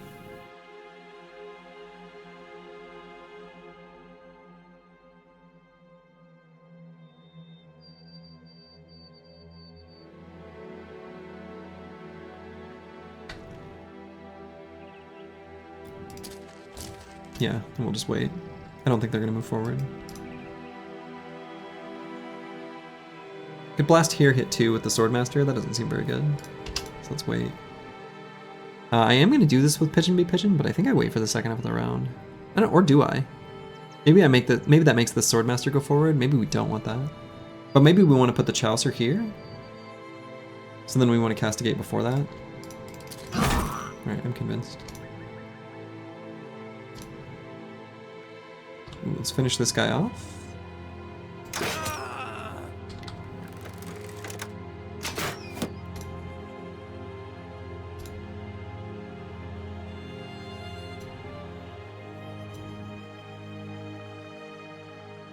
Sorry, the Chaucer, you gotta stand in Stinky Cloud.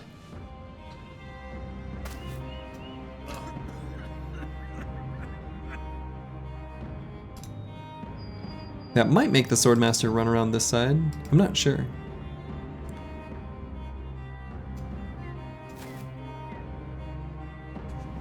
Maybe put No Man 1220 in the bushes here.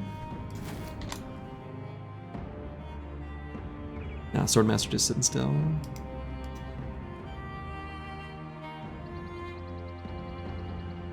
He's running through. Good luck to him, I suppose.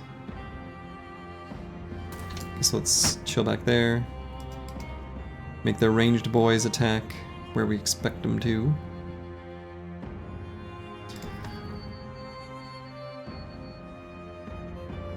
So we can put Disco Nick here.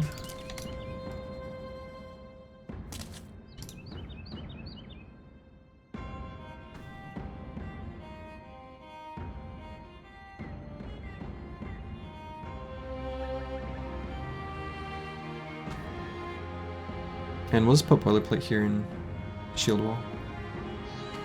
So shield walls. Good save those run through there. Well, I guess he has an angle there. Well. If I just go here, I think he doesn't act on it.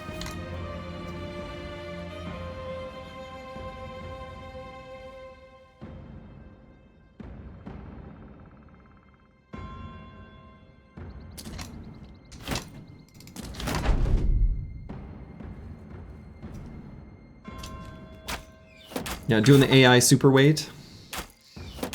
Yeah, they hit one of their 5%. Oh, Swordmaster moving up this way. Okay. Saw a target he liked better, I guess. What was it he saw? What was it that made him decide to do something different? We will never know. We will never hit the target we want to. Only the one we don't. Except with these. Oh. You can't see me, that's cheating.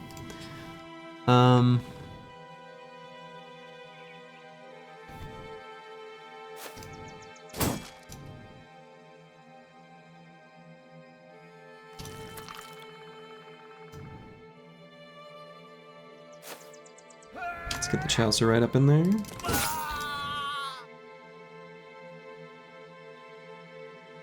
Put Lost Guardian here?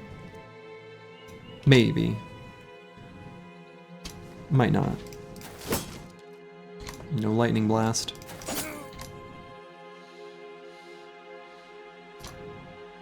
He saw the reproach of the old gods and tried to approach him like Dio. That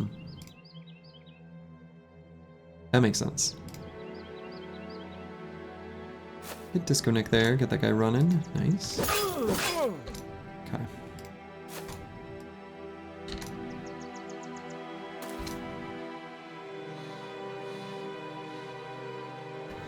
So... Lost Guardian, Misha Twitcher go here. Shield wall. Shield wall, shield wall. Yes, that still works as long as we move Furious Sheep here.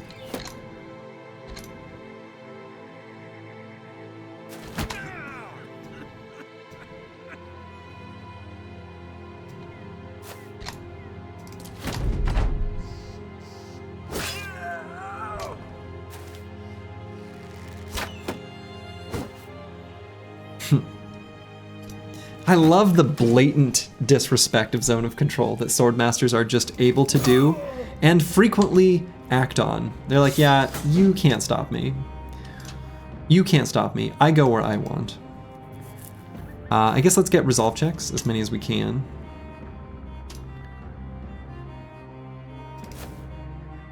And then we'll attack him.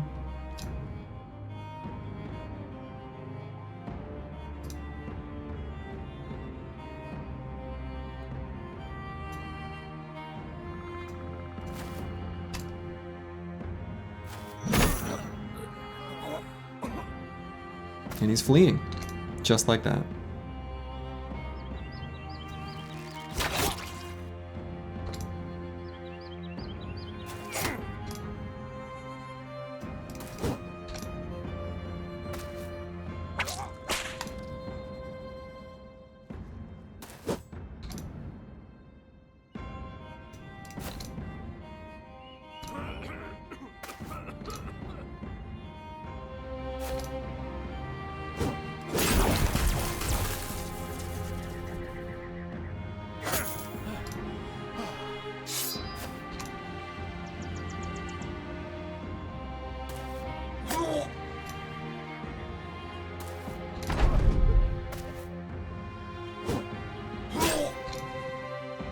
He's gonna succeed at fleeing? He might, actually. That's the crazy thing. If he gets out of this, he deserves it. That's what I say. If he makes it out of this setup, he deserved to get away. Let's see if he can. Well. Looks like he couldn't. It's over. Yeah, pathetic indeed. So, Pigeon Be Pigeon took a little bit of damage. That's a better pile of tools. That's a better pile of tools.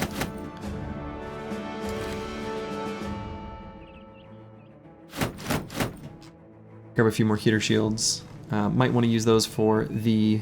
we're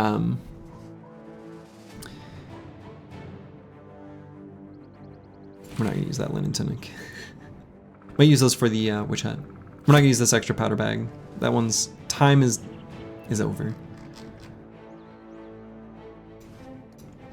I really like the way Rufin did Witch Hut. I think with a big, fully developed team, it actually makes a ton of sense. I think his approach is best. I'm gonna emulate it basically.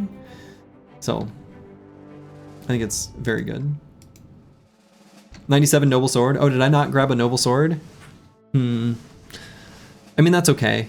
I should have grabbed it. I should have grabbed it though.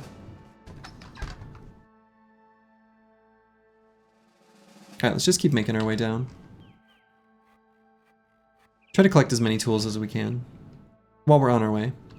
If we're able to get enough tools, I mean, then during the stream tomorrow, we can go straight from Goblin City to the Witch Hut. Like if we've got enough tools, I think they're even fairly close together, right? Because Goblin City is here? Yeah. Goblin City's here and Witch Hut is here. So they're not that far from each other. Not really.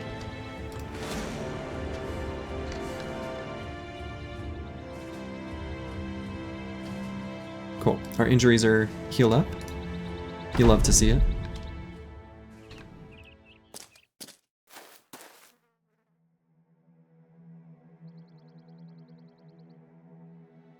Hopefully this cart's got some tools on it.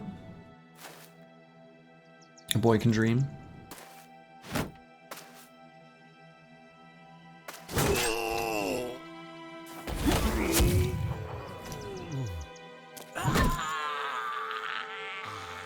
Still have the Greenskin Slayer? We do.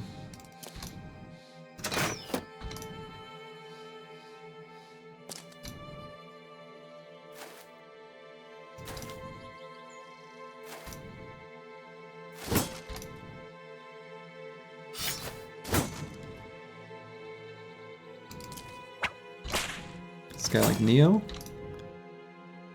I mean, what's our hit chance there? It's a 95. We can't miss those. This game is rigged. The RNG is obviously broken. If we can't hit our 95s, that's impossible. That can't happen. One tool.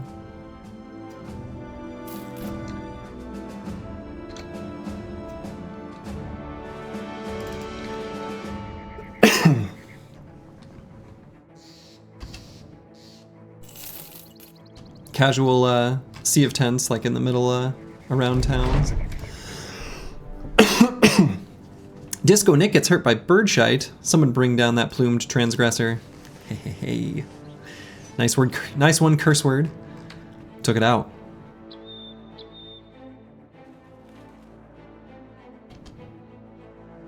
No briggies, no caravans. Nothing.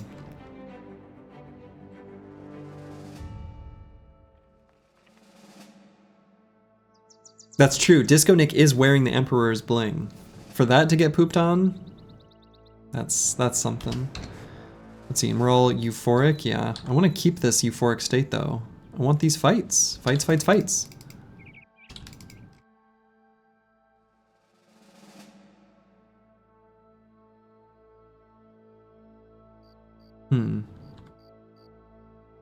I wonder if the briggies that were spawning are like in here. Is that worth checking? No, probably not.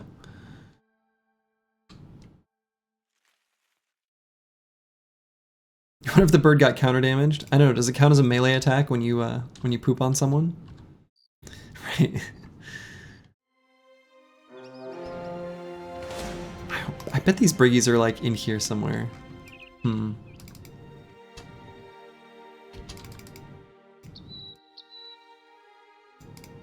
Definitely gonna fight these briggies. They think they're safe? They're not. Surprise. Got him. Where did that marksman go? He went like way up there. That was weird.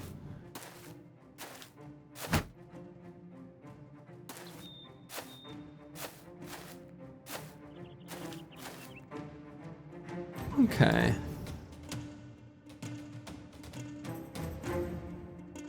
wait on Furious Sheep. Wait on Battle Pashi. I think we'll go ahead and blast with Falsers. We get to hit, you know, a big chunk. It's so good. Go down here. I might rotate Pitch and Be Pitching up. So they can get 2 attacks. Yeah, we'll do a little offensive rotation there. Lionheart. Push into this, like, little children's toy.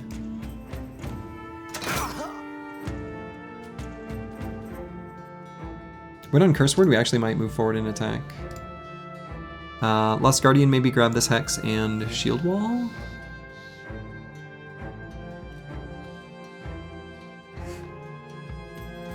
Yeah, don't hurt my shield.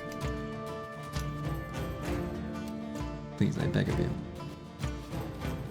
And we'll try to take out this Raider with the military pick. That's a good start. Let's give him lightning.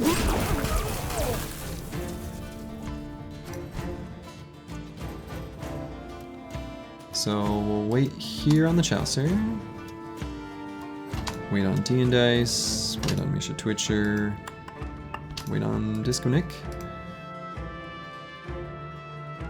Bring No Man 1220 up for next turn.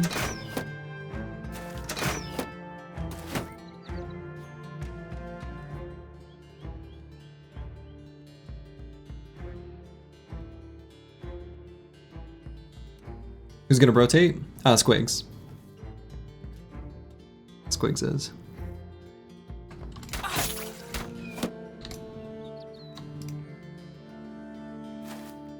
Oh, he's not. He's not.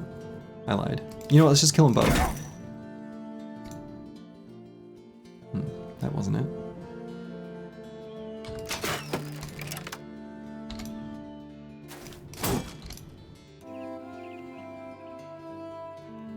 Let's get boilerplate there. Chaucer. Go here.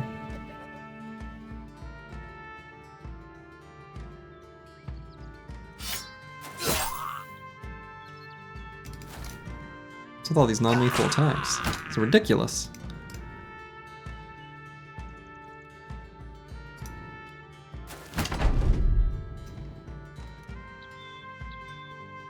That is a hell of a head of hair. Let's admire it.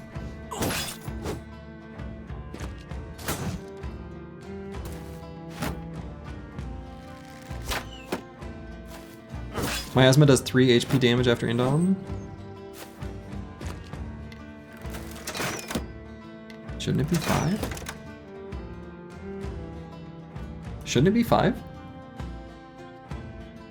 Right?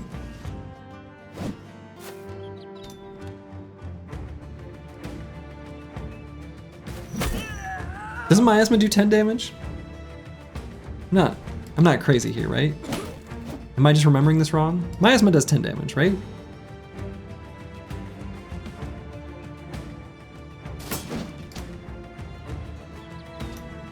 Right? So then with Indom it should do half. He must have taken 5 to 10? I don't think so.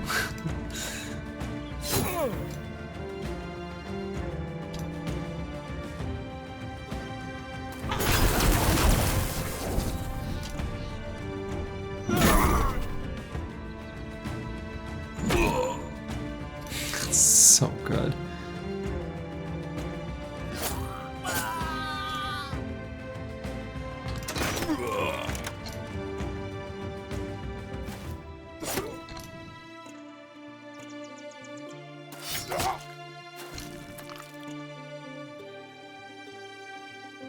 Oh, let's see. Let's have him step into Miasma.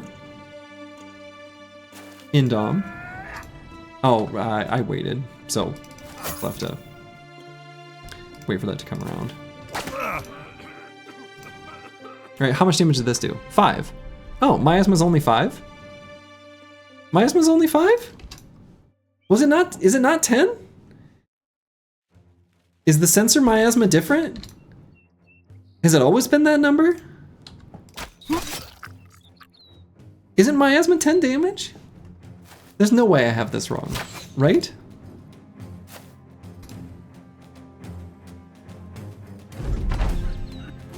That was 4. No, that was 5. This was 5, that was 5. He's indoming, he's not. What the hell? Wiki says 5 to 10. Is it really 5 to 10? Why did I think it was always 10? Is it just because that's the threshold I always needed to watch for?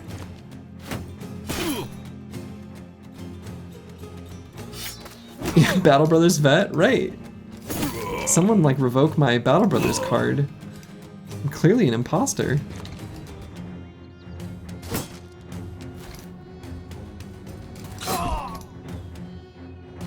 A fraud. A shyster. A joke.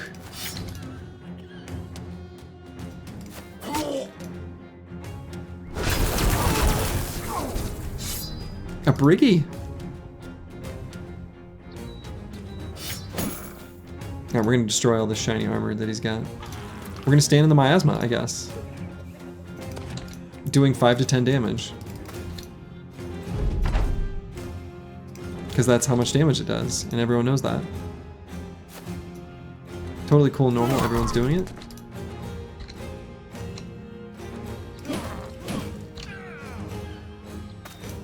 And remember, team, we're going for headshots.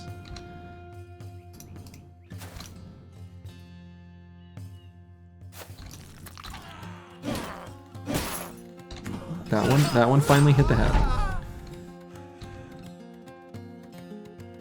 It's just a random from 5 to 10. Okay, well, there you go. I guess that's that. The real question is, did anyone else think that it was 10, or is this just me?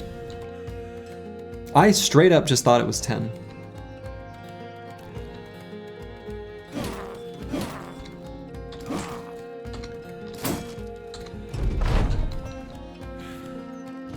Huh.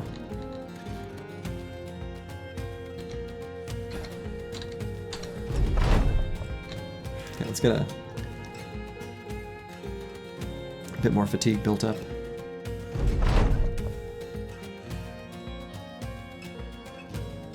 You didn't, but only because you looked it up a couple days ago? Okay, well.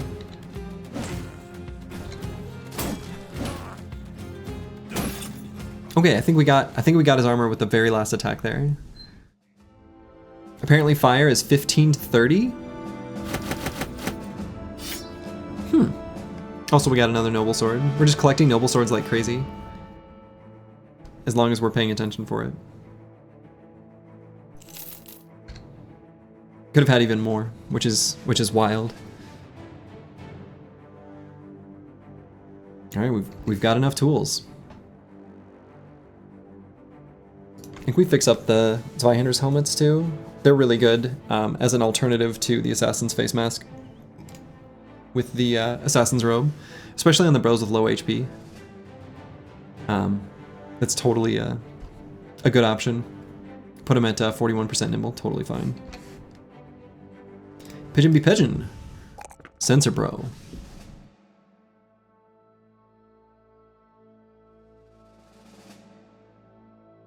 Resolve. Even if we've got Fort Mind, that's too low.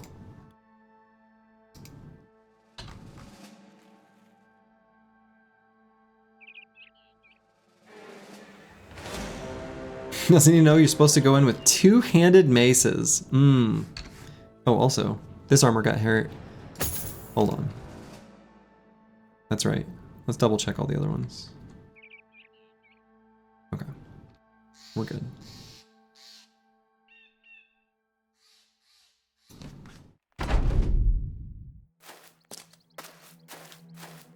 I mean, I think if I fix some other armors,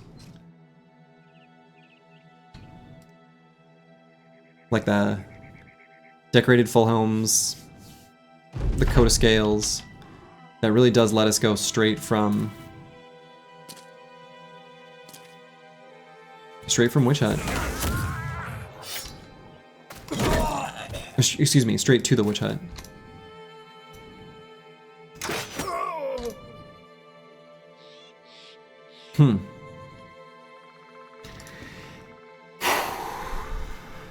Honestly, now that I'm grappling with the true mental realization of reaching the conclusion of this challenge, I don't know. It's kind of it's hitting me emotionally suddenly right now.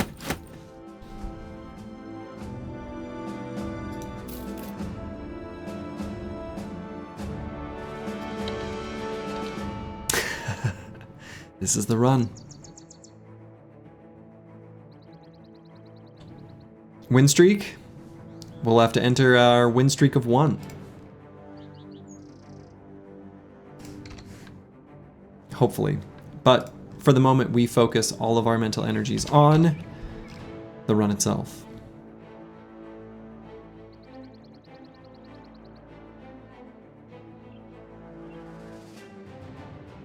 I wonder if I fix up this Grim Slayer. I think this is a weapon I'm probably going to use in Goblin City.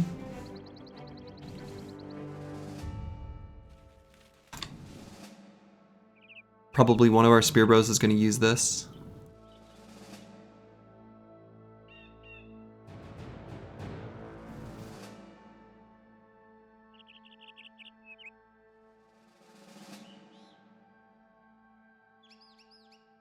And do I fix up another decorated full helm? Maybe not. We've got a couple backup helms. Might be enough.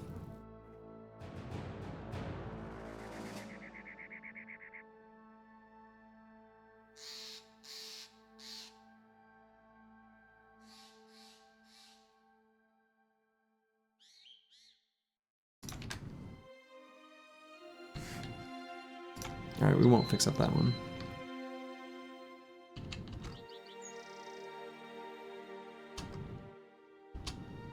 Take a just quick peek on this mountain. Maybe if there's something. No, okay.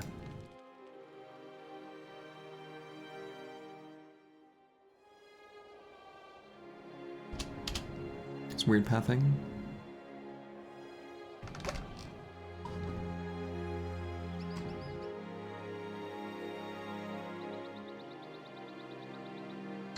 We are hoping to keep running into more caravans and stuff, though.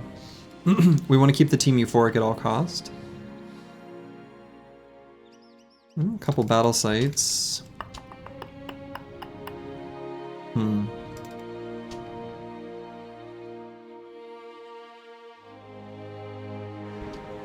Nomads?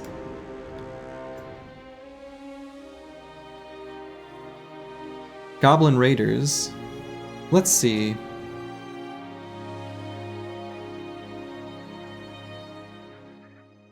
Day290. How much does a single fight against a greenskin army progress the crisis? Right now we're expecting it to end around day 320. We are probably around 80-ish% complete, maybe 80 to 85, somewhere in there.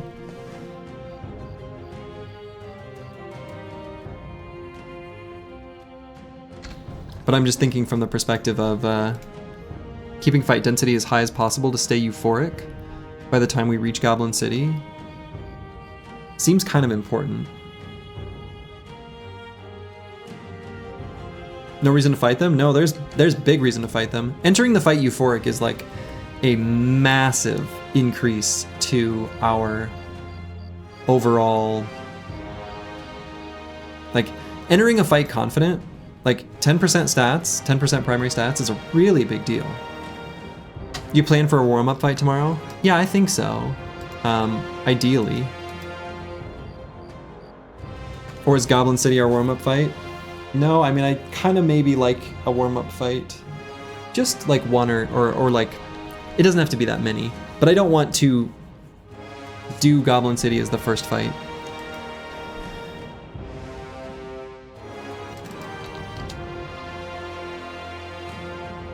Do we finish the run tomorrow? We might. That's kind of what's going on. So what I might do, I am going to fight these Goblin Raiders. And then we're going to fight these Nomads maybe tomorrow. Maybe this is where we leave off, right? If we fight the nomads tomorrow, we're really close, right? I think we're gonna take the road to here. There might be like a caravan or two, or maybe like a northern army or supply caravan or something. And we take it straight here, right?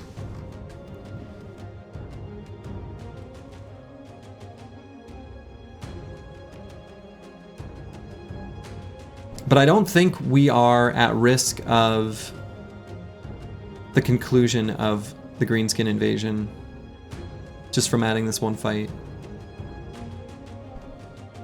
Hey, good night, Bloxar. Like, I don't think so. I think we can take this fight, and that's actually like okay. Also, I think that's heal up enough. I think this weapon can be at like 0.5% or half fixed up, and that's actually okay. Yeah, let's fight a couple greenskins.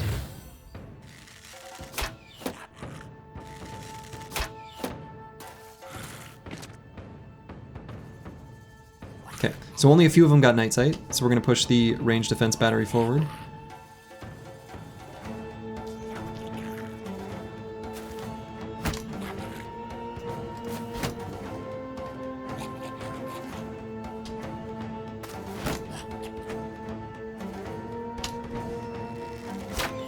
We want to make sure that we don't give them the opportunity to puncture us. Puncture could cause injuries.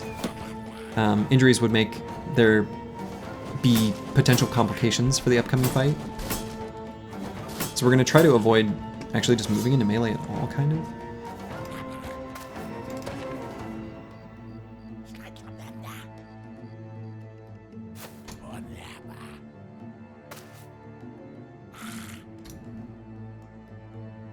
Injury equals 3 more hours of stream.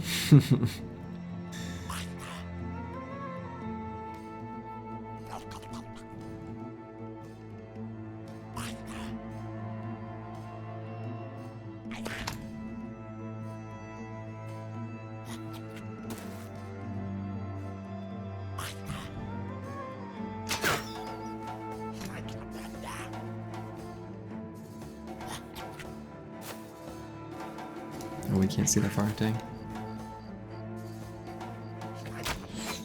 Luckily, we've got lots of ammo, so that's kind of nice.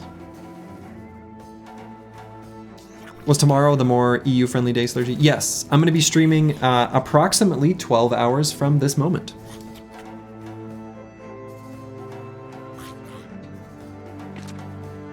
Oh, there's a guy way up there.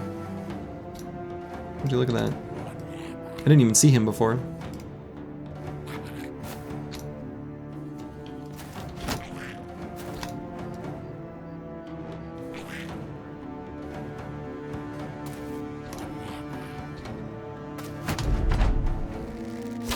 They are gonna, the shaman is gonna root right in there, which is fine.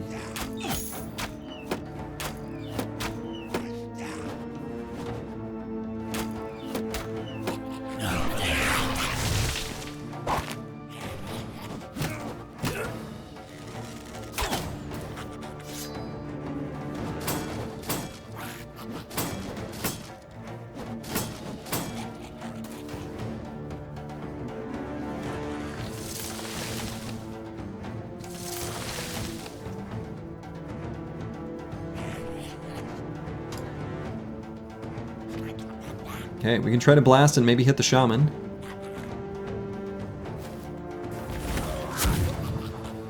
We did not.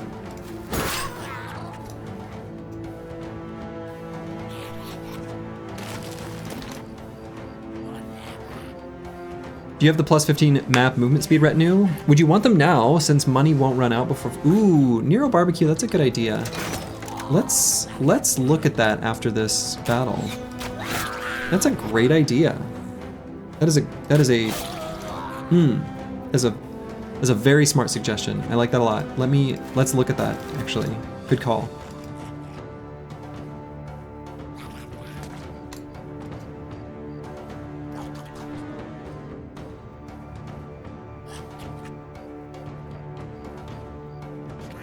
Don't puncture me.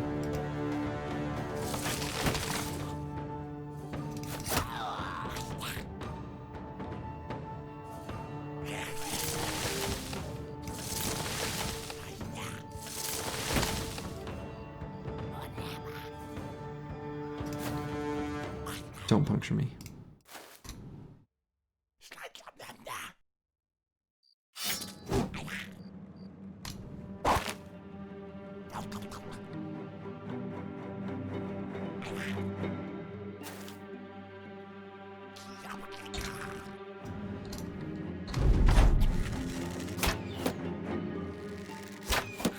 Yeah, we could get the scout. We'd probably just replace the bounty hunter. Probably. I mean, I'll look, but that seems likely.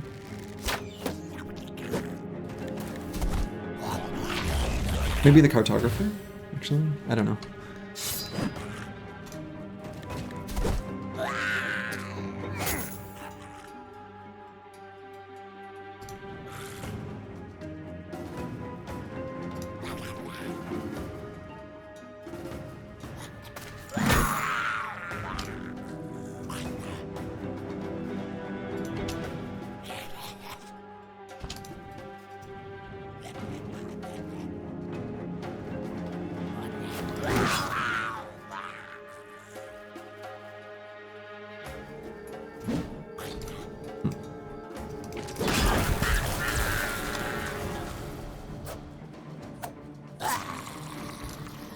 Took 3 attacks, but we got there.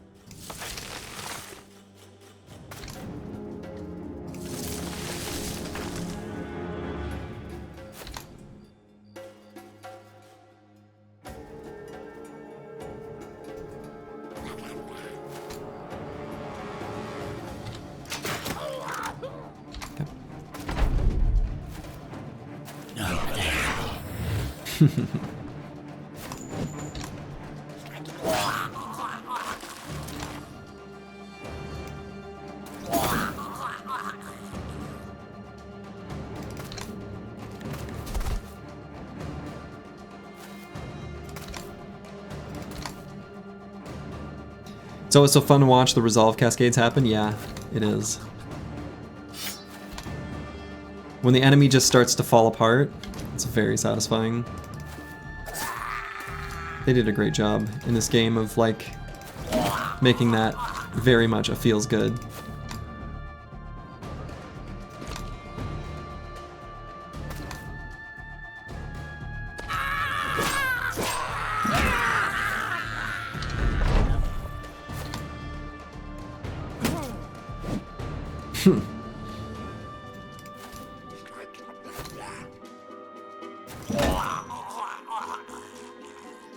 Oh, cancel. We're not retreating. We're the ones winning. Okay, so we took a few hits there. Actually, that's not a bad pile of tools. Well, let's grab a gnarly staff. No, let's not. Okay, so I'm going to make sure I'm not confusing myself for tomorrow. Yeah, let's replace this armor. And there was one more. This one. With this. Just to make sure we're not fixing those up. Alright, and this is where I'm going to leave it. I think this is a good place to stop. I'm going to start the stream tomorrow by fighting these nomads and then making our way towards Goblin City. I think this will be pretty good. Is there any, oh yeah. So let's see. We got 13, we've got 25 days. Yeah, we have 25 days of wages. We have 25 days of wages. Why not make ourselves move faster?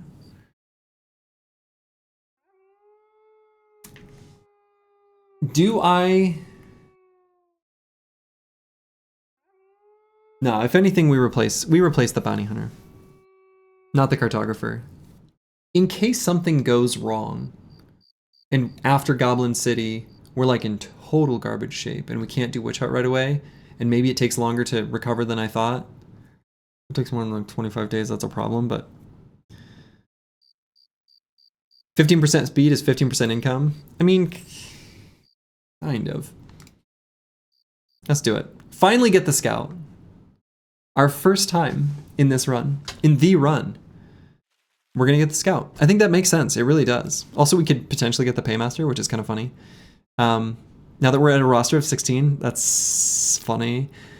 It also, this like removes a bunch of events from the event pool. So, does it make the Goblin City? No, because they will never spawn champions. It's always like a set encounter. There's never any champions in any legendary location. Yeah, let's replace the cartographer with the scout.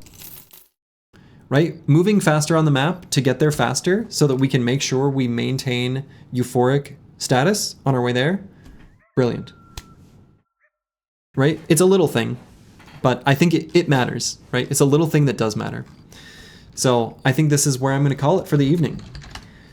In 12 hours from this moment, the time will come. We will be victorious, and the run will be concluded. Kind of wild. Kind of wild. Okay. Well, I'm going to send you guys over to, I don't know, someone I like watching sometimes because they did a Let's Play of Mech Commander a long time ago that was just so good. So good. No guts, no galaxy. It's playing some Mech Warrior Online. Not actually really my thing, but I'm going to be going to bed here soon to get my beauty rest so that the run can continue. So to all of you, wherever you are in the world, come back in 12 hours to witness the conclusion of the run. Make it a good one. Ta-ta.